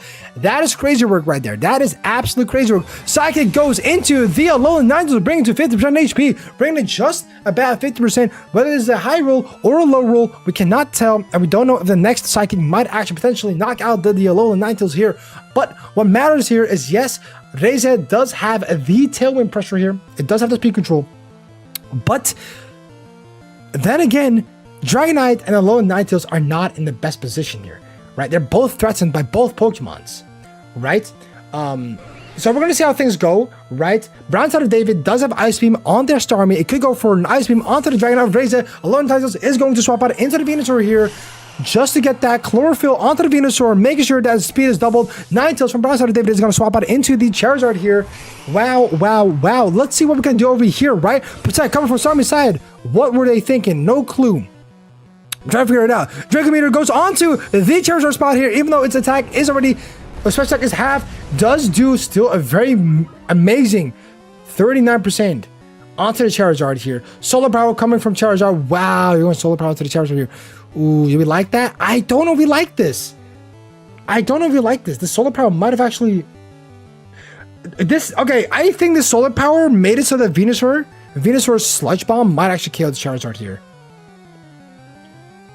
I have no clue, but it is going to swap out their Dragonite, going to the 9-0. Make sure the Snow Warning gets put out, gets the weather. But will we see...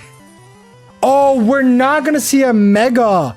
We're not going to see a Mega onto Brown side of David's side. If they did go for a Mega, it was going to be Drought setup.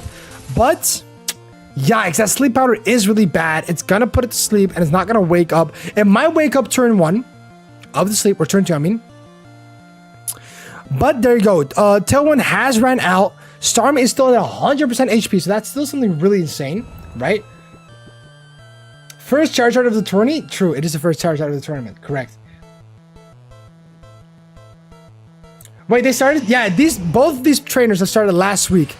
They're really new into everything here. So we're going to see that Mega Charizard pop out. We're going to see, yep, there you go. Sleepy little boy, but does get that drought up. Really good for that weather control. Really good to see. Very intense. Giga Drain onto the Starmie. Does so much damage. That much to knock it out absolutely and completely. Wow, that Starmie was probably Brown side of David's win con. Goes for the Blizzard. Does do quite the damage. Not enough to knock it out. Will Charizard wake up here? It does wake up. Will it go for a Heat Wave? It will go for a Heat Wave. It does connect them both. And it does go for a double knockout. That is absolutely insane. Wow.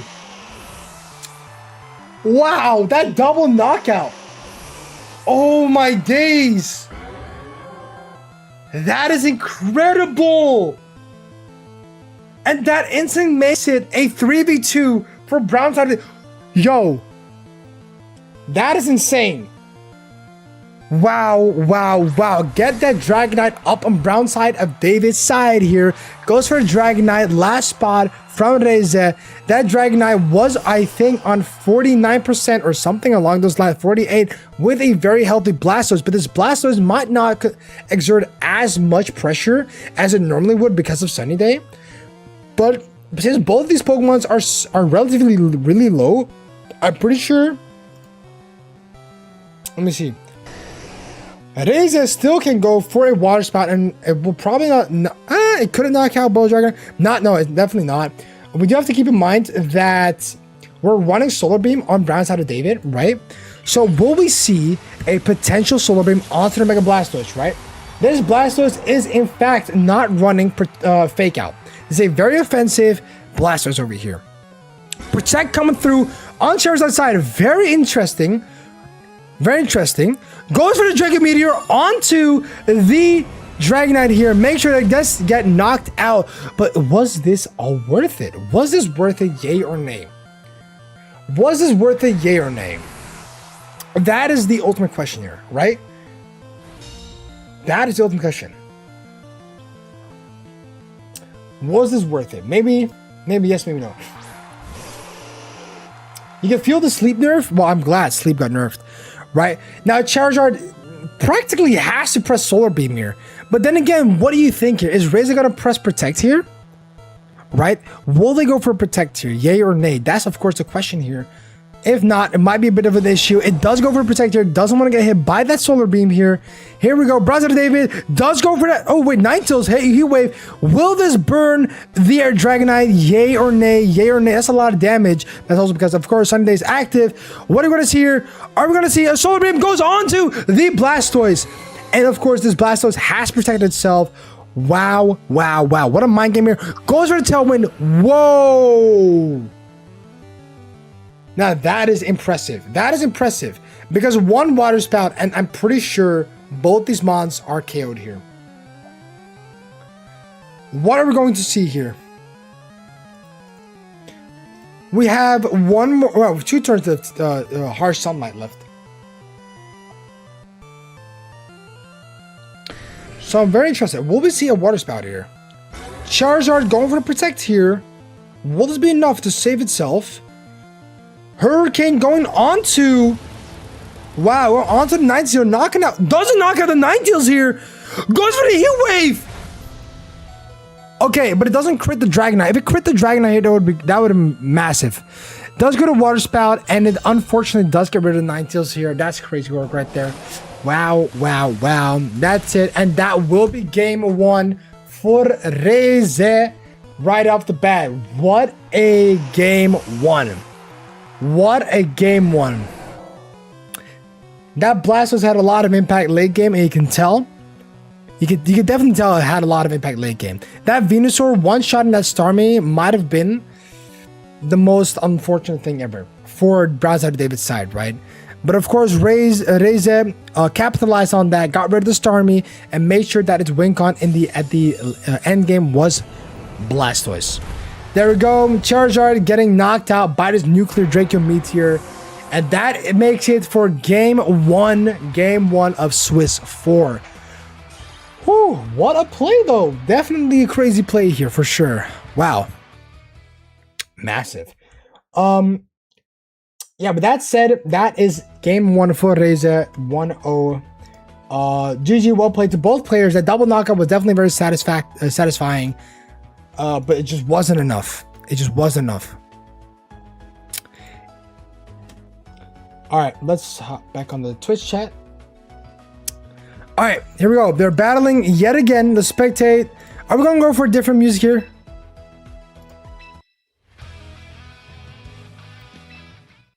Sure, why not? Let's do a regular trainer battle on from Champions. Why not? Get the little Champions vibe going on. You feel me, guys? All right, let's see how things are gonna go here, boys. Let's see how things are gonna go here. So, right, are we gonna see the same game plan coming from both of these trainers, or are we going to see a little bit of a change in plans, right? We know that Reze kind of wants to put Blastoise in the back to make sure that WinCon is successful. Of course, that Blastoise can be pretty strong, except in Sunny Day, it's a bit difficult, right? Bronzong David has 2 drought users, which is pretty terrifying for that Blastoise, still making that sure that knockout was pretty good. But of course, that Alolan Ninetales is so difficult to set up here, in my opinion, against 2 drought users, right? So we'll see a different game plan coming from both trainers. We'll see as we go into the battle. Here we go, Bronzong David with Gyarados and Starmie right off the bat. Get an Intimidate off, not gonna work. 2 special attackers, Gengar and Venusaur right off the bat. Now, wow, okay, so this Starmie could potentially threaten out. It could threaten out the Gengar. This Gengar is not Mega Gengar, but it is Sash Gengar. Big Sash Gengar, Psychic cannot one-shot it. Keep this in mind, guys. Okay, so what can we expect here? Starmie does go for Protect here, wants to play really safe. And Gyarados, what will Gyarados do in this situation? Gengar goes for Icy Wind here, make sure that it wants to gain that speed control. But the question is, did Gyarados go for Venusaur? Or did it go for the Gengar? Is the main question here. It goes for the Thunder Wave onto the Gyarados, making sure that if Sun does get set up, the Venusaur will be paralyzed and its speed will be halved. Okay, that's very good here. That's really smart. Really smart coming from Bronzong David's side here. Gengar is, of course, Focus Sash. That's really annoying with the Ice Wind, of course. But we'll see how the rest of the game is going to turn out here, right? Of course, with the Venusaur being paralyzed here, not very nice. It could definitely, in one way or another, be threatened here. But we'll see what I'm going to do. Maybe, just very maybe, we might see a game plan for Bronzong David to get rid of that Gengar later on. We swap the Gyarados into the Charizard here, get it off, and we're going to Psychic into the Gengar, making sure that it gets on that 1% once it get that Focus Sash gone ASAP. But what do you do against that Venusaur? That Giga Train looks very, very bad. But Shadow Ball goes on to do the Starmie, and it does go for that one shot. Very, very insane. But this is the question of the century. Will we see a Drought Heat Wave go on? No, it's going to be a Sleep Powder under the Charizard. 75% accuracy. This is illegal. This is illegal. 75% accuracy, and it hits twice without failing. In the previous game and in this game, this feels super illegal. We're going to go into Gyarados back into the slot here. Right, we're going to go into the slot here. And what can we expect here? What is something we can expect here? Right, that's the main question that we got going on over here. This Gyarados does threaten one way or another. Charizard, it does not wake up turn 1, I'm pretty sure. It just swapped in, so it's still 0 turns of sleep, right? So it's always guaranteed to stay asleep for the first turn, and there's a 50% chance to wake up in the next turn, basically, right? That's what I'm trying to say here. Gengar at 1% HP, it is one tap. Venusaur, not completely threatened unless it goes for Drought, Heat Wave, then both these monsters are knocked out. But we're going to see how things are going to go here. Charizard does not wake up the first turn here. So what I want to see here, we will see that Mega Charizard pop out right off the bat here. So we're going to set up Drought right off the bat. It does double Venusaur speed, but that paralysis, of course, improvises, or I guess like negates that speed boost, I suppose. Gyarados avoided the attack of the Icy Wind here. Very unfortunate for the Charizard. Gets the speed dropped a little bit here. Waterfall goes onto the Gengar here. Does make sure the Gengar is knocked the F out. Very nice to see here. Curse Body. And Waterfall is going to be disabled here, which does not matter too much here. Right, goes for Giga Drain onto the Gyarados. Gyarados does survive on a slither of HP here. And here we go. So Charizard does have a chance. To wake up and get a nasty, nasty damage going off here, right? Pretty nasty. Now the question is, does Reza have a Alolan Ninetales in the back to basically change the weather, yay or nay? It does have Snorlax in the back though, and this Snorlax is running high horsepower, Curse, Body Slam, and Rest. So that's a very interesting take here. Very interesting here. Very, very interesting. Okay. Let's see how the rest of the match is going to turn out here, right? So there is a possibility that Mr. Charizard does wake up, but of course, because of the thick fat from Snorlax, Heat Wave will do 50% less damage onto the Snorlax. The question is, however, do you want this Venusaur gone ASAP or not?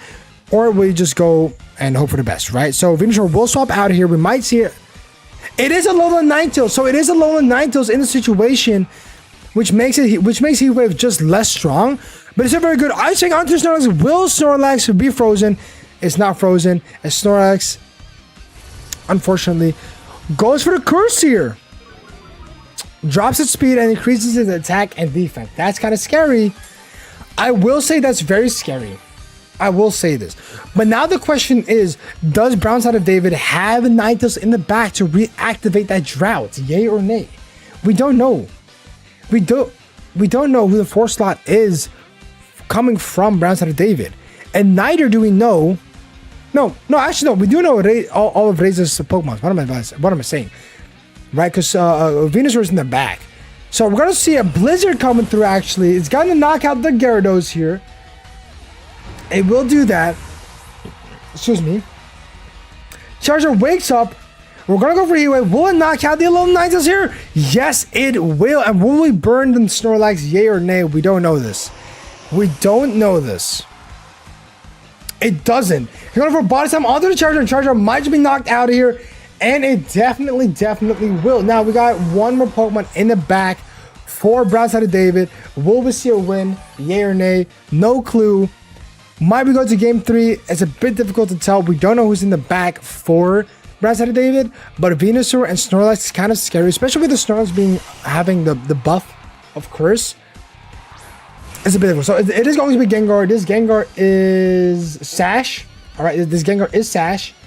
So let's see how this goes, right? Let's see how this goes. It's a bit difficult because Reza could technically just go for a double into Gengar, make sure it's knocked out. So it's a bit difficult to actually like get into things here, right? Sludge Bomb goes onto Snorlax, hope for the poison. Not gonna poison. Venusaur is paralyzed, however, and we're gonna go for another curse onto the Snorlax. Wow. Crazy work. Okay, leftovers goes onto the Snorlax. But yeah, I don't think we're gonna see a lot of difference here, right? Unless Gengar goes for that crit Sludge Bomb. Even that wouldn't probably do it.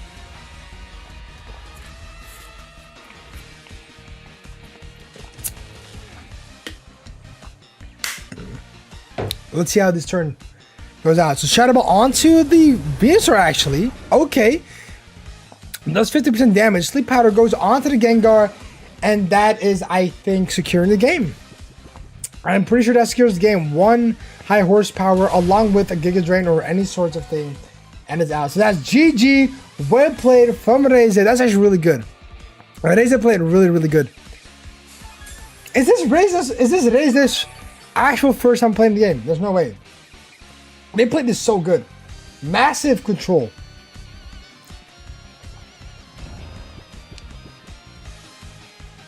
That's insane.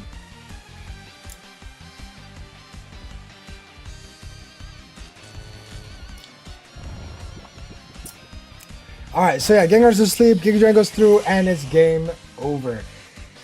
Game 1, Game 2 for Reze, no Game 3, and that is the end of Swiss 4. For the end of these two players. GG, well played to both players. I'm not gonna lie, these two players, for only playing a week, they played really well in my opinion. They played really well. Bronze David with the immense weather control in the first game, of course, just didn't have the edge to win against that Blastoise. But the mental mind game at the end of game 1, of course, and then game 2, Reze completely taken it over. GG, well played to both players. GG, GG, GG. Going on to the Battlefy bracket, we can put the result in here right now. Report the score. Done. Enrico 2, Live 0. Enrico! Bomberas! Wait a minute, wait a minute, wait a minute.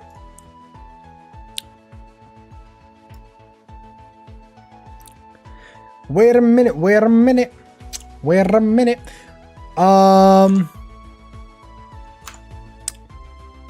It doesn't live as 1, but don't worry about that, guys. It's Bai, but Bai is Enrico because Enrico was a little bit late, but we already generated the brackets. Not gonna lie, I played both of them and they really don't look like newcomers. They're good at this shit. Yo, bro, I'm like, the thing is, Miguel has watched Wolfie, for example, before he started playing VGC. Like, he just watched it because the videos are entertaining to watch. So he does, I guess, get from that sense a little bit of experience on how to play certain things. And then Reze, I don't know about Reze, but he's playing good, bro. He's playing really good. Respect. Respect, respect, respect. Okay.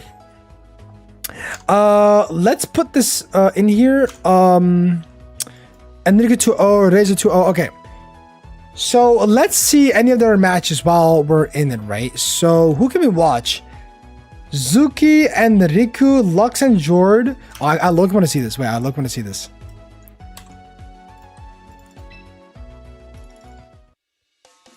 What are we seeing here? 4. I want to see what's going on in this match real quick.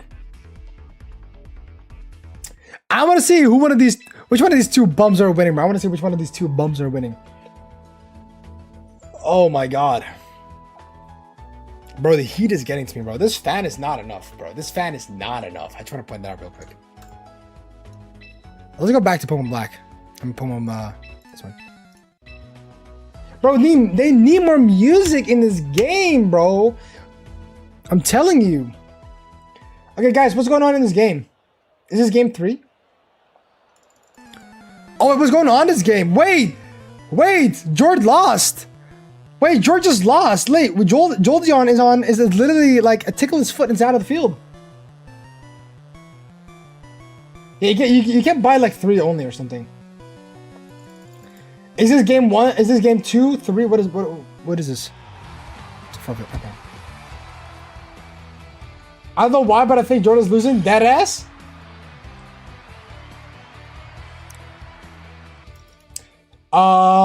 Discharge could kill. We don't know if like something like Tailwind was up though, or if they like got stacked with speed. I didn't check. It's 1-1 right now? Okay, it's 1-1. Okay, fair enough. It's 1-1. Excited to see the next game. Thijs 2, Cokeblad 1. Excuse me.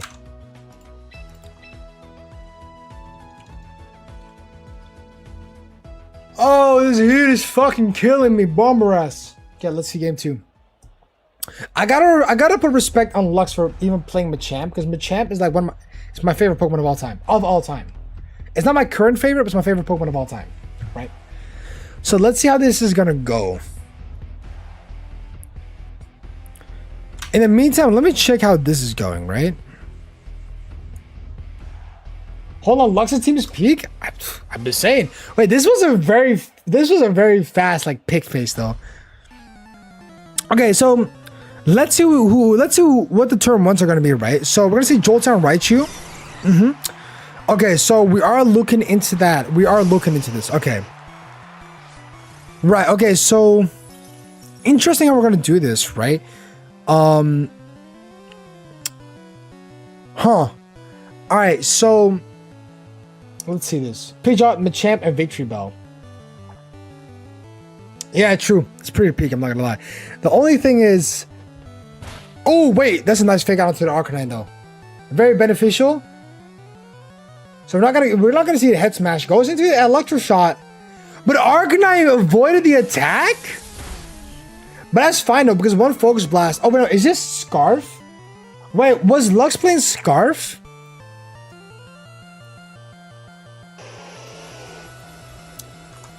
Oh, Auroraville is crazy.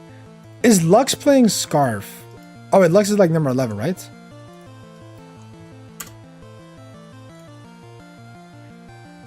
He's playing Scarf Arcanine. Okay, so something to be wary of here.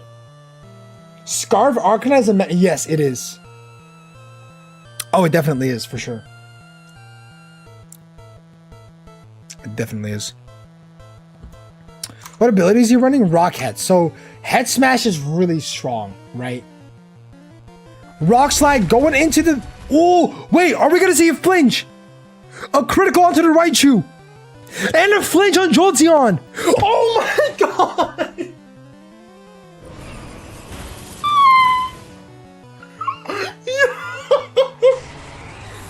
That is not... That's it.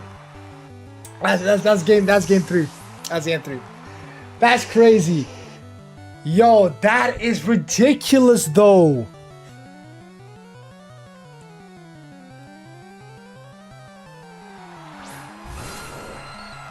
That is ridiculous though. Because, okay, so from match 2, we can tell, or match 3 I mean, or match 2? Match 2. We can tell that Jord is running Mega Aerodactyl. Okay? So that's not Sash Aerodactyl, that is Mega Aerodactyl. So what was he a protect coming from Jord's side here, yay or nay? And then again, we got Hisui, no, not Hisui. Yeah, we got the Ditto from Jord, of course. But which Ditto is faster is the question. I mean, which Arcanine is faster here, right? Because they both have Scarf, but which one is faster?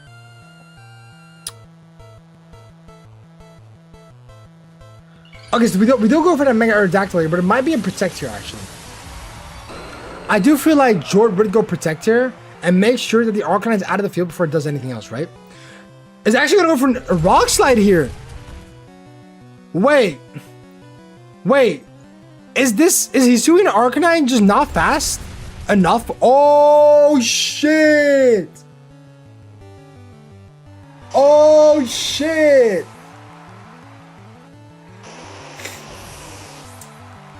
Double knockout after double knockout. What is this game?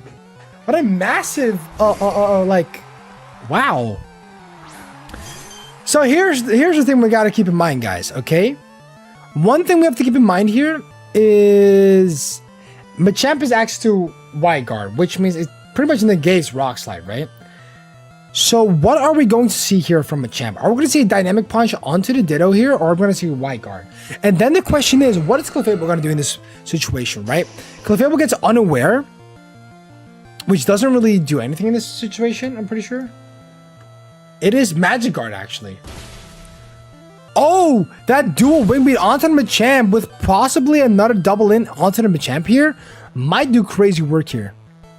Rock Slide does get rid of the Machamp. It does not get rid of the Machamp here. Will we see a flinch here? Nah, okay, we're not seeing a single flinch here. Clefable goes for a Moonblast onto the Aerodactyl. We're going to see Heavy Slam from Machamp onto the Aerodactyl, making sure Aerodactyl is knocked the out. And now the only thing that Machamp has to do is spam wide guard because this is Scarf Ditto. Yep, and there you go. Jordan knew that it's impossible to win because Machamp is wide guard. Lux would only press wide guard and then finish up the game. GG. Well played. What a fucking game.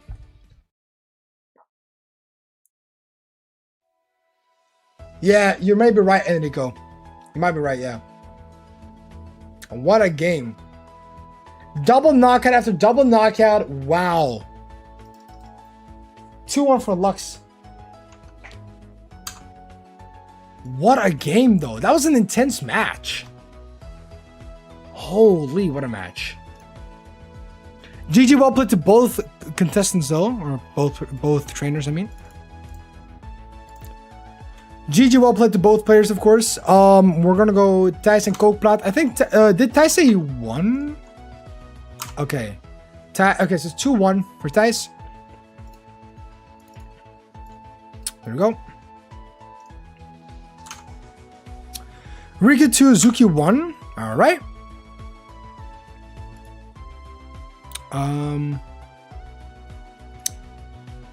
Okay. Riku 2, Zuki 1. There we go. I'm gonna put that out there. Okay. Wait, Liv versus Enrico. Who won again? Enrico. Okay. Did we put 3 on Enrico? We did put 3 on Enrico. Okay. Got it. Enrico beat Zuki crazy. Bro. Riku, can I say this on stream? I'm gonna say it on stream. Riku messaged me this morning. He made his team last second, and he was not sure that he was gonna get 1 win even. And now Riku's like undefeated on the board right now. That is absolutely incredible, though. What a matches we've been getting. I could technically start the top cut right now.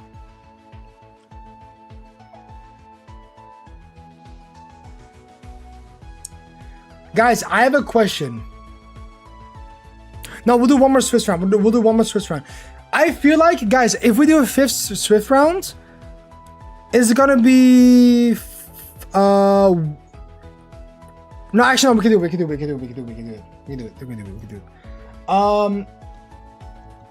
Yeah, bro, now, I'm telling you, Riku, like, you're doing crazy.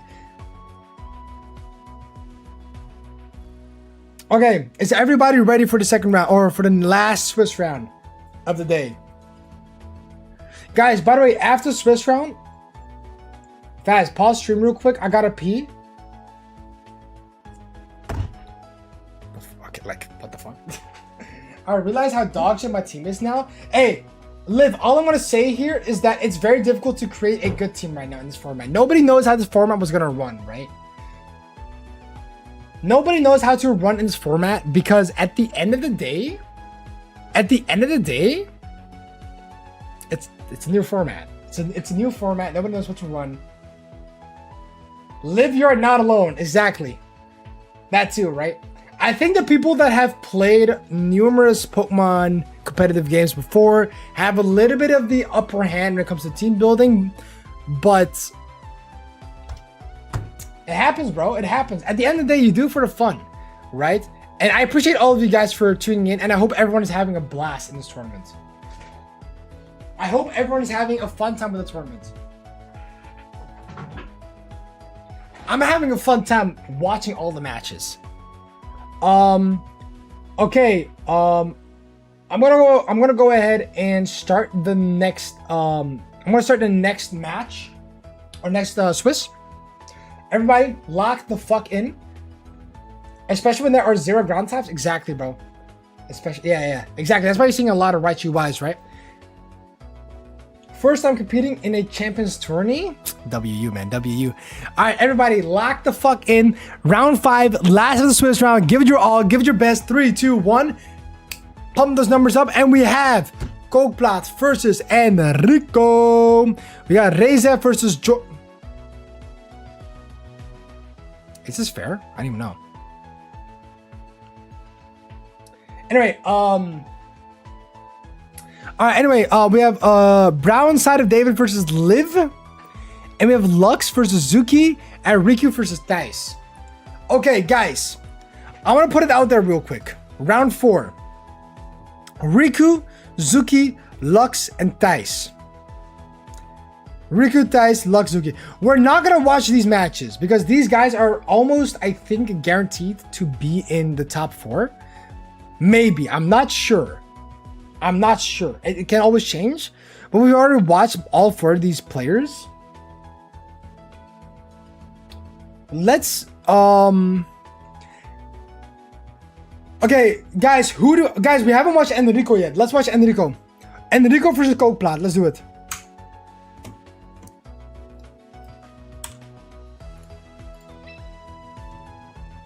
I gotta play against my Go Coke. This is tragic.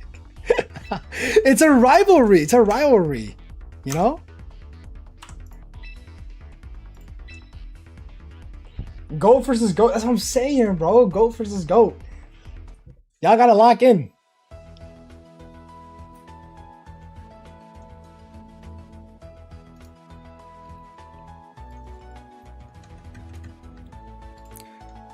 Oh, all right. We got the last round of the Swiss. We got Pipo versus Coke. Wait, who do I play again? You play against Zuki.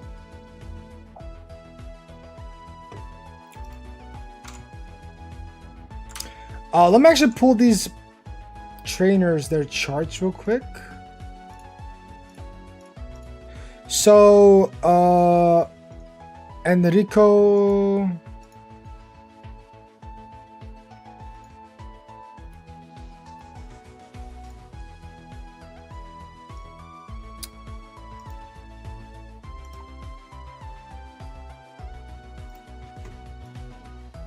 Okay, now both of these trainers, oh, they're battling.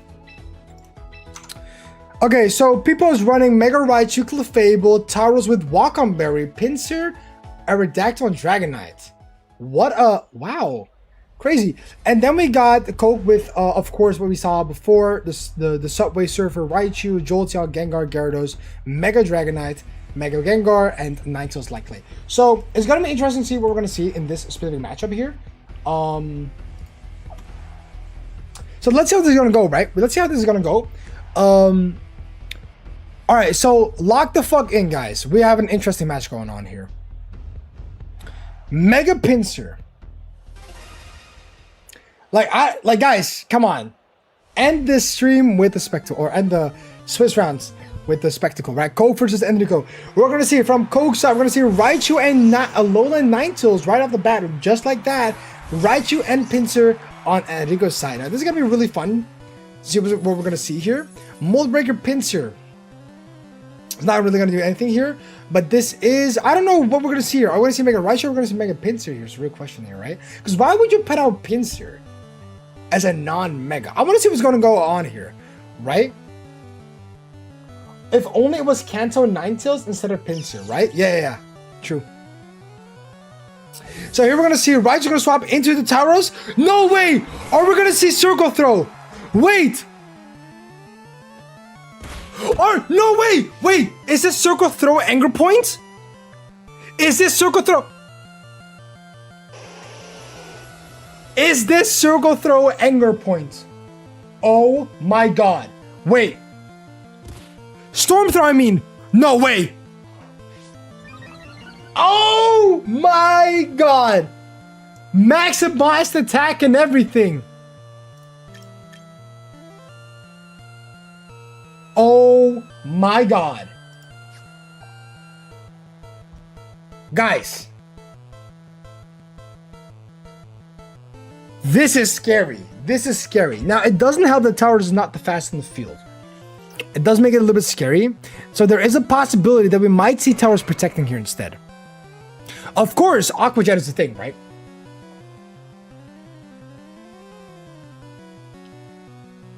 Interesting. So are we going to see an Aqua Jet or are we going to see a Protect here, right? Because Aqua Jet is a little bit of a guessing game. Which one of the two will Protect here, right? So Pinsir does swap out and it goes into the Raichu. And we might see Protect coming from Raichu's side. Are we going to see Protect? Okay, we're not going to see Protect, but Lightning Rod onto the Raichu. Get the special attack up. Lock in Auroraville. Not going to work because it already happened. Towers are going to go for Rock Slide. Misses Raichu. Are we going to see a one-shot onto the Ninetales? We're not because of the Auroraville. Wow, wow, wow. Still a lot of damage. You know what I mean? Also, we got to keep in mind, guys. And Nico is running Aqua Jet on their Tauros, right? Okay, so Enrico's running Earthquake, Aqua Jet, Rock Slide, and Protect on their Tauros, which is pretty crazy in my opinion. Aurora plus Snow Defense, yeah, exactly. Plus Rock Slide, not stab, right? So.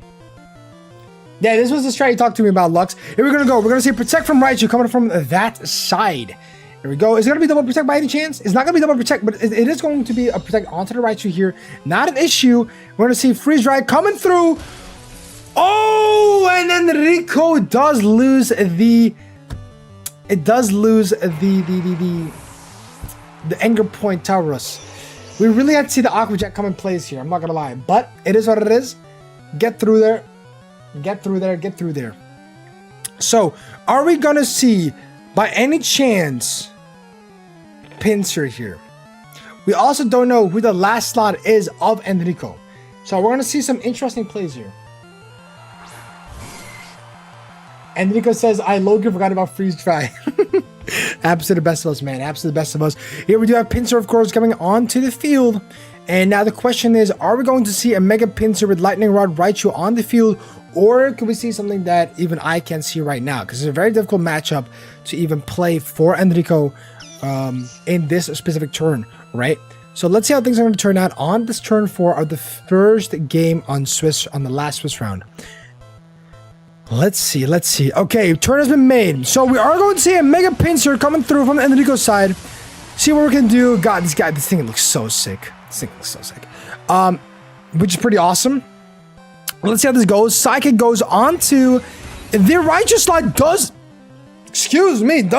actually KO the Raichu with that crit. I think that crit mattered. Yeah, I'm pretty sure that crit mattered there. Even with the life, did it matter? I don't even know at this point. Maybe not. Freeze Dry goes on to the Pinsir. Does exactly 50% HP. And we're going to see Body Slam putting onto that Ninetales, finishing off the Ninetales. Okay, so obviously you can't use Body Slam onto the Raichu because that's not very effective, because with Pinsir comes the ability Aerolate. And Aerolate makes it so that every normal type move becomes a flying type move, which means Body Slam is a flying type move and will not do a lot of damage to Raichu. So now we're going to see Clefable as this last slot for Enrico. Now, is this Follow Me Clefable? This is Follow Me Clefable, and voila, both Gyarados and Raichu only have a single target move into this, right? So, are we going to see something really spectacular coming from Pinsir here? We might actually see some decent comeback here, right? Obviously, the one who's in the biggest tempo here is currently Kokplat, right? It is Kokplat. So let's see how this is going to turn out. Follow Me will actually go through with Clefable here, which makes a lot of sense. We're going to see a Psychic Life Orb boosted onto Clefable. It's going to do a lot. It's going to do quite a good amount of damage here, to be honest. And then, of course, we're probably going to see Waterfall. Body Slam onto the Gyarados here. Doesn't do a lot of damage. Auroraville going really strong here. Waterfall goes onto the Clefable. Does a lot of damage here. And that Sickness Barrier is going to proc here. We're going to get 56% right off the bat here. The snow has stopped, but the Auroraville still is alive. I'm pretty sure, guys, Auroraville is still alive for 3 more turns. That's crazy. Auroraville is broken. Guys, Auroraville is broken. And it's going to be a forfeit. Enrico knows that he can't win otherwise. GG, well played. That goes game 1 for Kokplat. GG, well played to both players. I like both teams. I really do like both teams. They're really good. But that is indeed game 1. That is indeed game 1. Did anyone finish their match yet? Not yet, okay. Obviously it's first round, so no. We never know, right?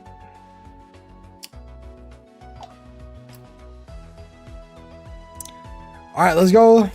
Everybody, let's spectate this and see how game 2 of the last Swiss round will unfold. It's gonna be a crazy match, I'm not gonna lie to you guys. And Enrico has a really fun strat with Anger Point. He's got very good with the walk-on barrier onto the Tauros if Raichu's not alive. So this team does kind of revolve around Tauros. So I want to see what Cokeplot brings into this matchup in order to make sure, you know, to like kind of shut down his strat. Now that Cokeplot has seen the strat, I don't know what's gonna happen with the strat of Enrico. We'll see though, right? We'll see. I am pretty sure that Coke's win con is pretty much Raichu, or well, Alolan Raichu. So we might see it in the front here. We'll see how that is gonna unfold. Let's see. So yeah, it is Alolan Raichu along with the Alolan Ninetales, Alola gang right off the bat. Redactor and Raichu coming through right off the bat here as well. And so we're not going to rely on that silly little strat that Enrico tried to pull off in game 1, which was essentially pretty good. But, you know, Coke's already going to see the entire strat. So he's like, you know what, let's play a little bit more consistent. And goes for the Aerodactyl and Raichu here. Raichu, of course, both Raijus have the fake out pressure. Alolan Raichu does go with the fake out first though, which means, you know what, fair enough. I can understand that. But we are going to see the fake out onto the Ninetales, so the Ninetales can't go for a Freeze Dry or Blizzard here. And that means both flinches. But what are we going to do now? Right, what are we going to do now? Aerodactyl is the fastest on the field. It could technically set up that Tailwind as it wants to, as it pleases to. And we're not gonna, I'm pretty sure we're not gonna get a Mega Raichu just yet, because if they do go for a Mega Raichu here, then it would have been disastrous. Like, not Zap kind of would hit, but like the other move could hit, like T-Bolt or something, whatever it has. Sidekick does go onto the Raichu here. We must get rid of that Raichu ASAP. That Raichu is a menace, so get rid of the Raichu. But the Wide Guard goes through, and Auroraville is set up. So, unlucky, misread the situation, unfortunately. But we're going to see how we're going to do this. Auroraville is really, really, really strong here. Going to go on to that Nuzzle for the Ninetales here. And now we're going to see some funny stuff here. Alright, funny stuff here going on. We could potentially be seeing some form of Rock Slide or whatever. I've got no clue what we can see here, right? Is it a swap? Is it protect from Raichu? What are we going to see from this Raichu here? Are we going to see a sack for Raichu in order to get someone safely like pulled in here? I have got no clue. But I think for Cokeplot, maybe, I don't know. The Aerodactyl seems to be a little bit of an issue here. I'll admit. Right. So we are going to get that Mega Raichu in here right now. And we're going to see what are they running real quick onto the Raichu? Nuzzle, Rising Voltage. Rising Voltage? Wait, so what did you go here? Did you go for Rising Voltage here? You did go for the Protect onto that Ninetales here. Very interesting. Sidekick onto the Aerodactyl. It doesn't knock it out. Does do very insane damage though. Is it a double in into the Raichu? Did you protect? Did you predict the Protect onto the Ninetales, yay or nay? Did you go Rising Voltage onto the Raichu? It might cause a knockout here. It did not. Ooh. Okay. That's a tough call right there, right? Because now you don't have Tailwind setup, which is a bit unfortunate, of course, right? It also means that the Alolan Raichu is just faster. You basically, like, Enrico accidentally set up Mega Raichu for Alolan Raichu to be faster, right? Which is a little unfortunate. But you could technically save it if you went for that Tailwind, right? So Rising Voltage does come through by their own Alolan Raichu, knocks out the Raichu X, which is insane here. Wow, wow, wow. Raichu, of course, with that Life Orb, doing a lot of damage here. Crazy work. Icy Wind going right off here. Okay, it's not a crit, so Tower is not getting Anger Point here. But speed's going to drop, but it does still have access to Aqua Jet, right? It still has access to Aqua Jet here. But here we go, right? Here we go. Aerodactyl does get sent out again. And there is a possibility that it might click Wide Guard again. It could technically click Wide Guard again. We're going to see how things go off here, right? Aerodactyl's only actual function here could be that Wide Guard. We're going to see Aqua Jet go into that Raichu. The Raichu's out of the world here. It's whatever. So that guy is gone. Tailwind comes from Aerodactyl side here. We are going to get that speed control finally on the board. And Ninetales is paralyzed. That's absolutely incredible. That is incredible right there. Wow. Massive. So Electric Train is set up, right? But it's not going to really help anyone here. And there is no sleep being put out here. So now we do get the... Is this a Sash Gengar? This is indeed not a Sash Gengar. This was the Mega Gengar. This was the Mega Gengar. So let's see how this is going to fold, right? So let's see how this is going to fold. This is going to be a Mega Gengar right off the bat here. Exactly. Okay, so there's going to be Mega Gengar here with the Menacing Shadow Ball and a Sludge Bomb that it does have to offer here, right? Let's see how it's going to run out here. Let's see how it's going to run out. We're going to go for a Rock Slide from both opponents here. Will it be a flinch on one of the Pokemon here, or will it not be flinch? Double Rock Slide is so annoying. Wow. You're annoying, Enrico. That's crazy. Double Rock Slide is absolutely... Wow. Wow. What in the bomboclat am I seeing here? And that's a flinch. That is incredible. That double flinch tech is so annoying. Like, what do you do here besides not clicking double again, right? Technically, you could maybe go into Aqua Jet plus Rock Slide. No, actually, I don't think that's going to knock it out either, will it? So maybe, I don't know what you're going to do. Would you go for another Rock Slide? Extreme Speed goes onto Aerodactyl here. Does not knock it out. Keeps that 3 HP. We're going to see Rock Slide being put onto the field here. Gengar got crit. There's no way. There is just no way. That is so unfortunate for Kokoplat. There's nothing to do in that situation there. There's absolutely nothing to do in that situation. And that might be wraps for game 2. And that might just be wraps for game 2. That is incredible. Wow. That is... Wow. That's... I feel... Like... Guys, I feel bad. I feel bad. Is it bad for a commentator to feel bad about this? First you get the flinch onto the Gengar and then you crit it? Tailwind is out, but Orville's already out as well. Wow, though, bro. Tailwind is being set up again. And we're gonna see Rock Slide again? That's crazy. That is absolutely crazy. Because are we gonna see a flinch? Okay, it's Dragon Claw. Okay. But is it too late? It is too late, right? Because what's stopping you from clicking? What's stopping you from clicking a double into a Dragonite, right? What's stopping you from clicking? Yeah, okay, there you go. Extreme Speed onto Aerodactyl, and then we're gonna see some Rock Slide action from Towers again. Towers could miss Rock Slide, to be fair, right? But they don't. Okay. Crazy. What? That's unfortunate for Kokoplat. But RNG does play its role in Pokemon, and so we will advance to game 3, where we see Enrico and Kokoplat fight it off for the last round of Swiss. This is gonna be incredible. Wow.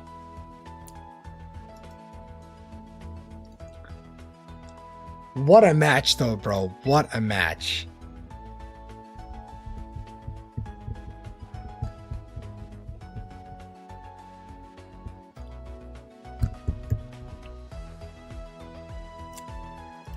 Alright, both trainers, good luck. Have fun with your best of 3 last Swiss round game.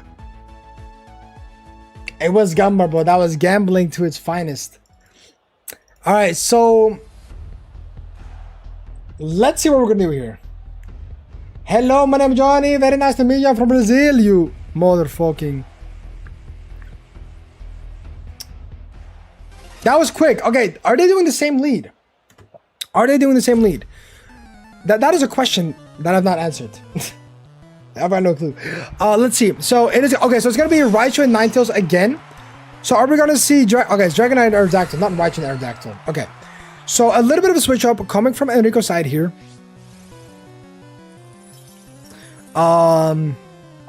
Aurora Veil is set up, of course. We're not gonna see a fake out. So will we see by any chance a massive, like, are we gonna look into like, see, this is a little bit tough. Coke definitely has the advantage here, right? Ninetales offers a lot of pressure here, not just for Auroraville to easily set up here, but also the Blizzard, right? Blizzard is 4 times effective against Dragonite and 2 times against Aerodactyl. Now, the Raichu is also very annoying here. It does offer a lot of, it offers a lot of damage up here as well. Aerodactyl is probably going to swap into Raichu, right? The Tauros, actually, okay. Very interesting to see what's going to happen here. Protect coming from the Dragonite makes a lot of sense here. We're going to see a Blizzard come through here, probably from Ninetales. At least that's what Enrico is hoping for. Enrico into the Tauros here. Rocket Berry is consumed. We'll take less damage here. Does still bring in under 50% HP. And we will see, most likely, see a Blizzard come through here. And if it... Okay, it is Freeze Dry. Okay. Okay, well, that's crazy. All right, that's crazy. That's crazy work. Let's see what we can do here. Let's see what Enrico's gonna do for this, right? Enrico's in a very bad position, very bad turn 1. I had to make a little bit of pivots here, but it does make it so that the tempo is completely lost. And Aqua Jet doesn't do a lot of damage onto the Ninetales. Psycho's gonna get rid of Tauros here. Unfortunately for the Tauros, Tauros is out of the field here. But I'm pretty sure the priority here was, I guess, at least make sure the Aerodactyl, you know, is safe in the back. But we are going to see an Auroraville coming through from a Coke here, making sure that the defense, especially defense, is upped by 50%. Right, we're going to see Rock Slide coming through and doing some decent damage here. Right, even through the Auroraville, that did decent damage. Right, but now the question is, Enrico, who are you going to bring out? You're going to bring out Aerodactyl here. You will bring out the Aerodactyl here. You did not want to get faked out. So that is fair on your end right there. The question right now is, brother, will you go for Tailwind here or not? Or will you go for double? Okay. So Tailwind plus Rock Slide and probably hoping for... Oh, we're actually going to go for Stomping Tantrum here. Gotta get rid of the Raichu here. Makes a lot of sense. I forgot that Enrico put... Stomping Tantrum onto the Dragonite here. Ice Wind comes onto this part. Wow. Well, look at the damage though as well through that multi-scale. I mean, it makes sense. Your first time's weaker, right? But wow. The unbeatable has been beaten? Uh-oh. I need to see this in a bit. I need to see the score. Alright. So now we're Raichu out of the field here. What are we looking for next, right? Because yes, you do have Tailwind set up.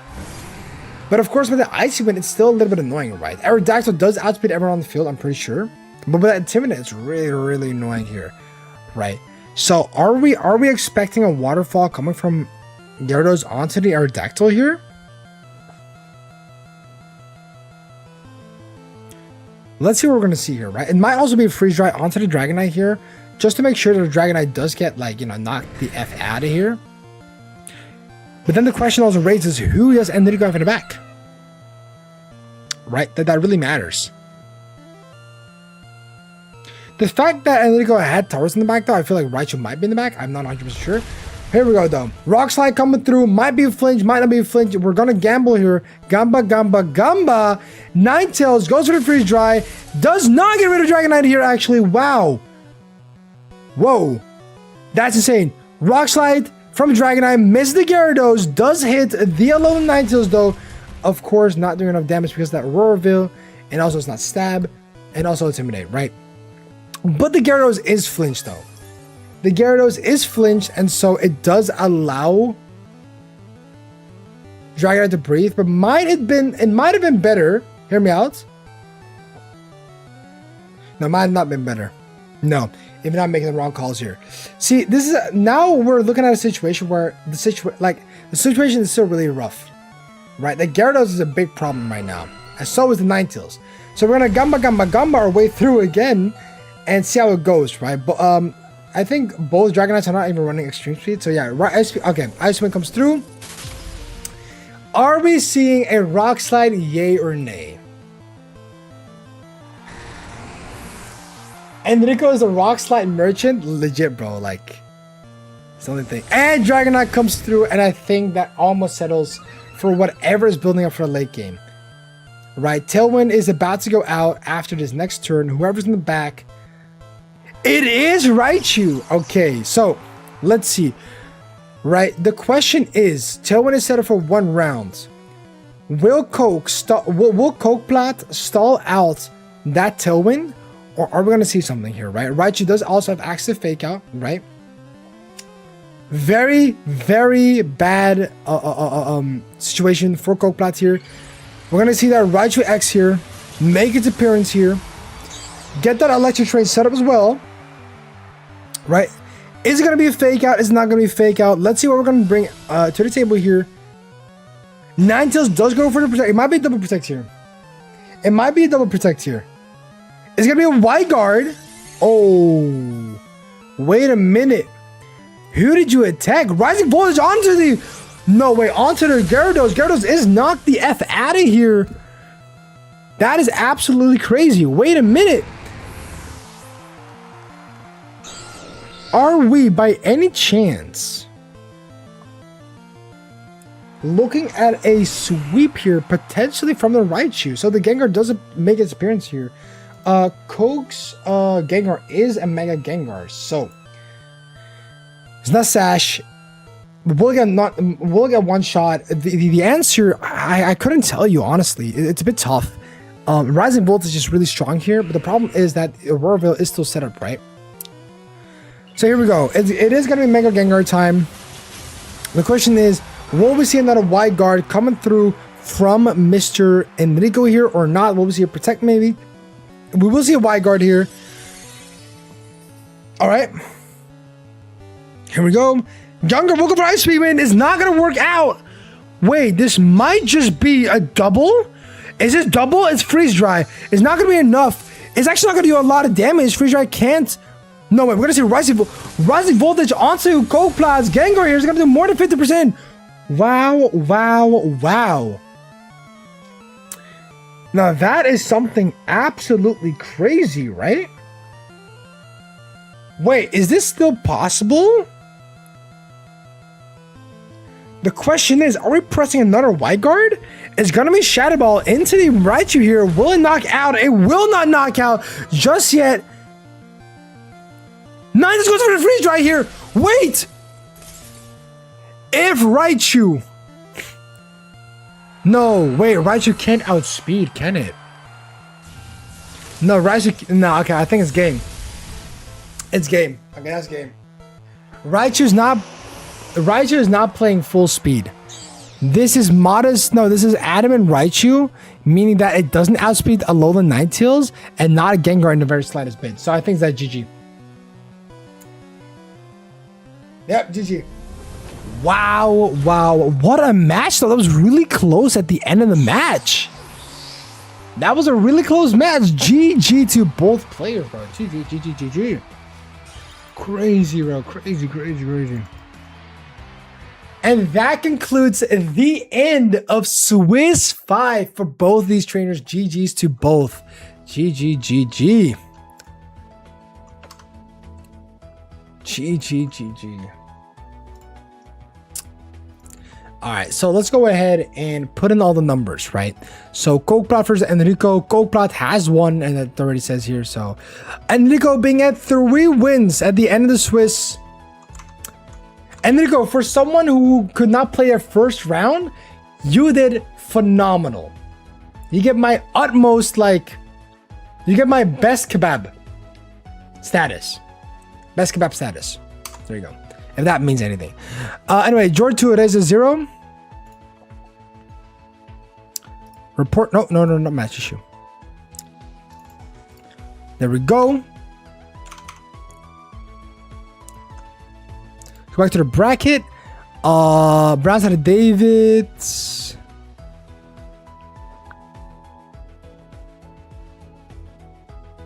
They're not done yet, I think. Lux and Zuki. Lux 1, Zuki 2.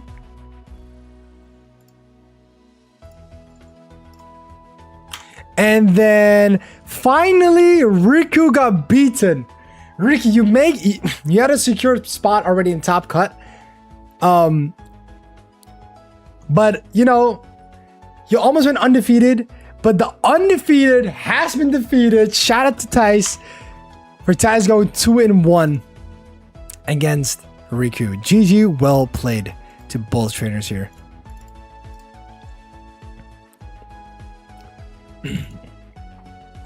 And now we're waiting for Brownside David and Liv to let's see. Brownside David 2 and Liv 1. So that concludes Swiss rounds, guys. That concludes Swiss rounds. All right, everybody.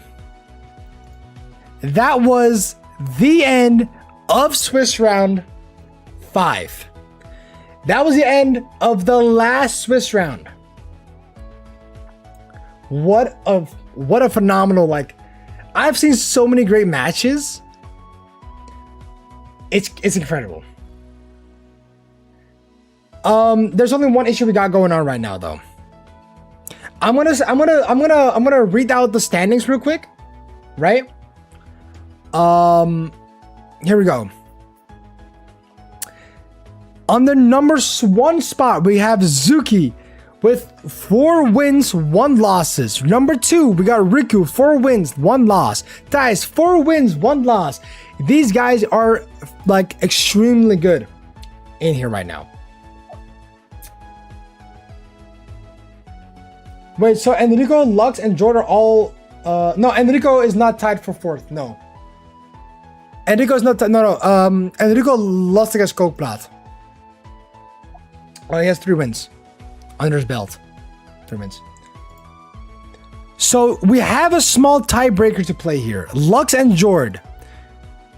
I think it's fair if you guys play a tiebreaker, or like it doesn't matter. You guys can either play the tiebreaker, you guys can do rock, paper, scissors, you guys can give each other a spot. I don't really care how you do it. But go ahead, decide who becomes the 4th. I don't really care how you do it. Tiebreaker. Are we gonna watch the tiebreaker? Guys, what's the time? It's 5 p.m. Play. Okay, guys, we're gonna watch Jord versus Lux. And then, of course, down here, Kooplat, Brownside David, Reze, Liv, Enrico. Everyone who has tuned in for the tournament. Like, I don't know how to express it, but thank you guys so much for tuning in this tournament. It means a lot to me that you guys take your time in the weekend to join this tournament for something we had to quite literally improvise on. We don't have an account on Limitless. We don't have the organizer role, so we have to do it through this fuck-ass Battlefy. I hope to those who have been participating, unfortunately, for those who don't make the top 4 cut, you guys did phenomenal. Everyone has won at least 1 game out of the 5 Swiss rounds. A lot of you thought you guys wouldn't even make it through any of the Swiss rounds. But would you look at that? GG, well played. You guys are amazing. Thank you for tuning in, and I hope to see you guys in the next tournament that we'll be hosting, whenever that might be. I don't know. And I hope you guys stick around till the end of the tournament. I hope you guys will keep watching the stream, because the top 4 is going to be absolutely insane, right? The top 4 is going to be absolutely insane. I know it will. But matter of fact, Lux and Jord, go ahead, make a room, make a code, send in the chat, let me spectate. We got to watch that. All right, well, we got to watch that, bro. We got to watch that. What the fuck? Yo, what the fuck is this Slaka doing in the chat, bro? Yo, like, what the fuck are we doing here, dog? Check the M's. Yo. Oh. Lux says he's leaving at 6 for interview. Oh, I forgot. Oh, so Lux, what do you want to do? Do you want to just drop out and let Jord go into top 4?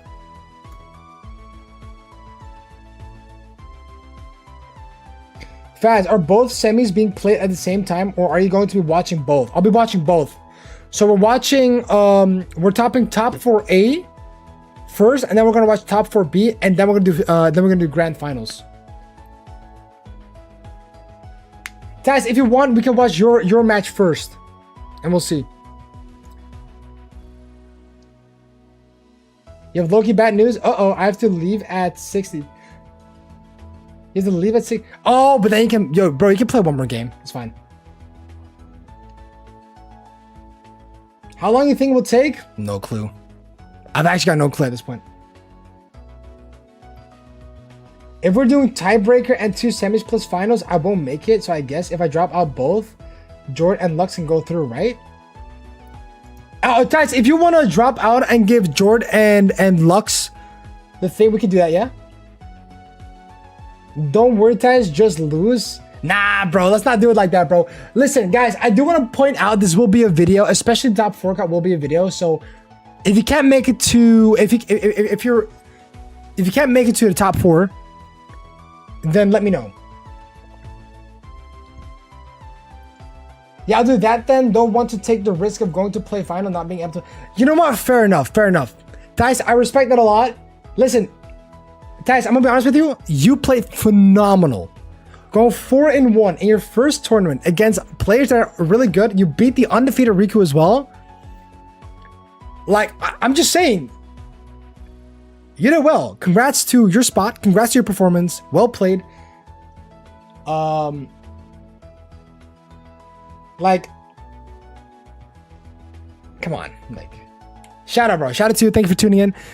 This does mean that Lux and Jord will then go over to the semis. Yeah. I've been here the whole time. I've just been in and out of sleep. Fucking prick. No, just kidding. Thank you for tuning in to sleep, D. Appreciate it a lot. I'd rather give up boys the opportunity they deserve. Oh man, hey. Shout out to, yo, I love this community, bro. Love y'all though. Love y'all.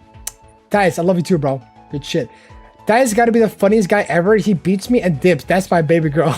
That's fucked up. Wait, not that I put it that way. Ty's beat the undefeated guy in the bracket and he just dips. He just dips. It's whatever. Like, it's whatever, bro. Whatever. That's GG. All right. All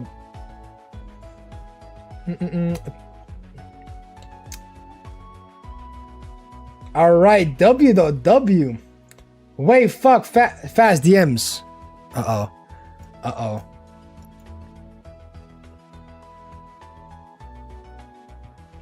Wasn't DM, you didn't send me anything. Oh, you're typing. Guys is literally the one that haunts the plot. It's crazy. That's what I'm saying, bro. I'm Loki, just a Riku mercenary at this point. That's crazy.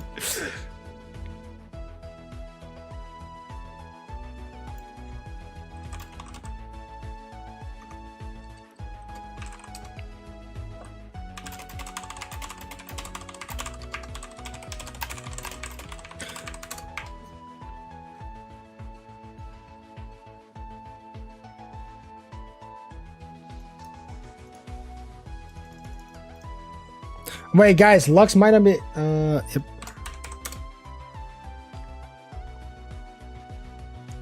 Lux might not be able to join, guys. Did Lux Queen win any games, bro? Lux, bro, look at Lux. Lux was supposed to play in Top Cut. Lux was supposed to be playing in Top Cut, but Okay, wait. Wait, so Dice, you don't want to participate anymore, right? Lux has his job interview in an hour. Okay, guys, low key, let's make it the best of 1. Wait. Guys, I have an idea. Let's just make it best of 1, right? Let's make the top 4 best of 1.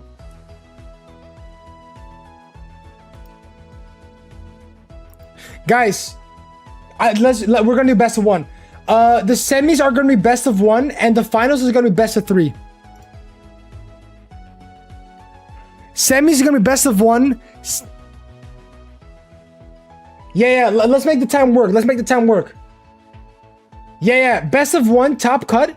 Semis are best of 1, and then finals are gonna be best of 3.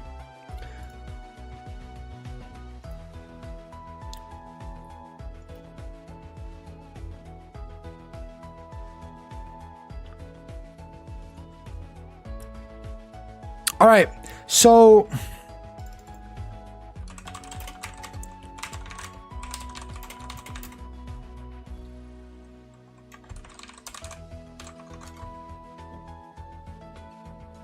Thijs, it's time to play.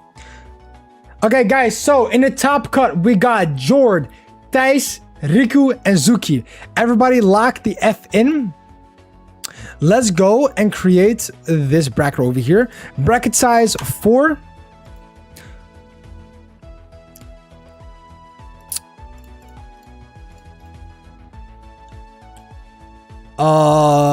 Single elimination. When I set this right now. Yep, there we go. Add. There are fields. What? Oh, top 4. There we go. Now the ones who have made it to top 4.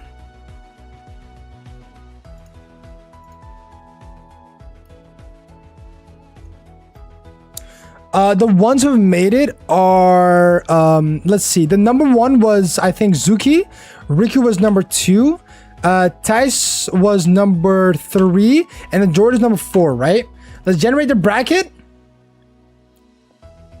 Okay, so it's Zuki and Jord versus Riku and Thijs. Wait! Riku and Thijs are having a rematch! Wait! Okay, wait. It's a rematch. It's a rematch between Riku and Thijs. There's no way. No way. It is a... Yo.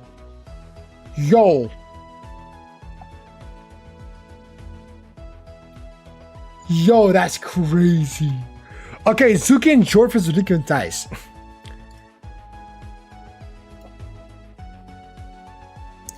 Okay. Let's see.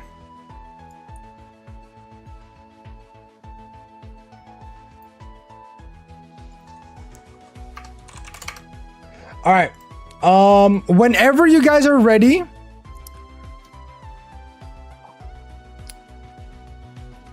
Okay, George, you make the lobby then.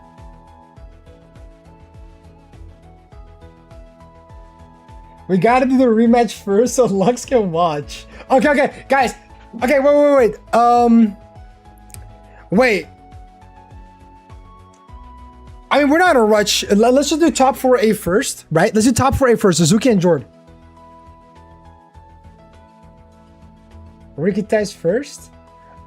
Sure. Okay, you know what? Why not? Riku and Thijs first. That's fine by me. Let's go. Oh my god. Yo, come on, man. Lock in, guys. This is such a fun tournament so far. Well, so far, we're pretty much at the end, right? Like... All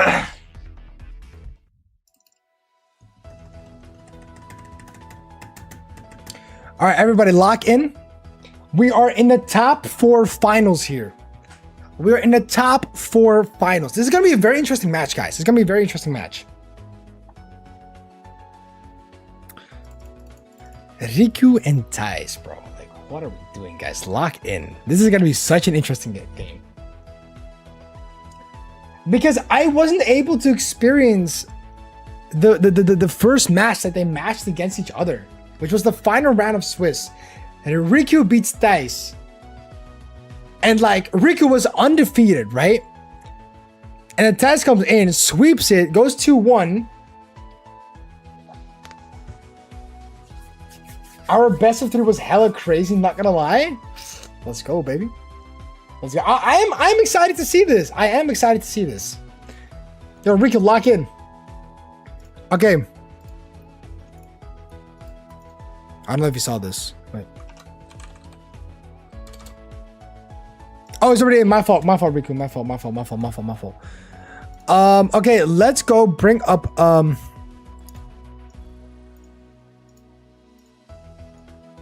Riku. And then let's bring out Thijs. And then may the best man win. Good luck and fun, everybody. It's gonna be a rematch between 2 of the giants. All right, 2 of the giants in this community. Let's see how this goes, guys. Let's see how this goes. I'm very excited to see how this goes. So they're both playing Raichu, right? They're both playing Raichu. They're both playing Raichu Y even. But Riku's playing Citrus Berry Aerodactyl. Fair enough. All right, this was very fast. It's because they already played their games before, so they didn't know what they play, right? Let's see how this go, guys. We're in the top 4 semifinals. Riku versus Tice. Let's get it going. Raichu and Tauros from Tice's side. And here we get Riku with the Gyarados and the other Tauros, right? We got the Fire Tauros and we got the Water Tauros. Look at this. Now, something that I immediately see here is that Tice is in a little bit of a better turn 1 here. Very interesting. It gets access to Fake Out. It gets access to pressuring both the Gyarados and actually also the Tauros here, to be fair. And then you, of course, have the opposing Tauros, the Water Tauros. Okay, so we're going to see an instant Mega Evolution coming through from Raichu Y here. Going insane. Do we see a Fake Out? Do we see a Zap Cannon? What are we going to see here? Raichu will go for a Fake Out onto the Gyarados here. It will flinch. It will not even be able to move. High horsepower coming from Tauros. One-shotting the Raichu. Oh my god. That is insane. That's insane. Wow. Okay, so the high horsepower immediately one-shotting the Raichu here. Are we going to see a Wave Crash into the Tauros? Wait, no. Is that Raging Bull? Was that Raging Bull with a Wave Crash? I didn't see that. That was Raging Bull. That was Raging Bull coming from Tauros. Okay. So it's still a lot of damage, don't get me wrong, but here comes another Intimidate proc right there, getting rid of that physical pressure that Riku was exerting before. Very nice, very good. Crazy. All right, so Protect coming through from Tauros here, or Tauros, my fault. Doesn't want that thing to get knocked out, right? Comes for the Aqua Jet. Protects that, very well read. It goes for Wildfall onto the Hisuian Arcanine here. Doesn't one-shot. It does a one-shot, goes for the Citrus Berry. That is insane. Because I know the attack has been dropped by half, pretty much. Right, but Waterfall, force them effective, doesn't actually get the knockout. That is insane right there. That is absolutely insane. It doesn't knock out the Arcanine here. Well. Interesting to see. Wait, what did Arcanine use here? Did they miss Head Smash? I didn't see it. But okay, Tauros is going to swap out. Doesn't want to eat that Aqua Jet. Matter of fact, does go for that Raichu here. Arcanine swaps out. We're going to see the 4th Pokemon, which is going to be Dragonite. Now, Riku has the information, knows that the Hisuian Arcanine is in the back. Goes for the Aqua Jet. Actually, is about a little bit more than a quarter of Raichu's HP here. Goes for the Waterfall onto the Dragonite. Dragonite is going to go ahead and tank this. There's absolutely no damage. Tickles the little armpits over there, but that was Mold Skill. Mold Skill is being broken down right here, right now, and that is not. I'm pretty sure that's Lumberry Dragonite from Tice. It is. So, yeah, Mold Skill being broken down is kind of huge here for sure, right? And now we're gonna see, right, what will Mr. Raichu Y do in the situation? And Raichu has an amazing amount of pressure here on the board, not just for Fake Out, but specifically Zap Cannon is really good into there. So here we go. We are going to go to Raichu Y here, and we will see what they're going to press here. Is the Fake Out, is Zap Cannon? What are we pressing here? We're pressing Protect on Tauros here. Does not want to deal with that Zap Cannon right off the bat. Are we going Fake Out? Doesn't work under the Tauros. Tauros protects himself. And what are we going to see from the Gyarados here? Gyarados is going to go for the Ice Fang. There's a lot of damage here.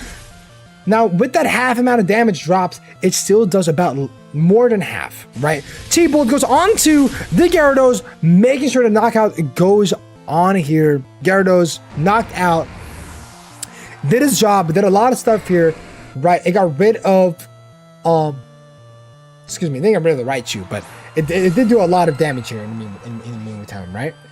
Now with Arcanine in the back, it doesn't exactly pressure too much because Gyarados is dead here, but then again, or fainted, my fault. And then Raichu's still an issue though, right? Raichu's still an issue for Tice. So let's see how Tice is gonna like cook this up. Riku, of course, Aqua Jet goes onto the Raichu. Does a little bit more than a quarter. Yet again, goes for the Wing Beat onto the Tauros. Actually is gonna go for the knockout here. Very insane, very good. And that does make sure the Dragonite will probably press... What is going on here? I didn't even know. What is this Dragonite running again? But it doesn't matter. Zap kind of goes on to the Dragonite here, and it will knock out the Dragonite. Wow, wow, wow. And I think this might just be game. This might just be game. This might just be game. I think this was game. Right? Because you could technically go for extreme speed onto the Raichu and hope that Aerodactyl misses its moves. But no, it doesn't even matter. It doesn't even knock out. Wow, wow, wow. Would you look at that? There we go. And that's it. That's GG. That is GG. Is this Scarf Arcanine? No, this is not Scarf Arcanine. This is Citrus Berry Arcanine. GG. Well played. Riku defends his own title.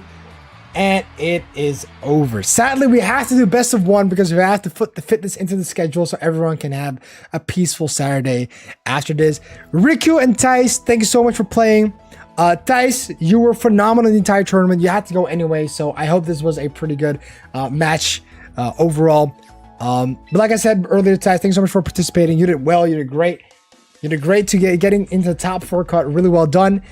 Now, let's move over. Let's move over to George versus Zuki. This is a match that is also really good.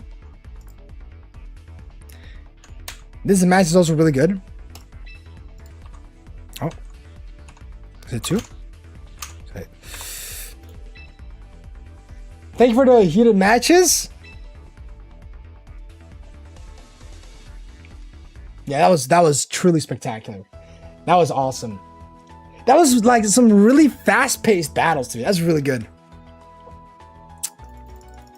That was awesome. That was really great.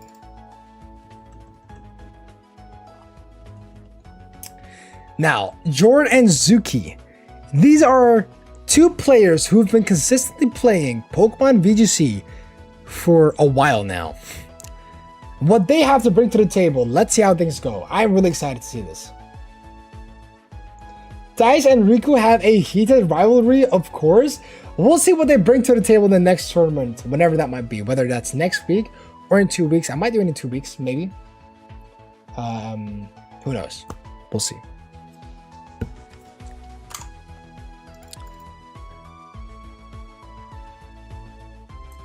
Let's see. Let's see.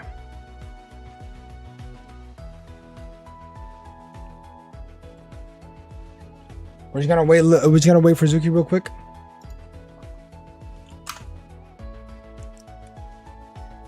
This Lyco said I would have won the whole thing if I had my boxers washed. Okay, get this guy out of here, man. Front Lyco on the watch again. Whew. All right. This is Is Zuki sleeping?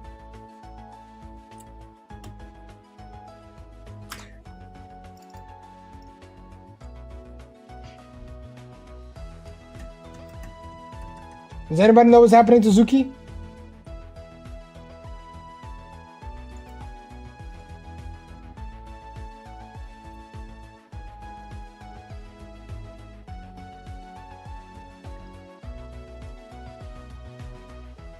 I've got no clue where Zuki is.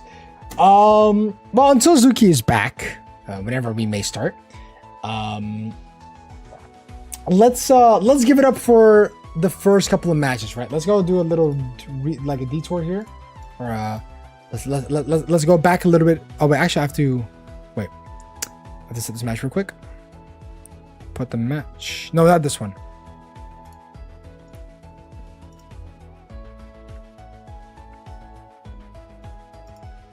Oh, the bracket hasn't started yet. What do you mean? Damn, my fault, gang.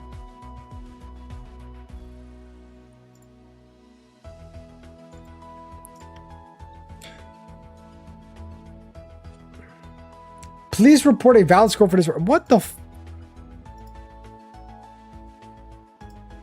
Oh yeah, right, because I forgot. I made a best of one. He's here, W. Alright. Okay, you're already in? W. Alright, guys. Let's get this party started. Jord, Jord versus Suzuki. Let's get this party started, guys. I am really excited about this match, just like we did with the Tyson Dooku match. Let's get this party started. Both of these players are phenomenally good at the game. So let's see what we got going on over here, all right? So we have, okay, Jord with the Mega Venusaur, Mega Aerodactyl, Ditto, Jolteon, Raichu, and Alola Ninetales, from which Suzuki appears with an Arcanine, Mega Raichu, Mega Dragonite, Vileplume, Paldean Tauros Water, and also a Ditto. So that is going to be a fun little matchup to go for, guys. Let me go ahead and actually pull up their charts real quick. Because I should. Here we go. The screen is so bright. All right, let's get this party started, right?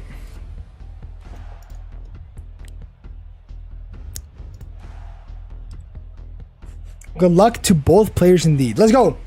All right, 30 seconds. Tick tock, tick tock. Make your choices, trainers. Let's get this party started, because after this, we have the grand finals, and that's gonna be quite fun, I feel like.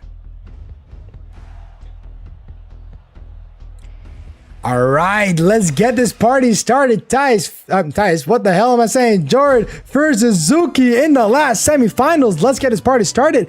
Here we have Suzuki. He's gonna start with the Arcanine and Dragonite lead. All right, and Jord has the Venusaur with Aerodactyl. Okay, buddy.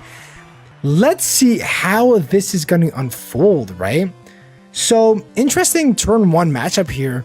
Venusaur with the Aerodactyl, obviously exerting that tailwind pressure, right? Trying to get that speed control, from which, of course, Aerodactyl is pretty much the fastest on the field right here. Unless one of these were holding. Oh, wait, no. Suzuki has Scarf on, Choice Scarf onto their Hisuian Arcanine. So, let's see what we're going to do in this situation, right? Let's see what this goes through. Also, to keep in mind, guys, this Hisuian Arcanine is running Rock Head, so it will not suffer any recoil damage. Here we go with an immediate Mega Evolution onto their Dragonite, so that the mold skill does add up into the calculation here. With the Mega Venusaur popping up right away as well. Both Mega Evolutions are being used on here as we speak. Now, is it going to be Protect onto the Aerodactyl? It's not. I'm going to head smash right into the Aerodactyl. Oh my god. Yo, that is insane. But will we see an Earth Power from Mega Venusaur go into the Hisuian Arcanine? What I'm going to see here is an Earth Power just like that onto that Hisuian Arcanine. I'm going to get band for band turn one knockout after knockout. Now, which knockout was more valuable? Was it the Aerodactyl getting knocked out, or was it the Hisuian Arcanine getting knocked out? Both are there to exert pretty much the speed control, and both are out, right? Both Megas are revealed here as well. So Raichu gets in here. Raichu cannot Mega Evolve here, obviously, because Dragon is the one who got Mega Evolve. And then we get the... Oh! Okay, so here's the thing. Scarf, Choice Scarf, Ditto, turn into Raichu. The question is, will Choice Scarf Ditto go for a fake out? Because if they do, then they're gonna have to swap out, because once you use fake out with Choice Scarf, the next turn you can only struggle. So what are we gonna do here? Are we gonna get the fake out on one of the two months here? That is the question, right? That is a question. Will Suzuki predict this?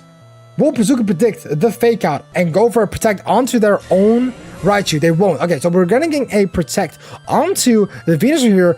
Fake out of the Ditto goes into that slot. Both Dittos, or not both Dittos, sorry. Suzuki was the one with the Ditto, sorry. Wait, so Suzuki did go with the Ditto here. Ditto fake out. I thought it was Jord that was with the Ditto. Sorry, I got confused here, guys. I got confused by the amounts of Dittos and the Raichus, whatever. It is Suzuki with the Ditto. So Ditto on Suzuki's side has to swap out here. Right? That is pretty much the whole thing around here. Now the question is, does Suzuki have their own Raichu in the back to use that Lightning Rod? Right? Is a real question here. Okay, so Raichu's gonna go for round here Interesting. Does about quarter of the HP of the Ditto. Wow, that damage is insane. That's Ditto Life Orb. I thought it was Joy Scarf. Did I didn't even look at the team sheet? Heat Wave goes on. Does get rid of the Raichu. Does a lot of damage to the Venusaur. Venusaur being under 50% HP. That's a lot. With the Raichu going out, that makes it so that Venusaur does go for the Earth Power here. Does get rid of the Ditto. And it's going to be a 2v2 situation in the end game. Lots of back and forth, offensive, super offensive gameplay here. Now the question is, how do you get rid of the Dragonite now? Here we have Ditto's side coming from Jord with the Vileplume. This is kind of bad, I'm not going to lie. This is actually really bad, I'm not going to lie to you guys. For Jord at least. Zuki has immense amount of control here. Right? It's a lot. There's a lot of pressure going on for these two here. Especially Dragonite is really good into both of these Pokemons here. Because Dragonite here has Hurricane. But it's going to go for Protect. Doesn't want to Sleep Powdered here. There you go. Exactly. Just as predicted. Well played. Lychee does not go onto the Dragonite here. What I want to see instead, I want to see Sludge Bomb onto the opposing Ditto. Does a lot of damage here. That is a lot of damage. That is needing a lot of damage. Right? So now the question is, Zuki, what are you pressing here? You're not going to go for a double protect here. Well, you might have to. I don't know. Right? The question is, do you want to go and get hit by that sleep powder? Right? Do you want to get hit by the sleep powder or not? Is the real question here. Right? So you do go for the Heat Wave here. It does get rid of the Ditto. And that is game right there. That's it. That is game one for you, ladies and gentlemen. That is game one for... Actually, no, that's not game one. It's semis. What am I saying? It's semis. It's best of one. It's semis. It's best of one. Because we're on a time shortage here. So that is GG. Zuki versus Jord. And we'll make it to the grand finals. Where it is Riku versus Zuki rematch right off the bat here. GG. Well played to both players. GG, well played. Oh Lord, here we go. We're finally entering the grand finals of the tournament. Jord, thank you so much for participating in the tournament. I know you prepped for this tournament. I know you really tried with these funny things. Yet the, I'm not gonna lie, the Jolteon, Raichu, and all that funny stuff.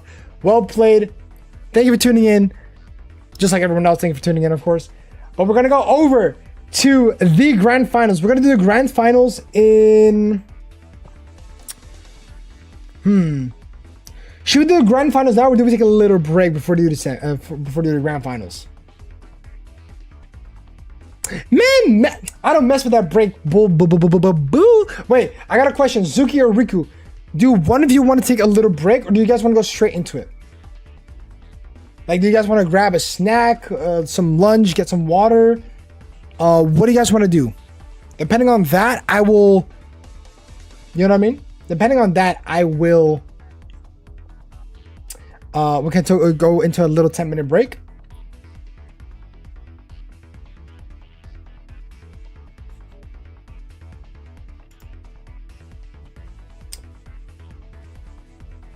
I don't mind. We could have a little VC chat if you want.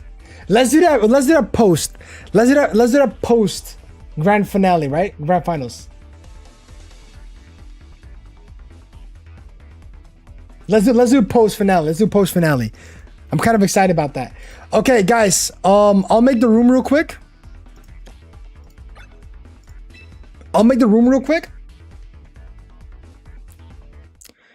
All right, boys. Join both Zuki and Riku.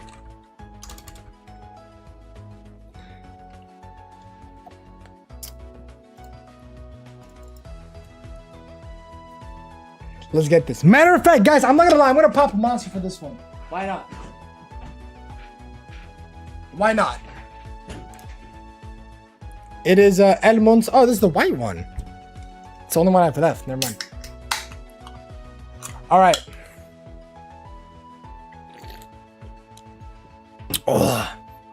Feels good right now in this very hot weather.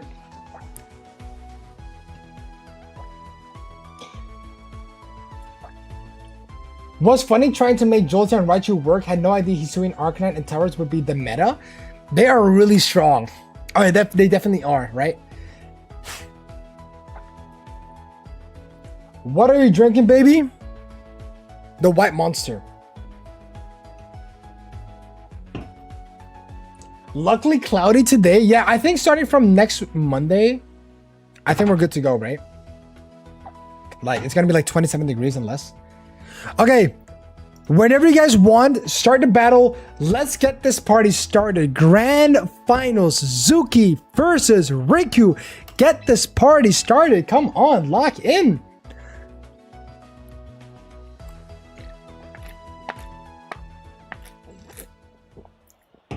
Here we go, guys.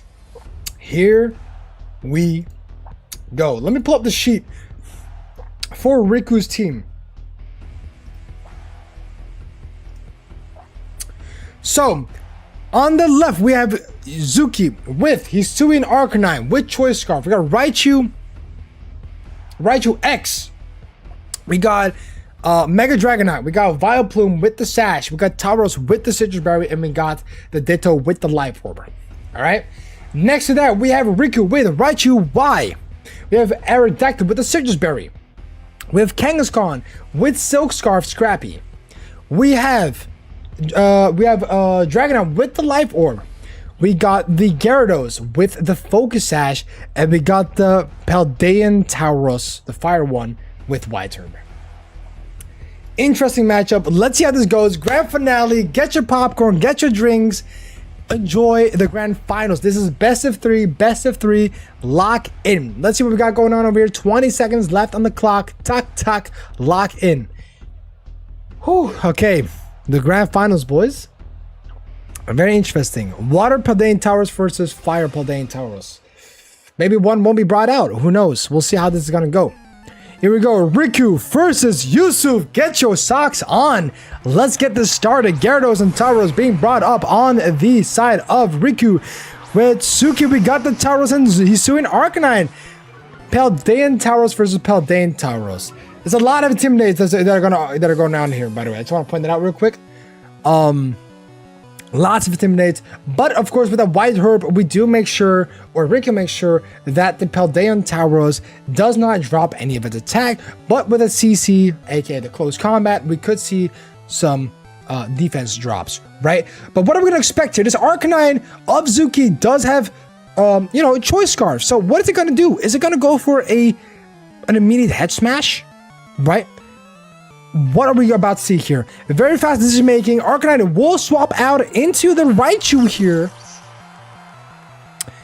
Very well done. Tauros is going to go for a protect here. Make sure it protects itself for that rock smash. If it was going to come there. Waterfall onto the Raichu. It's not going to do as much damage because it did get the Intimidate. Wave Crash.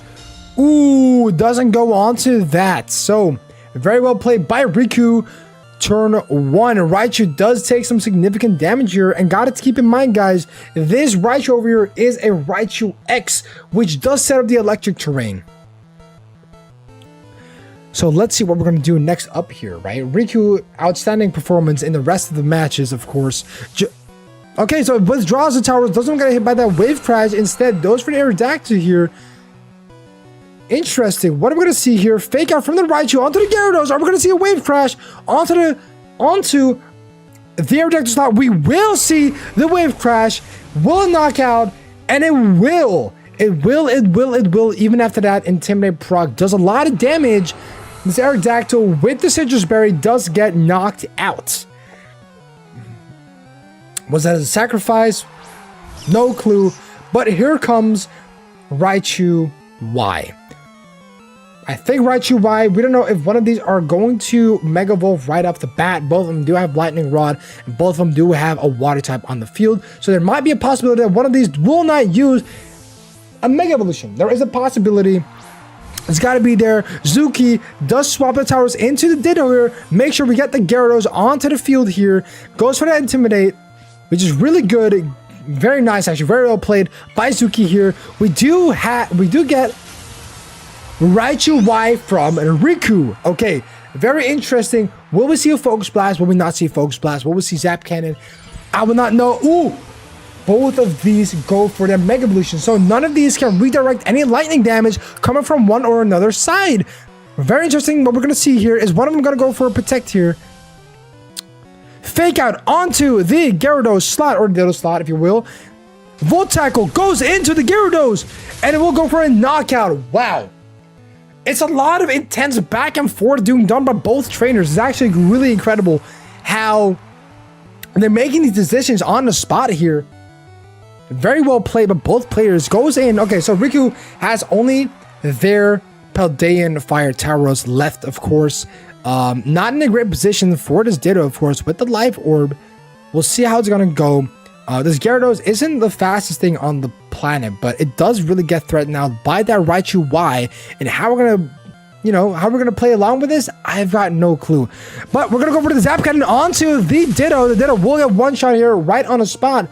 Now, I'm pretty sure Raichu X does outspeed the Tauros here. We haven't even checked the speed tiers here. Most likely does. Volt Tackle does go into the Paldean Tauros. It doesn't. It goes into the Raichu Y. It goes into the Raichu Y because, ladies and gentlemen, we can't forget that. Oh, but this is really bad, huh? I think this was a little bit of a risky play here, right? What does Zuki have in the back? Did they purposely go into Raichu Y because they know they can one-shot the Paldean? There you go. Okay, that's exactly why, right? I forgot that. I'm so stupid. Zuki had Paldean Tauros in the back, of course. So this makes a lot of sense why to focus the Raichu, right? Raichu is the only one that's in massive tempo lead, if you will, if it does, you know, get in that 2v2 situation in this case. So attacking the Raichu Y was more beneficial. Raichu Y is going to go for the Protect here. Very well. Might be a double Protect here, actually. But it's not. It's going to go for Fly Blitz onto the Protector Raichu. Not going to kill it, of course. Wave Crash goes onto the Tauros here. And it goes for the knockout, making Riku lose their first match, most likely against Zuki. This might be game one. This might just be game one. Incredible, incredible. All right, that is game one. I'm pretty sure, right? I'm pretty sure Aqua Jet does a lot of damage here. And extreme, like this Extreme Speed plus Aqua Jet. Oh, it can't even be Extreme Speed because it's Scarf, right? So just Flare Blitz plus Aqua Jet here. Yeah, basically, that is what it is. And it is over. That's it. That makes it for game one. What an intense, offensive, like super hyper offensive, like game one into the grand finals, with Zuki taking the first game home right off the bat. It took this probably only 7 rounds, I think it was. How incredible.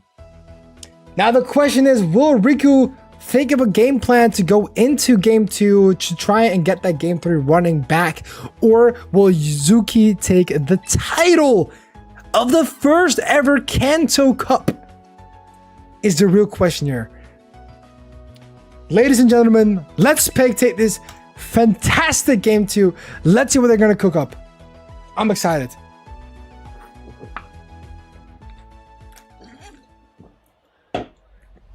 Wow. Wow, wow, wow. To think that Scarf, Arcanine, puts so much pressure, especially against the entirety of Riku's team, right? Especially against the entirety of Riku's team, is crazy. Okay, that was a very fast pick phase, by the way. Very fast pick phase. Zuki versus Riku. Game 2, last match, or, well, last round. Guess it's the grand finals. We go with the Raichu and the Paldean Tauros, with Raichu and Paldean Tauros coming from Zuki as Zuki's side as well. Sorry. So White Turb does go into the Tauros here, not making sure that the the damage is what do you call it? Gets neutralized, right? I mean the attack gets neutralized. Very fast turn 1. Raichu from Zuki's side does get swapped out as we speak. Dragonite does go in. Very interesting. It is going to be Raichu Y right off the bat, just like that. Are we seeing a Focus Blast by any chance here? Are we seeing a Focus Blast onto the Dragonite slot here? Towers doesn't go for Protect here. Will we see potentially a Wave Fresh onto the Raichu white spot? Zap Cannon does go for the Towers, and it does knock out the Towers right off the bat. Well, look at that insane. Look at that insane prediction right there. Insane prediction right off the bat. Wow. That is insane. In my opinion, that's really insane. But now we do get the Hisuian Arcanine. We do get the Hisuian Arcanine with Scarf. It is Choice Scarf, which means it does outspeed everyone on the field right now. So what will... Excuse me, I hit my microphone. What will Zuki do? Zuki is going to Mega Evolve their Dragonite right off the bat to the Mega Dragonite. Very well done, very fantastic. Of course, it's at 100% HP, so that's very good. Protect onto the Raichu Y. But did Zuki read this? Want me to find a Head Smash into the Paldean Towers, and we're gonna do more than that's 2/3 of his HP. Dragon Pulse. What a read! What a read! Double into the Paldean Towers, knocking out Riku's Towers is absolutely incredible. What a read from Zuki. Crazy! Oh my god! Zuki, that is illegal! That is so illegal, but now we finally get Kangaskhan first appearance on the stream in its finals right off the bat, just like that. Let's get this going on. 1 for 1, band for band. Very interesting how it's gonna go. Arcanine is gonna switch into the Raichu here. Very cool to see. We don't know if Zap Cannon is gonna be played here. It's gonna be Focus Blast. It's gonna be Fake Out onto the Raichu. That's a lot of damage. A lot of damage. Focus Blast into the Raichu slot. He read that. He read that. And it's gonna be out for Raichu. Oh my god. That is incredible. That is absolutely incredible. Goes for the tailwind onto the Dragonite here. Dragonite still at 100% HP with that multi-skill. What are we doing? Oh my god, that is heat on top of heat. Oh my god, dude, what are we doing? Okay, wait, okay. So what are we doing here right now, right? What are we doing here right now? So, So of course, this Kangaskhan only knows Last Resort. Okay, this Kangaskhan only knows Last Resort. I think, no, it doesn't. It knows Sunny Day and Mega Kick. Interesting, this is not a Last Resort Fake Out Kangaskhan. Head Smash goes onto the Gyarados. What? Absolutely crazy. Tanks that Rock Head. I mean, that Head Smash. We might see a Mega Kick here, isn't it? Dragon Pulse goes onto the Kangaskhan, does more than 50% HP. Very nice to see. That's good information. Mega Kick goes onto the Dragonite, does put it under at least a quarter. But this is very difficult for Riku. This is very difficult. Because you want to preserve their Raichu. And we're going to go for a Protect here onto the Kangaskhan. But is that going to do it? Head Smash is not going to hit the Kangaskhan here. Heat Wave cover for Dragonite. Not hitting the Kangaskhan. But it will hit the Gyarados here. Oh, that is unfortunate. If that Gyarados got rid of the Arcanine there, I'm pretty sure Riku would have won this match. Is there a way for Riku to come back?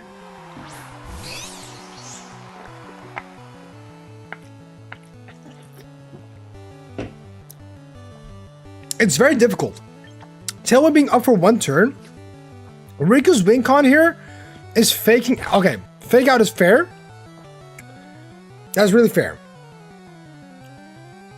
Dragon Pulse goes, yeah, but then of course you have the Dragon Pulse onto the Kangaskhan, and now it's a very, very difficult situation. You gotta hope the Head Smash. You gotta hope the Head Smash just misses here. You have to Zap Cannon the Dragonite and hope that Arcanine misses his Head Smash.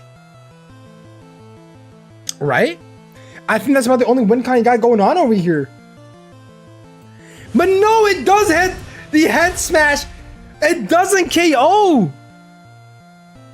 Oh, it goes for the Focus Blast onto the Arcanine. Does knock it out, but sadly, Dragon Pulse does hit here. And we have a winner for the very first Kanto Cup Championships. GG, well played 2-0 2-0 from Zuki's side. GG, well played. GG, well played. What an interesting way to end this match. Crazy work right here. Crazy work. That is awesome to see. Wow. Oh my god, what an amazing match. Dude, this match blew my fucking brains out. I'm sorry for swearing. I'm not sorry for swearing, actually.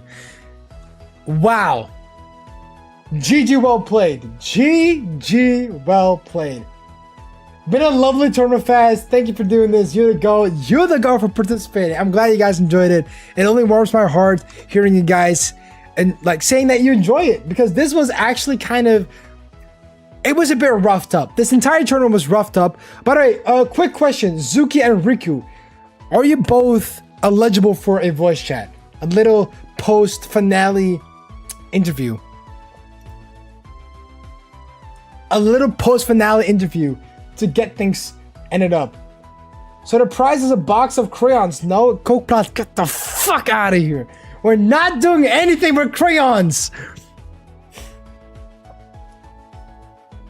Thank you for hosting such a great tourney. I'm glad, man. You guys are too nice, bro. You guys are too nice. Usually, I'm used to you guys bullying me, but you know what I'm saying? Like, you know what I'm saying?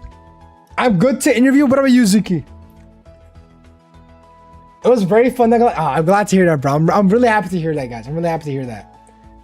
I'm really happy to hear that. Should we, okay, for the interview, guys, unsubscribe to Faz. He doesn't like crayons. L, man. Oh, I just hit my camera, on the microphone. Yo, how did the tourney go? We have a winner. We have a winner, Enrico. The winner is Zuki.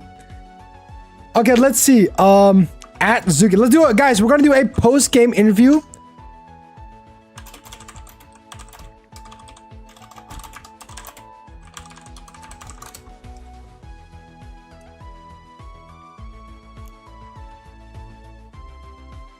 I'll make a little channel. It's called interview.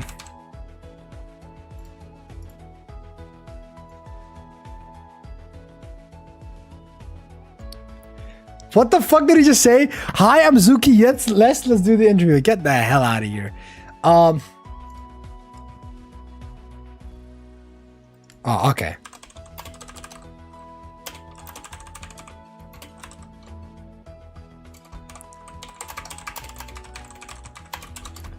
All right, so Zuki can't voice chat, sadly, but that's completely fine. We still have Riku. Riku, join the duo channel. Go on.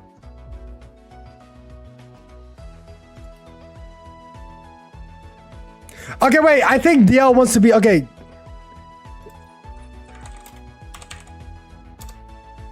Okay, so DL is going to be Zuki's interviewer.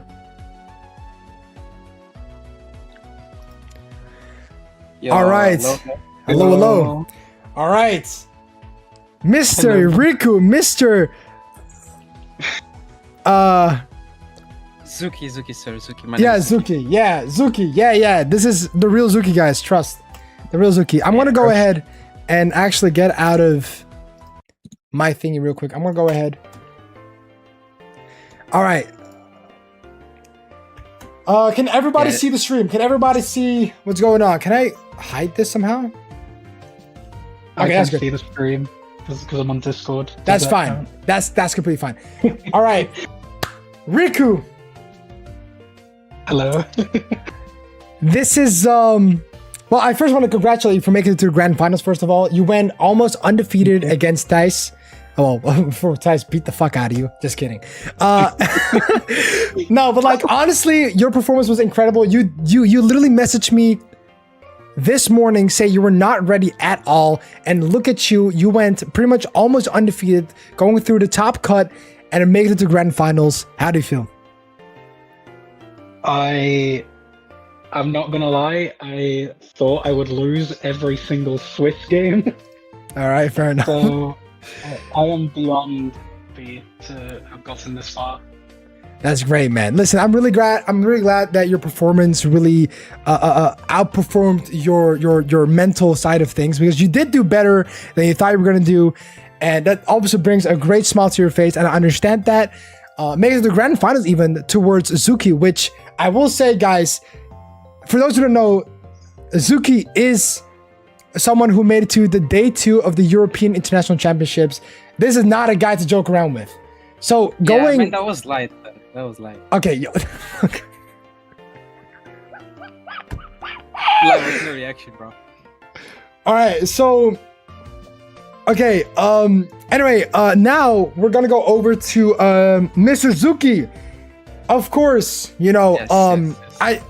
I do want to point out something real quick. That performance on round 2, you predicted, or you tried to hard read into Riku.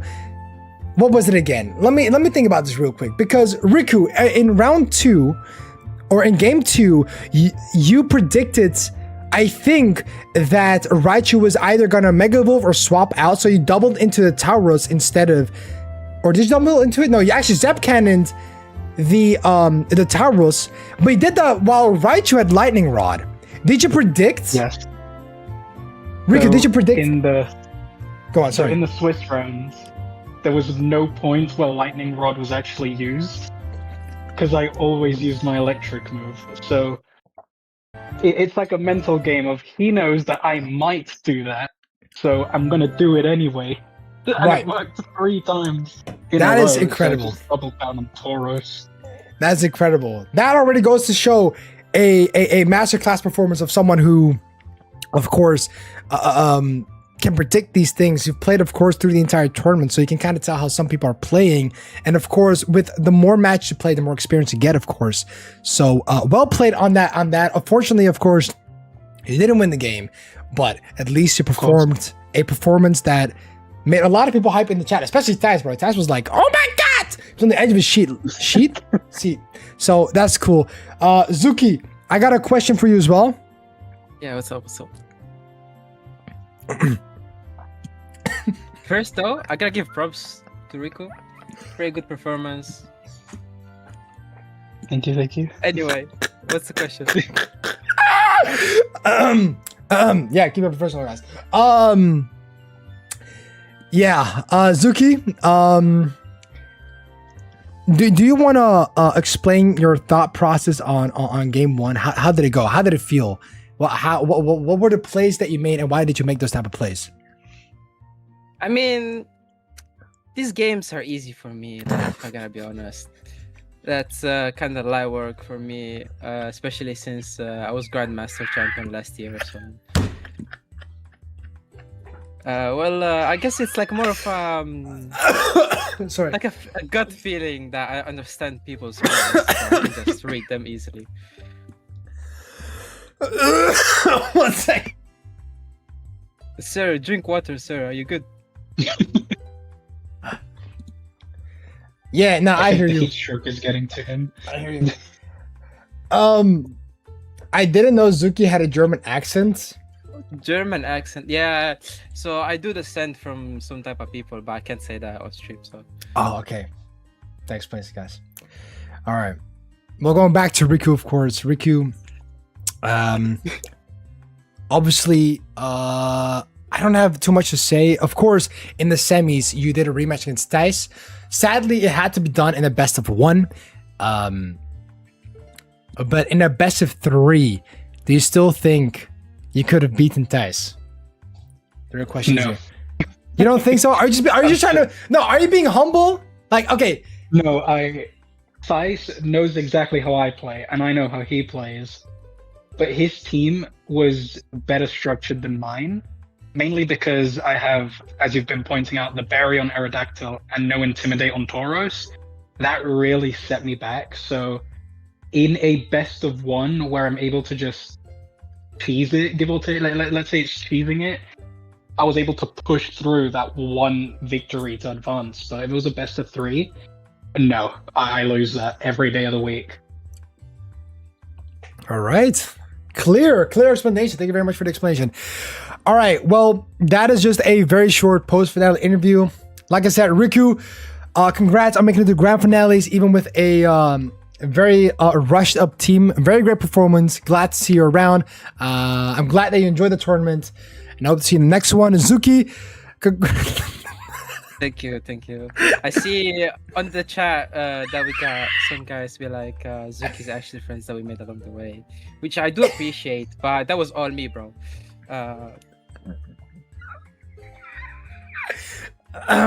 Yeah. Don't forget to like the stream, by the way, guys. Subscribe Yeah. to this fast guy. He's very handsome, very Lock good guy. I like to hear it. Thank you very much. Zuki, congrats with the... I can't take this here. Get the fuck out of my call. Get the fuck out of here, man. I can't even disconnect this guy. There you go. All right. Yeah, no. If Zuki, if you're hearing this, congratulations on winning the very first Fast Cup Kanto Dex Championships. Riku, congrats on making the grand finales, of course. And that is pretty much about it. There isn't really much to say. Riku, do you want to give any shout outs to one of the boys in chat? Maybe to your channel on YouTube, maybe any shout outs. Do whatever you want. Shout out to Tice because he's awesome and backseated me the entire time and told me that I was crap. I'm joking. Okay, crazy. Now, shout out to Tice, shout out to Lux and everybody else. Lux actually messaged me saying, yo, so it would be very funny if we fought each other. And literally the seed after, I sent them a message and I was like, hey, what's up? Crazy. And we spent a solid 3 minutes in chat just laughing. But yeah, it was like super chill. Everybody that I faced was really chill, super happy to get along with absolutely everybody. And of course, Faz, you made absolutely everything, such a joy. So a big round of applause to you. Thank you, bro. Appreciate it. Thank you very much. Also, Moch is asking for a shout out from you as well. Oh, shout outs to you. There you go. I'm so tired. I've slept like 3 hours. Spain played earlier. I've slept 3 hours. Absolutely crazy. Bro, you go ahead, catch some rest, enjoy the amazing performance you've done. In the next tournament, hopefully when things go a bit more smoother, you can get more rest and prep more. Who knows? Maybe we'll see you on top. Maybe we'll actually have a top 8 instead of a top 4. We'll have to see. Take your rest. Everybody subscribe to Riku on YouTube. Everybody here already knows Riku, but if this turns into a video, subscribe to Riku. Zuki, if Zuki's, I don't even know if Zuki's watching the stream. Shout out to Zuki. He's guys, if you couldn't tell, this was not actually Zuki. Zuki just couldn't go into the voice chat, so we had DL obviously talk for him. But shout out to Zuki. But yeah, subscribe to Riku, of course. He does YouTube as well. Shout out to everyone in chat. Shout out to everyone for participating in the tournament. Shout out to everyone watching the tournament. You guys brought great joy into the entire event, right? It's supposed to be a casual event, casual tournament, and it turned out into something better than I expected. I thought this was gonna be a shithole. I'm not gonna lie. And I'm pretty sure 70% of you guys thought this was gonna be a shithole as well. But it went better than I thought. So I'm glad that went well. Thank you guys for supporting this entire event, even though at the start it was actually kind of rough as well. But we did do some stuff. We blah blah blah blah whatever. Yeah, thank you guys so much. Thank you Riku for participating. Thank you everyone for participating, of course. And that's gonna be the end of the stream as well. So Kogue, when are you doing the crayon unboxing? You guys gotta shut the just kidding. All right, whatever. Everybody take care. Love y'all. And until the next time, whenever that might be. Peace out.